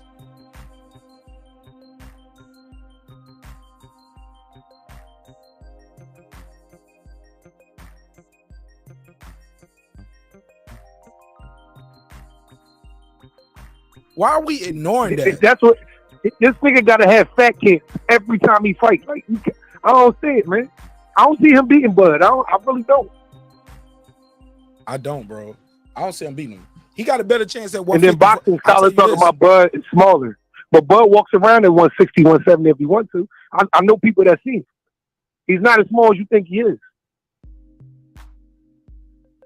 Size don't win fights, though. Bud ain't going through no fat camp. Bud stay in shape. I never think Bud with the fatty cheeks. Even Errol Spence said it out of his own mouth in the interview that I played yesterday. He was saying, well, people keep talking about the size, but I think he right on weight right now. He said close to the fight week. He laughing it off. He was like, close to the fight week, we'll be about the same size. Fight week. Because he got to drop weight. Now, he going to blow up the next day. But that shit don't mean nothing. That shit don't mean nothing, man. That shit might be to your detriment. Now you ain't as moving as much. I agree. You holding all that water now. You don't drunk damn all that 2 gallons water. of water. In 24 hours, you don't drunk 2 gallons of water and Gatorade and Pedialyte. Niggas they gonna fuck around and call Bud they gonna call Bud the eye snatcher because all that water weight he got dropped. He gonna be the one that make Spence, I blew up. Watch. I got him beating this kid bad, dog. It's not gonna be I do nothing like too, what man. people think. I think Bud I is do not only is he too. gonna beat I him, agree. he ain't trying to go to the cards. He want to punish this kid. He gonna agree. separate himself from the pack, yo. All them slavery comments he made in the fucking talk that shit. Gillie and Wallo interview. Watch, he gonna punish you. Oh, you caught that too, right? Yeah, you right there in Philly, so you Yeah, watch of course. $1 million worth of game. What's your take on that? Because you a black man, right? What's your take That on was that? crazy to me. Crazy. The Kunta Kinte shit. And people call me and there's black people that call in thinking it's funny, but I promise you, if I had white funny about it. But if I had white callers calling in and they were saying this, the black callers would say, Martinez, you a sellout, you a sucker. You let them white boys call your show and talk about Canelo gonna beat old boy like Kunta Kinte, or Caleb Plant gonna beat somebody beat Darrell by like Kunta Kinte. Y'all, they would lose their fucking mind, Herbie. Correct. All right, I just want to He's make gonna sure I'm punish not him, though, man. He's gonna punish that man for all them comments. And for all the Spence fans, all that shit they had to talk, he had to listen to him. Watch, it's gonna be bad. Let me ask you this though. I gotta ask you. I've been asking everybody all night. What is the biggest mistake that Terence Crawford makes in the ring? What's the biggest mistake that Errol Spence makes in the ring, in your opinion? Biggest mistake from either I fighter. think the biggest mistake Terence Crawford makes sometimes is it's my opinion. I think when he gets hit, if he doesn't respect the person or whatever the case may be, and he gets hit, he wants to throw all his boxing out of the window sometimes, and he just like, fuck it, I'm gonna knock you out. It is work, but that doesn't mean it'll work on everybody. So that's the only thing that kind of bothers me about him. And Spence, to me, I think sometimes like he lunges in, and sometimes for the most part he's pretty responsible, but he lunges in like he did in Ugas, and he got punched, and his mouthpiece came out. If he'd have did that shit in Bud, it would have been over. People always bring that up, man, but people forget it's other spots in that fight where he got cracked. It's a whole round. I think it's round 4 in the Spence Porter fight. I think is that Spence Porter fight. That round been going around. Shout out to Bushido. I seen a couple other people putting that round out there where he was hitting Porter in his nuts. Where basically he was Porter pretty much beat him up that whole round, and he was trying to slow Porter down with the nut shots. I think it's round 4, right? Is that round 4 or round 6? That might have been the 6th round. Okay, but it's round 4, round 6, somewhere in there. But I've never seen a round where Crawford just get beat up the whole round, bro. I seen him get hit with a shot. This dude don't get beat up or lose or like, yo, man, he was getting beat up this whole round. Okay, early rounds, the guy might be trying to measure him with the jab, popping him with the jab. But he knocks that guy out. That shit don't go to the cards. And it damn sure ain't no split decision when he did. Man, this dude ain't been to the cards, since 2012, 2014, some crazy shit like that. About a decade or so. So when they say he don't he losing his legs, no, maybe he's not using the legs because he's using the power, the angles. Man, he's studying the game. These fanboys will tell you that he got thrown from a car, can't nothing stop me. These niggas be dick eating. That's all they do. Niggas like the boxing scholar and Brandon Washington. Get him. Hey, look, this your call. Yeah, these niggas don't know what they talking about. Why you say that? What they say in the chat? I missed that. He gonna tell me I'm rooting for Bud to avenge Philly. Like what, nigga? Avenge him for what? What happened in Philly besides the bad shooting the other day? Tell me. Unfortunately, that was crazy. That was crazy. That was very unfortunate. Like, what this nigga talking about? But you ever notice that? I'm gonna let you know. You gotta know Brandon Washington. Hold on, you gotta know Brandon Washington. He's on record as a troll. He's on record as saying, I believe it. No, he's on record as saying, hey, look, he don't sell this several times to the point where I don't even do the disclaimer, but I do the disclaimer for him. He said, look, Bud is a hell of a fighter. He's a hell of a champion. But leading up to this fight, I can't give him no credit. So he already standing on that square. He's not. He let you know. Okay. Yeah, he already admitted, like, he knows what's up. He know what the fuck it is. Like on members only, like because he's a member to the channel. So when we do members only, he be like, man, that motherfucker real, man. Like I talked to him offline before. He got my number, I got his number. He was like, man, this motherfucker. I got a full beard in the boxing scholar. I got a Sunni. That nigga said Bud is man, you gotta ignore him too, because he a troll. He a master troll. Yeah, I can tell he a troll. That's what he do. He troll but too. you ever notice Spence fans? You gotta they ignore be the like trolls, they talk though, about sometimes. Spence physique a little too much. Say what? They talk about Spence physique a little too much. EJ got an 8-pack. He don't got a 6-pack. Like nigga, get up. Like what? But to be You fair, he studying this don't. man, Chuck? To be fair, if he don't have an 8-pack right now, he couldn't wait. This motherfucker couldn't wait, and I got some screenshots to prove it. He ain't got that triple 8-pack that y'all was talking about. I know they like him and they got a man. They love talking about his physique. These niggas is that don't win fights though. Like shout out to Tim Bradley, Shawn Porter, Tim Bradley. They always came into fights with a 6-pack or 8-pack. You're right. Them niggas be ripped. They can't crack a fucking egg. I mean, it is what it is. Shit. It is what it is. Like muscles don't win fights, bro. Muscles don't win fights. Ask Tyson Fury. Shit, like I can name a whole bunch of dudes who ain't got no triple 8-pack and they win fights. But if you watch Spence right here, Spence ain't got no 8-pack in this video compared to Crawford with his muscles bulging out of and veins popping out of everywhere, and he still got weight to cut. He looked good in shape right here. Crazy. He looked good in shape for the rest of us, like normal mortal man walking. Yeah, but it's not walking the beach. It ain't the boxing. But he got to make 147. This ain't 147. Correct. What we seeing on the screen looks good for the beach. Taking pictures. You trying to be a model? Oh yeah, sell some underwear, nigga. Sell some gloves. But this not a boxing scholar. I bought EJ bro, you got to talk to me, man. You got to talk to me, man. And like once you start talking to the chat, while you talking to me, you losing. You losing. You're right. You got to talk. You got to talk. I just wanted to get his man a bottle of Henny. No, listen, man. Right, bro. He gonna drink. EJ will guzzle that shit and drive a Ferrari. Never heard of it. Oh, you heard of it. We saw Mark, your YouTube daddy. Oh, that's what they are. We got the niggas are YouTube daddies. I'm saying I like ERROL Spence. I think he's a great fighter. But here's the deal. I do too. Hold on, but let me play this. The one thing about ERROL Spence that I don't like about him is that sometimes he be drunk. I see him drink a little bit. Oh man, in a fight like this, that's the reserve tank. That drinking gonna show up. The weight loss, cutting weight is gonna show up. The 16 months out the ring is gonna show up. The retina injury gonna show up. The car crash gonna show up. You fighting guys. You fighting all 3 of your belts came from guys who ain't known to have no power. They all got losses on their record. It's gonna show up. They want to say Bud is a top ranked creation. Is it possible? Maybe possible. ERROL Spence is a PBC creation. I always thought so. Is it possible? That's all I'm saying. Is it possible? He might be a PBC creation. We gonna see when he step in the ring with Bud. He never took the belt from an undefeated champion. He never had to teach a nigga like, look, I know you're a champ. I'm a champ, but tonight ain't your night. I'm gonna teach you how to lose a fight, bro. Cause you gonna have to learn tonight. I'm gonna learn you tonight, bro. Oh, they're gonna teach you tonight, that boy. You gonna learn tonight.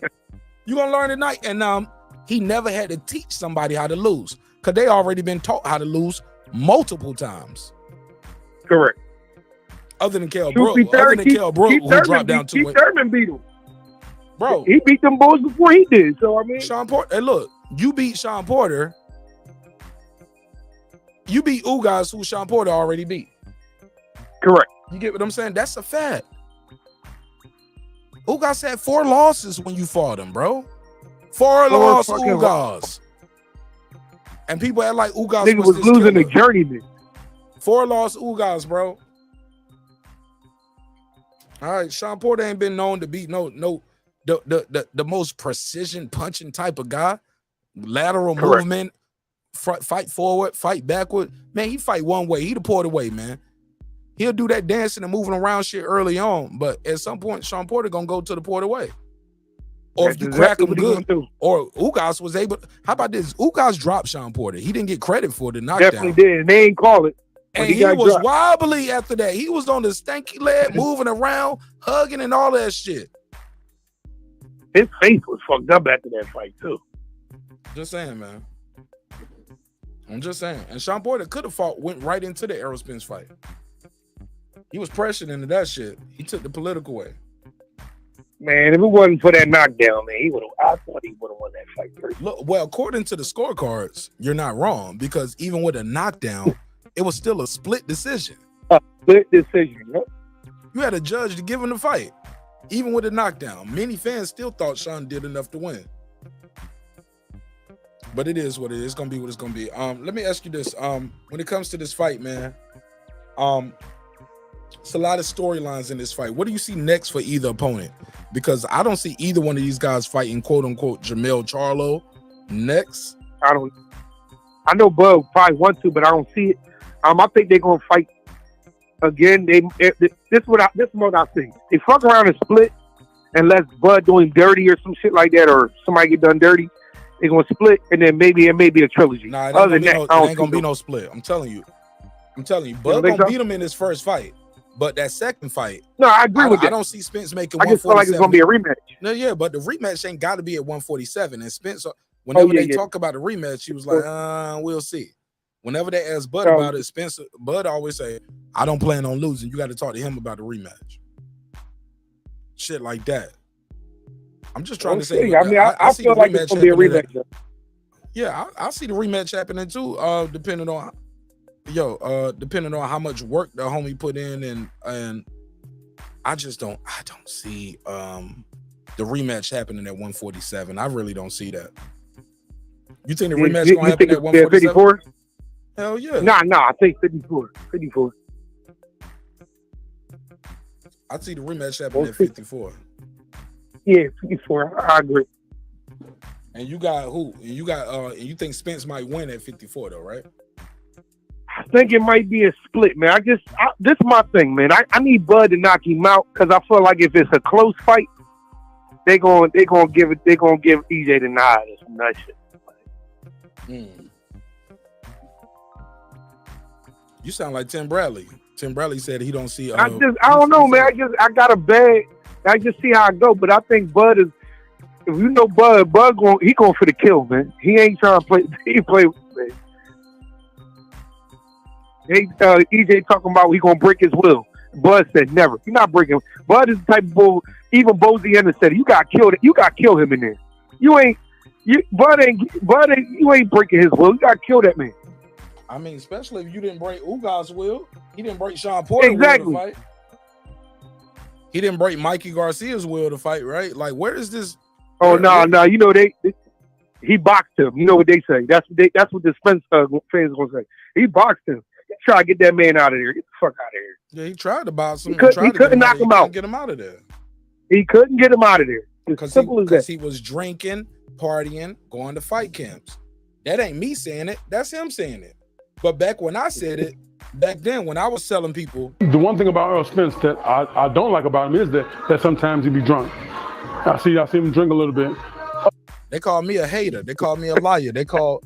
Hey, look, we had a guy called tonight from Dallas. Shout out to Chris from Dallas. He was like, man, we used to see Errol out there all the time, man. He ain't out there no more. But back in the day, when I was out there and I was telling people like, yo, this nigga be out here. They partying with, they trying to do the AB type shit. They doing the AB instead of the Mayweather Andre Ward lifestyle. I was a hater. But it takes the guy to flip the Ferrari over 18 times like the bus in another 48 hours with Eddie Murphy for people to realize, and it take him to say it. And even then he said, look, even after the car crash, I still won't take him boxing all the way serious. He said I dig it, man. It's true. But I'm gonna get off, bro. I appreciate you, Mark. Oh, my bad. That was Siri clicking Good on call. my bad.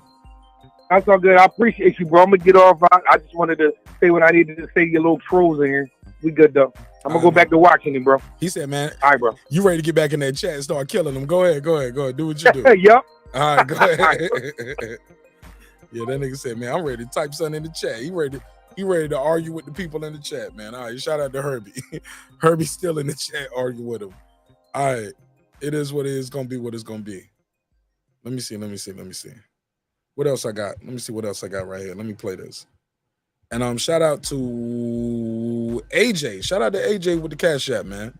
Appreciate you for supporting the show. These black men are not here tonight to be played with. They are here tonight because they want to change in their life and they want to change in their community. I appreciate that, AJ. AJ, you sent 2 Cash Apps too, so bro, thank you so much. AJ sent the Cash App because he said YouTube does not deserve 30% of this content. So thank you so much, AJ, for sending the 2 Cash Apps. Shout out to AJ. I appreciate that, bro, in a major way, bro. Thank God for you too. We need more of that and less of that. You know what I'm saying? We need more support, less trolling. He said, just showing support, man. And what's the other Cash App say? The other Cash App said, he said, okay, that was the one just testing to see if the Cash App worked. Shout out to you, AJ. It works. AJ, it works. Thank you so much, bro. We need more support, less trolls, man. Trolling don't do nothing but make me go to members only a little bit quicker. Cause that's what we're gonna do.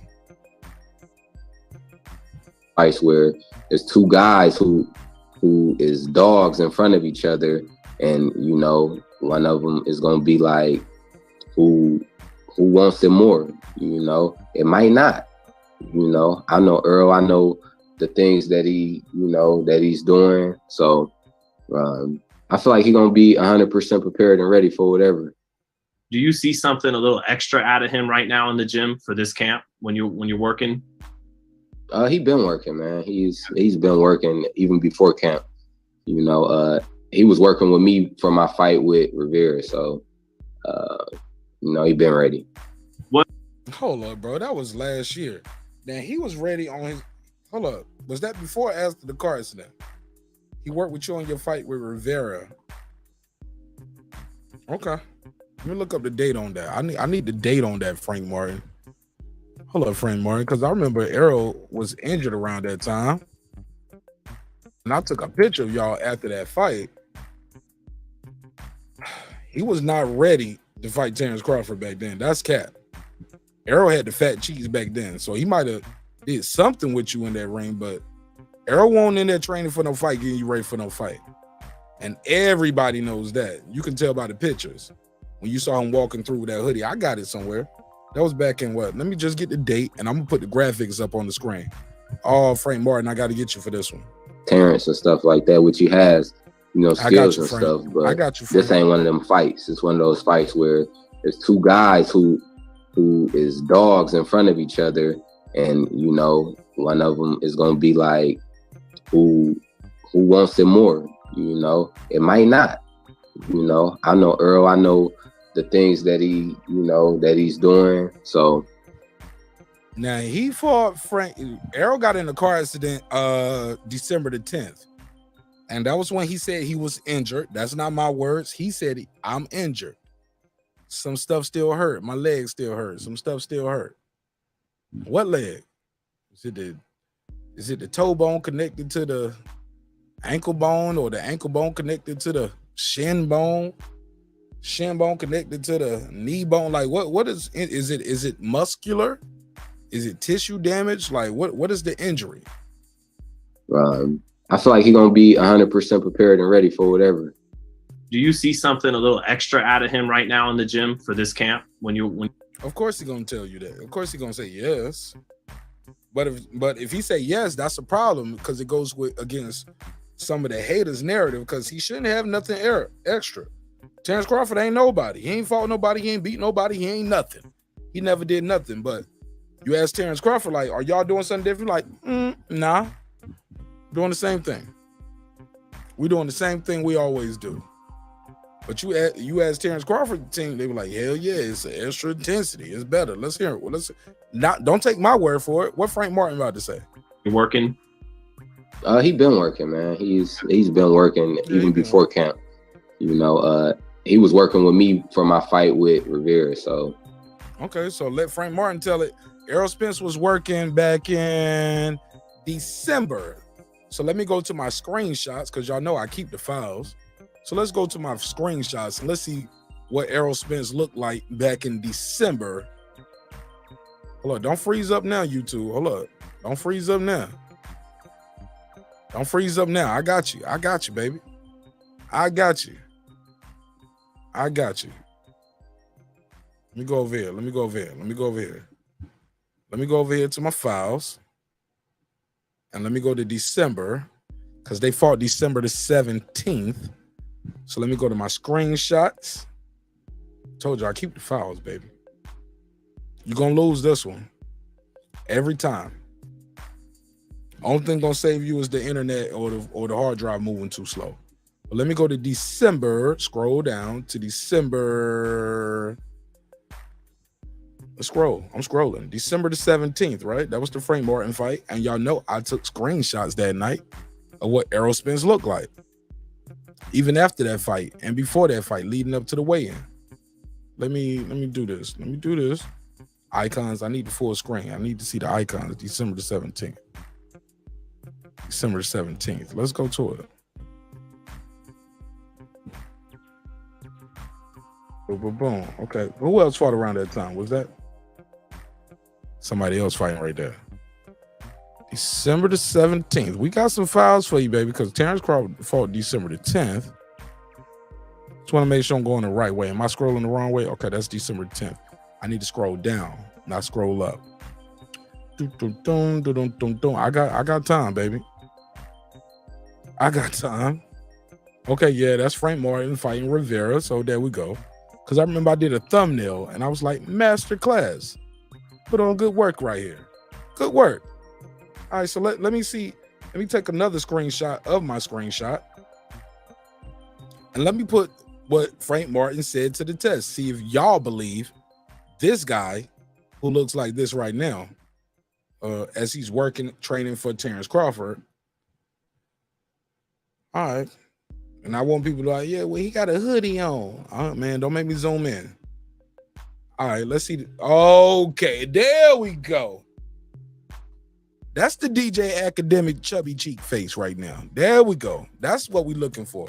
So he was working with you when you looked like this for the Michelle Ali Rivera fight.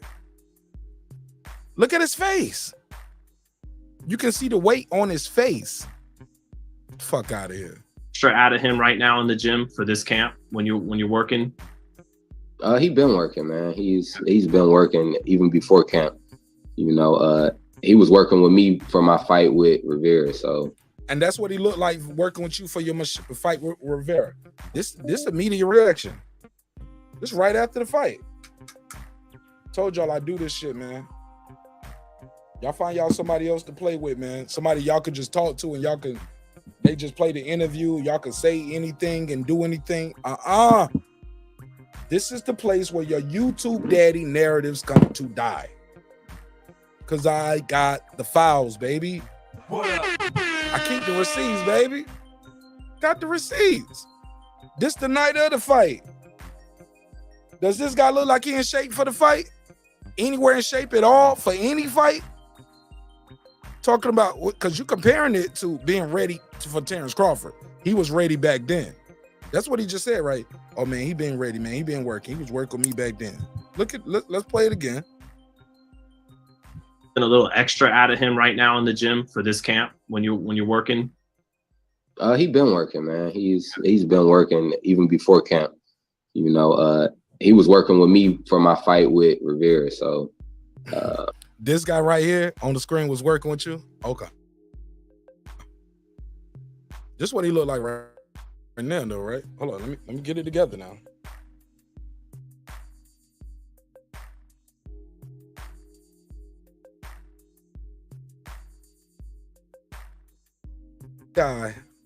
This guy right here looks like he's training to fight.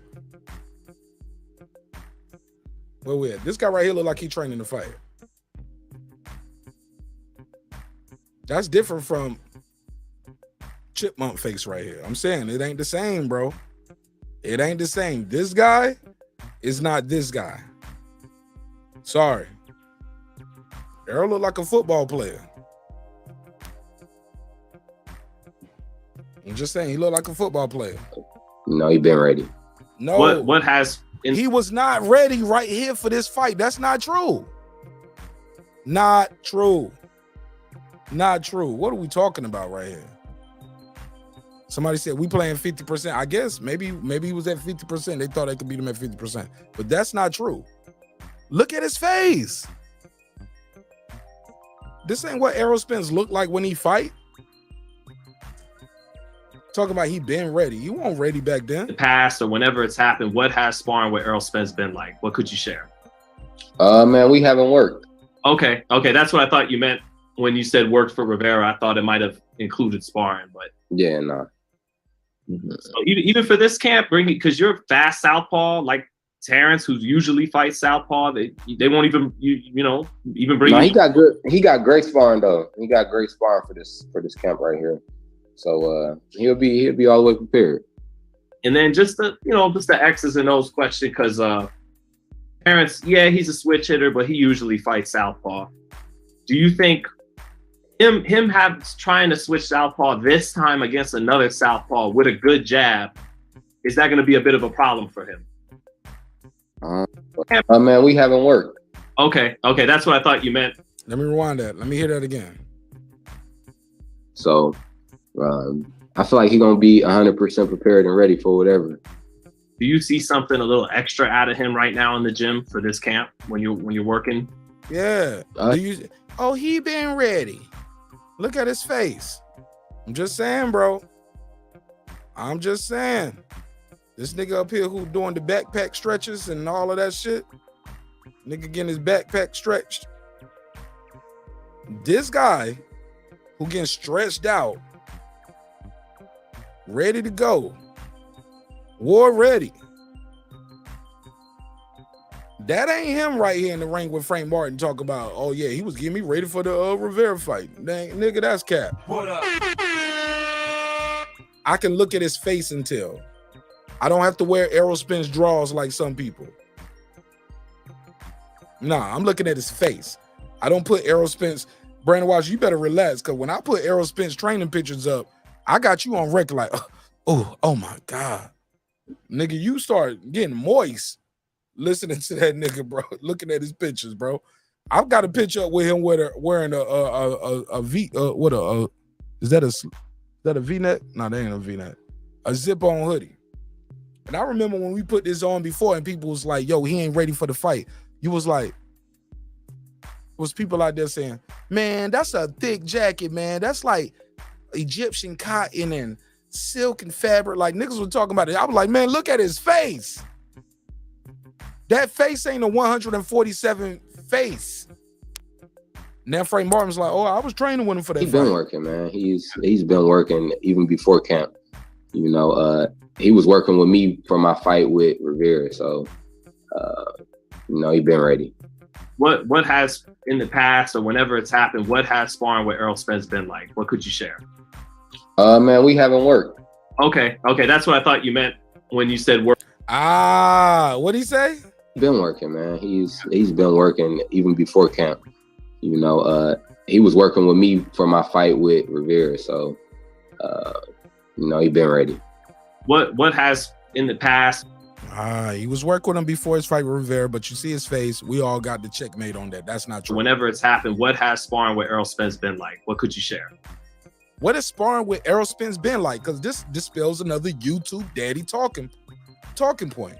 People's like, man, he's sparring with Frank Martin. What Frank Martin say?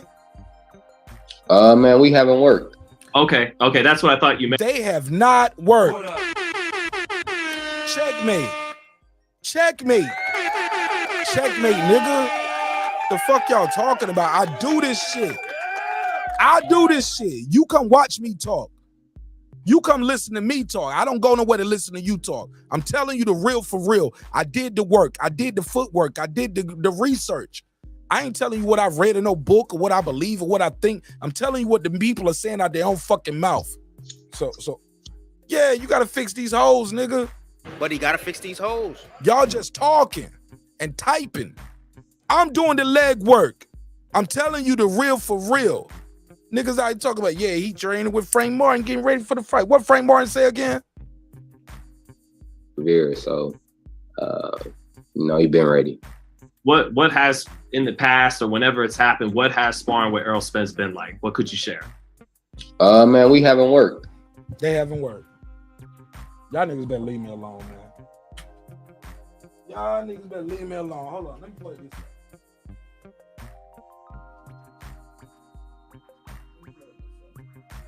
Let me plug this up. I gotta plug this up.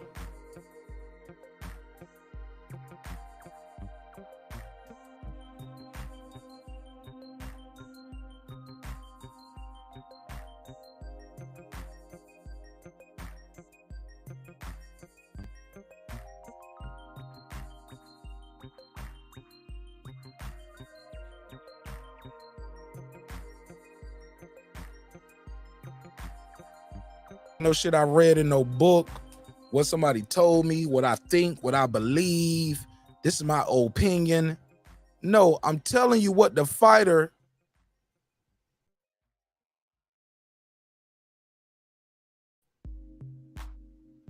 it's what the fighter is saying itself. So that's a checkmate to all the people saying, well, man, he working with Frank Martin. Frank Martin literally just said out his own mic, man, we ain't work. We ain't work. It's a casket, bro. That shit for caskets, dog. And I know y'all like Frank Martin. I know some of y'all high off the horse. But at the end of the day, that's just not true. That ain't Martin Nash telling you. That's what Frank Martin saying out his own mouth. I think some apologies are in order. Your back is broken. What, a vertebrae or what portion? Spinal. Spinal, nigga. I'm cooking these niggas. Somebody bring my apron here. Bring me my apron. I'm cooking these niggas. This is where your narratives and your YouTube shit, your YouTube daddy narratives go to die. Because the fighters are not lying to you. If you listen long enough, they'll tell you the truth. I got him. That's the fact. Frank Martin said, we ain't working. Nah, man, we ain't work. But people's like, man, Martin Nash, he working with Frank Martin. He working with Frank Martin. That ain't what Frank Martin just said. Frank Martin just said we ain't work. That's what he said. Oh, I played again. You know we got the files. You know we got the files. Let me see. Let me put it back on the screen. I got to play it again. Y'all know I got to play it one more time, right? I got to play it one more time. I need it from the top. I need Frank Martin to tell these niggas again he ain't working with them. Oh, man, we ain't work. But that let the YouTube daddies tell you, man, he worked with Frank Martin and they did this and did that and the third and they gonna part the 7 C's.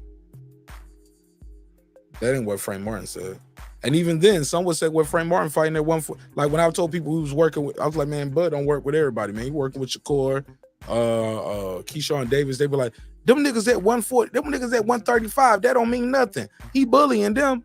You talk about Frank Martin. They were like, oh man, Frank Martin, the dog. He working with Frank Martin. Where Frank Martin didn't go, he's never been a world champion. Shakur has 3 times, 2 division, unified. Keyshawn Davis placed in the Olympics, got a silver medal. Not Frank Martin. It's crazy how they'll put down one person to build up another guy, but when you match that guy over the other guy, it don't even match. Let's hear Frank Martin talk about it though. My fight with Rivera, so he been ready. What has in the past or whenever it's happened, what has sparring with Errol Spence been like? What could you share? Man, we haven't worked. Okay, that's what I thought you meant when you said worked for Rivera. I thought it might have included sparring, but yeah, no. So even for this camp, bring it because you're fast southpaw like Terence, who usually fights southpaw. They won't even even bring. No, he got good. He got great sparring though. Got him.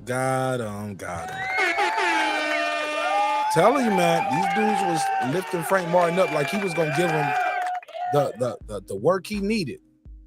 But I remember specifically when I dropped that video, I read the comments, man, and I try to reply to. I reply to over 90% of the comments easily. It's not the same energy. It's not the same energy because it don't fit the narrative once you hear the fighter tell you the real for real. You don't fit your narrative. They were like, man, he working with Charlo, Frank Martin. How you working with Charlo with a broken hand? Okay, working with Frank Martin. Okay, well, Frank Martin is a good fighter. He ain't Shakur Stevenson though, right? Fuck Shakur Stevenson. All right. Okay, that's what I thought you meant. Nah, it don't fit the narrative. Okay, that's what I thought you meant when you said worked for Rivera. I thought it might have included sparring, but yeah, no.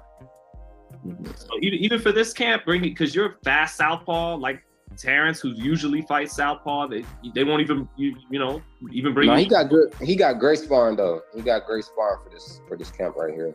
So he'll be all the way prepared. And then just the X's and O's question, because Terence, yeah, he's a switch hitter, but he usually fights southpaw. Do you think him trying to switch southpaw this time against another southpaw with a good jab, is that going to be a bit of a problem for him? I feel like a lot of things is going to be a problem. You know, when he get in there, it's just so many. It's just things that people don't know. What tell us? What do we know? What we need to know, Frank Martin? And then just the X's and O's question. Tell me, Frank, what do we need to know? X's and O's questions. We like to hear those X's. I told you, when you talking X and O's with these niggas, the phone line be dead half the time. Cause they can't talk X's and O's in boxing. They like trolling. Fast southpaw. They like trolling. I'm good at this shit, man. I can troll with the best of them, and I can talk that boxing shit with the best of them. That's why I got my spot, and that's why you got your spot. Lottie-dottie, everybody. I'm telling you the real for real. That's the real for real. Oh, that's my bar too, Shakur. Shakur, that's my bar. Like Terence, who usually fights southpaw, they won't even even bring. No, he got good. He got great sparring though. He got great sparring for this camp right here. So. No, but you said he been ready because he been working with you since for the Michelle Rivera fight. But when I put that picture up on the screen, that don't look like somebody been working for no fight. That look like DJ Academics, like a nigga working on a new album or something. So he'll be all the way prepared. And then just the X's and O's question, because Terence, yeah, he's a switch hitter, but he usually fights southpaw. Do you think him trying to switch southpaw this time against another southpaw with a good jab, is that going to be a bit of a problem for him? I feel like a lot of things is going to be a problem. You know, when he get in there, it's just so many. It's just things that people don't know. You know, it's things that people can't see. You know, the things that we work on is just certain things that you just can't see. You know, you gotta be broken down to you to understand it. You know, so like it's those things that I feel is gonna win the fight. Got you. Thank you so much. It's not the obvious things that people can see. Like if you just see a guy and he throwing these fast punches, these flurries, and he looking good, and it's not none of the obvious that you can see. You know, so this is one of them things, man. It got to be broken down to you what we doing. So we got to bring our boxing eyes. Let me hear that again.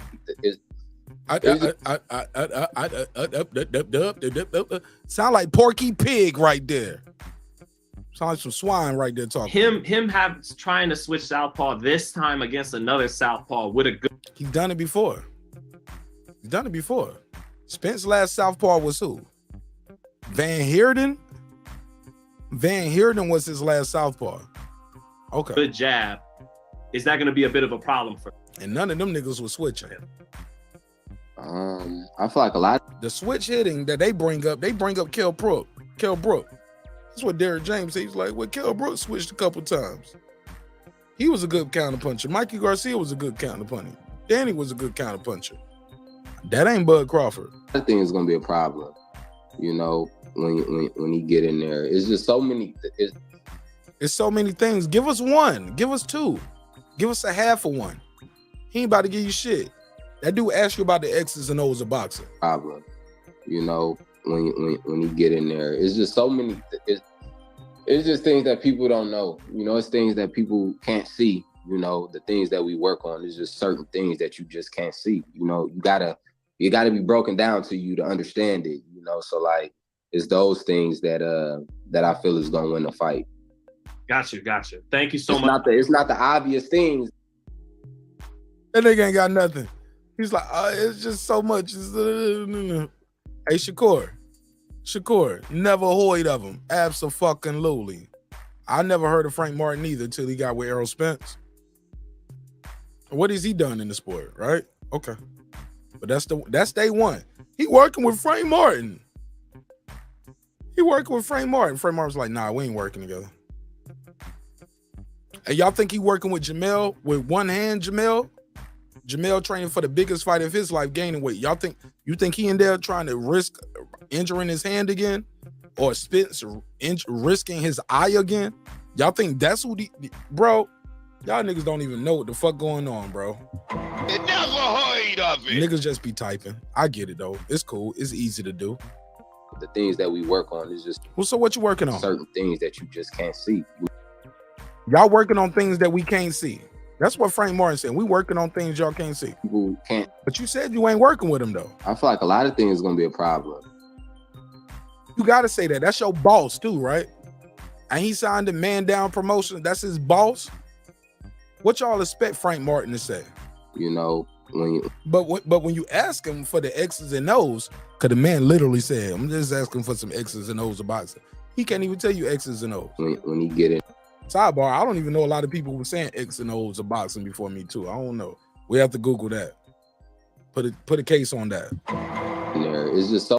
Boxing ain't quote unquote X's and O's. That's another sport. I brought that analogy in here. No, but we'll see who else try to say they were saying it first. It is what it is. I hear my DNA in a lot of people content. It is what it is. We did it first. It's just things that people don't know. You know, it's things people don't know that people can't see.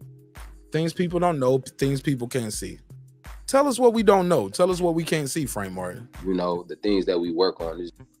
Tell us what y'all work on, because you just said you ain't working with them. Just certain things that you just can't see. You know, you gotta be broken down to you to break it down. Break it down, Frank Martin. Understand it. You know, so like it's those things that I feel is gonna win the fight.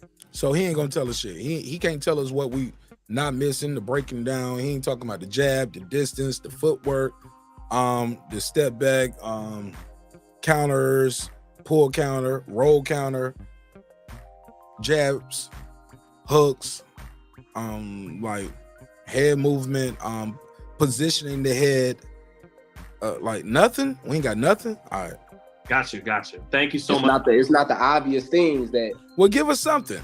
People can see, like if you just see a guy and he throwing these fast punches, these flurries, and he looking. That ain't Spence. Spence don't just throw fast punches and flurries. Good, and it's not none of the obvious that you can see.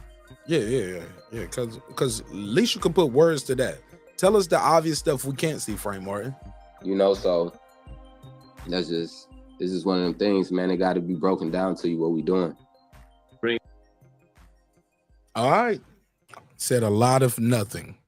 One thing I did catch was we ain't working together, but then you told me all the shit y'all working on. So which one is it? So we gotta bring our boxing eyes correct. July 15th. I don't even think that'll work, because it's like it's different. It's different. Hold up. That nigga said we gotta. You told us a bunch of nothing. That nigga was like, well, we guess we gotta bring our boxing eyes. He was like, I don't even think that's gonna work. Get the fuck up out of here. Frank Martin doing what he got to do to say the good things about his boss. Slim Loudon, what up? What's popping with you? Frank Martin saying a lot of nothing. So, hey, thank you, Frank. Looking forward to seeing you fight July 15th in Vegas. Thank you, brother, for your time. Yeah, I would have said the same thing. What do you mean by that? Your back is broken. What, a vertebrae or what portion? Spinal. Listen, I know y'all talk about boxing, and it's a cool leash on YouTube.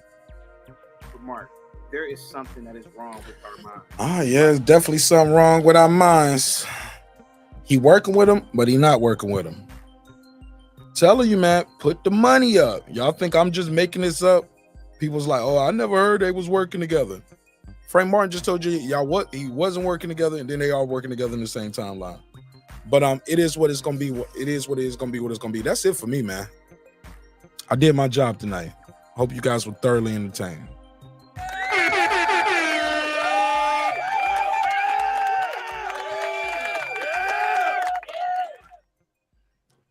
All right. It was a good one, Philly. Slim Loudon. Go back and check the playback. Somebody said, so Frank Martin said they was training for Crawford behind the scenes, playing injured. Low key, that's what he's trying to say. But if you look at his picture, do it look like Errol Spence was training? Look at his face. Does he look like he was training? Tone deaf. Not to me. Not to me. It never heard of it. Nope. Don't look like it to me.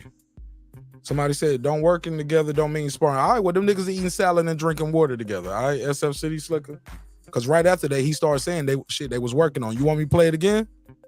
Because he said they weren't working together, but then he said the things we working on. You want to hear it? I feel like a lot of things is gonna be a problem. You know, when he get in there, it's just you talking about punching a heavy bag. Talking about mid work. Be specific, SF City Slicker. What do you think he means? Because he didn't say shit. there's so many. This is what he said. It's so many things. It's just things that people don't know. You know, it's things that people can't see. Things people don't know, things people can't see. But it's clearly not sparring, right? Because earlier he was like talking about getting ready for the fight. You know, that he's doing. So who won those fights where let me see. And you know, it's gonna come down to that grit, the bite down. You know, I feel that Earl has all of that, you know. So a lot of people blinded by the skill set of Terence. They blinded by the skill set. No, they ain't blinded by it. They see the skill. The skill is the skill, bro. Stuff like that, which he has. You admit to that. Unlike these YouTube daddies and YouTube losers. Like, no, at least Frank Martin has been honest. The dude does have skill. You know, skills and stuff, but this ain't one of them fights. It's one of those fights where there's two guys who is dogs in front of each other, and you know, one of them is gonna be like, who wants it more? You know, it might not. You know, I know Earl. I know the things that he's doing. So I feel like he's gonna be 100% prepared and ready for whatever. Do you see something a little extra? SF City Slicker, just because you never heard it don't mean I haven't heard it. That don't mean it. You know what I'm saying? I do this shit. I'm here every day. You ain't in the chat every day. You ain't on the panel every day, and you don't read every comment that I see. I'm telling you, if you doubt me, put some bread up. Niggas think I just made it up. Put the bread up. Make the bet. I'll produce the comments. Screenshot them, email them to you. These are real people, and they got other channels. They say this. This is what they were saying. I'm telling you. I'm here. I do this shit, yo. Out of him right now in the gym for this camp? Oh, what'd he say? 100% prepared and ready for whatever. Do you see something a little extra out of him right now in the gym for this camp when you're working? He didn't say sparring. Do you see something extra outside of the gym when you working with him? He said, what do you see when you working with him? He didn't even say sparring. Whatever. He just said we ain't working together. Do you see something a little extra out of him right now in the gym for this camp? Extra outside of him in the gym when y'all working for this camp? When you're working? He been working, man. He's been working. He's been working even before camp. Been working even before camp. You know, he was working with me for my fight. He was working with me. Still not saying sparring. He was working with me. With Rivera, so, you know, he been ready. All right. He was later asked about the sparring, and he replied with this. Man, we haven't worked. Oh, so whenever it's happened, what? So, you know, he been ready. What has in the past or whenever? In the past. It's happened. What has sparring with Errol Spence been like? What has sparring with Errol Spence been like in the past, now, whenever? Could you share? Man, we haven't worked. We haven't worked. Checkmate, man. Fuck y'all talking about? Okay. That's what I thought you meant when you said work for Rivera. I thought it might have included. Yeah, I thought when you said work for Rivera, I thought it might include sparring. The sparring, but yeah, no. No, it didn't include sparring. That's over, man. It's over. I don't care how y'all try to twist it. We worked together, but we didn't spar. It's over. But I'll tell you, I promise you, I can produce the comments and the videos of people talking about he's working with him, or they discount Bud working with Shakur, because Shakur, he did spar with Bud. He has sparred with heard he did spar with Keyshawn Davis. He do work with those guys. And they were like, well, shit, he working with him though. Or they try to dismiss Bud working with those younger guys. Because trust me, them younger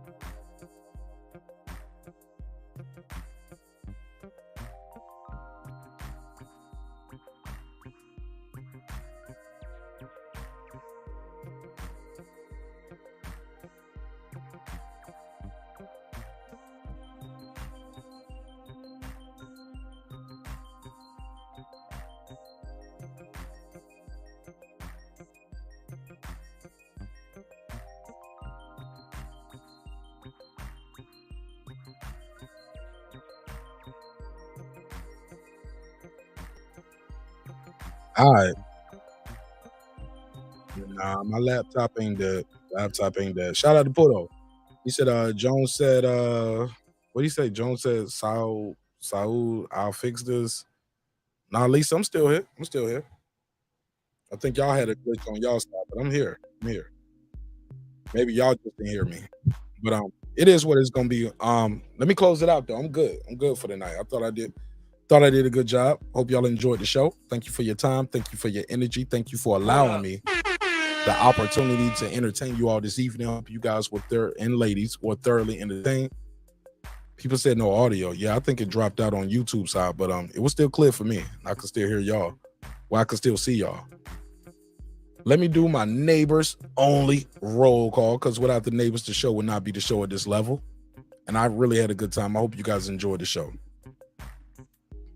Wish we had all these experts to call in tonight, but unfortunately, it is what it is. Sometimes people prefer the trolling. They just here for the jokes and the trolling and the cracking and shits, and that's cool too. But sometimes we got to talk X's and O's in boxing. We got to figure out what are the keys to the victory. What's the biggest mistakes either guy might make? And sometimes, like, I guess you're blinded. People are blinded by regions and states, and sometimes people just like the pink and green colors. Like, them niggas be on some AKA shit. They like the pink and green colors, so they just ride with Errol Spence. It is what it is. Some people just like yellow beezy. It is what it is. What up?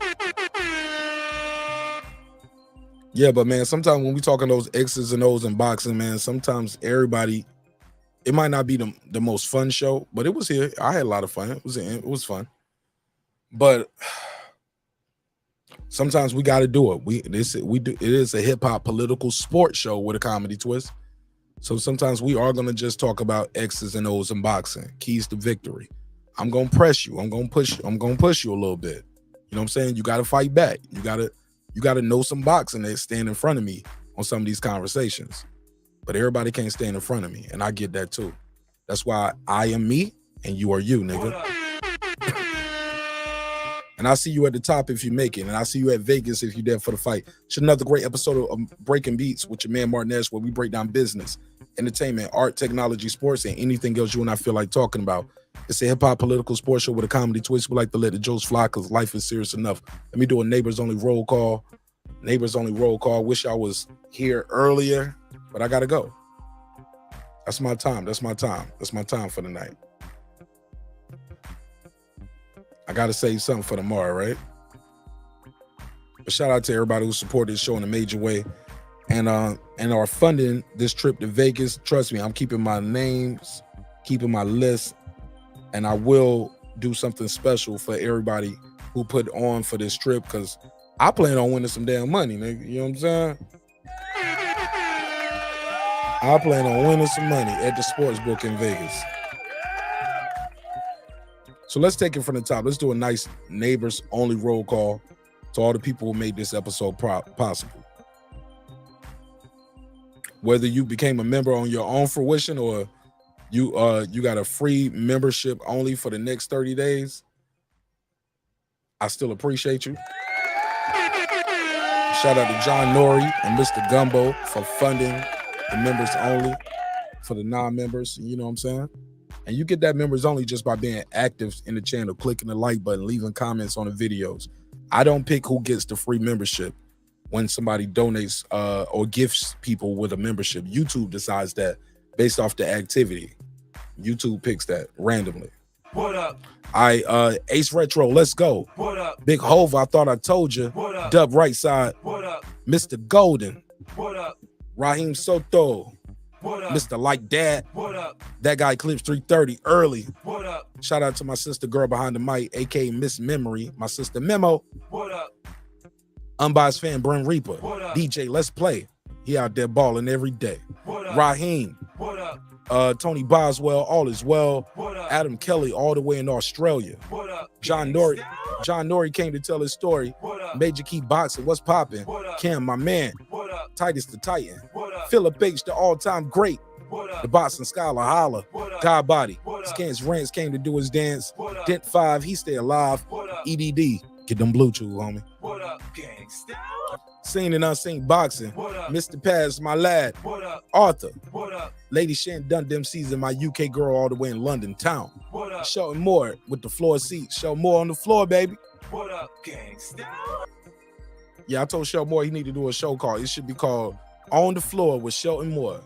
Because he definitely be at all the events. What up? Shout out to SLG. What up? Sam F. What up? Pound for Pound Sports Entertainment. That's my guy F. Merritt. What up, gangsta? Tell Toya, shout out to my sister Toya, man. What up? Kendall. What up? The kid is back just like that. What up? Johnny Goodman, what's up, man? What up? D-Lo 44 Boxing, let's get it popping. What up? Sean T with the strap. What up? Kansas City Mac, where you at? What up? Shout out to Karma Serene with the Serene Saturdays. What up, gangsta? Nick Rich and his bitch. What up? Shout out to Nikki all the way in Central Florida. What up? Aaron Parker, the big talker. What up? Taylor Bell with TabTech, unlocksim.com. Unlock your next device today. What up? Stephen Bateman all the way in Australia. What up? Wanda Villa, the Rilla, aka Epoxy Magic. What up? Transcendent Sports Channel, my Filipino brother from another. What up? Fistiana Fight, she just might. What up? Jacob Sims, that's him. What up? Haplo, let's go. What up? MFB, What up? Patricia Shelton. What Miss up? Queen's son kissed. Yes, she was kissed by the sun, baby. What up, gangsta? Beyond the Ring with Nonito and Rachel Donaire. That's 9-time champion Nonito. On his way to 10. On his way to the Hall of Fame. Got a fight coming up July 15th. He is on the Frank Martin undercard for fighting for his 10th world title. It's the vacant WBC belt. So that's going to be at the Cosmos in Las Vegas. Let's support that fight in a major way. What up, gangsta? True Media Today, USA Boxing. That's my guy, Coach Malachi Williams. Never folded, never frailed, never faked on me at all. I appreciate that, dog. What up, gangsta? Pudo, What up? Food Revolution, aka Foodie with the Beauty. What up? KP from KC5. What up? Matt Wade, that's Matt Wade with 2 T's. He got a dope single out called Papa Daddy. Y'all check him out. What up? Ill Status Boxing. What up? Tank the Sweet Science Examiner, aka hashtag Tell him Tank said it. What up, gangsta? All the way What in up? Cali. Beyond Above Media. What up? Pittsburgh T, aka Mark. That's not true. What up, gangsta? SF City Slicker. What up? I Know Boxing. What up? It's Mex. What up? Ride of the Storm. What up? Hitter Dare. What up? Maddie Yoel. What up? Cliff Bailey. What up? Con Charnery. What up? Lisa Bell. She never fails. What up, gangsta? H.O. Deezy. What up? Brandon Washington. What up? D. Bevel the Champ. What And of course, the big fish himself, my good brother, Derek Lincoln. What up, gangsta?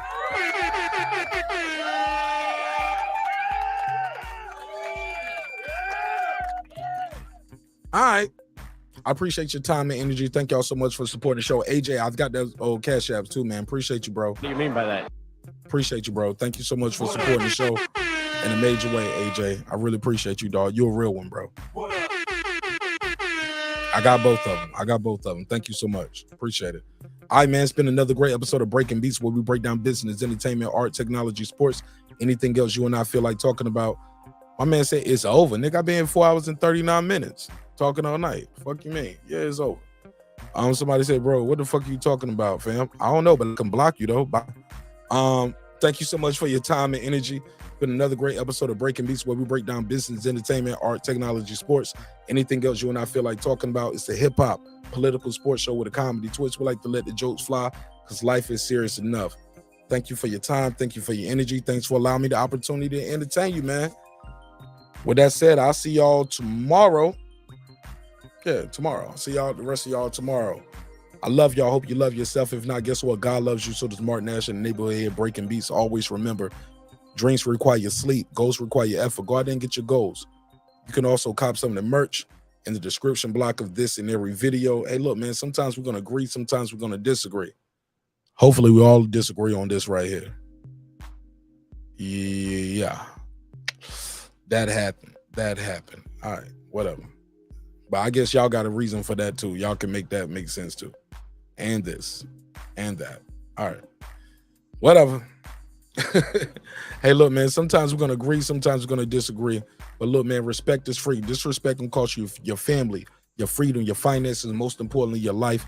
So let's show each other love. Let's show each other respect. And if not, that's cool too. You can just always click the dislike button and keep it moving, nigga. But never forget this. I built this shit. Me. Brick by brick. And I'll be damned if I let you tear it down just because you don't like the way another nigga talk. Oh, and I mean that shit. Drive, motherfucker. This that squad side.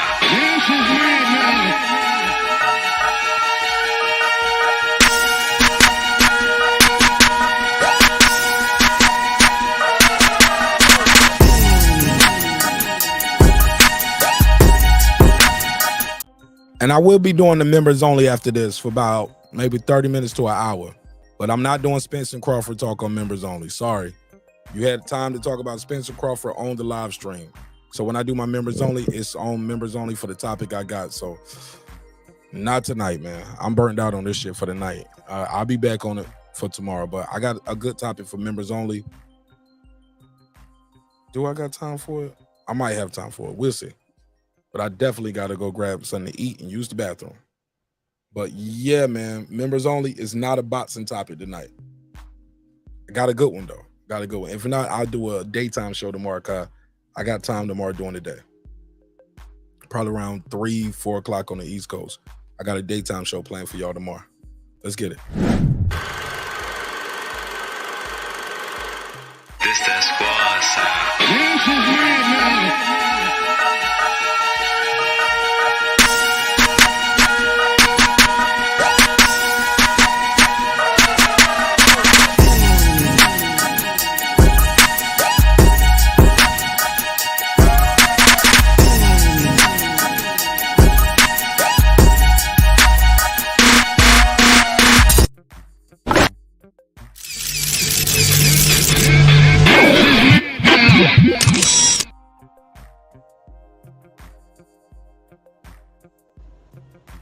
Subscribe. I don't care how many subscribers he has. Support him.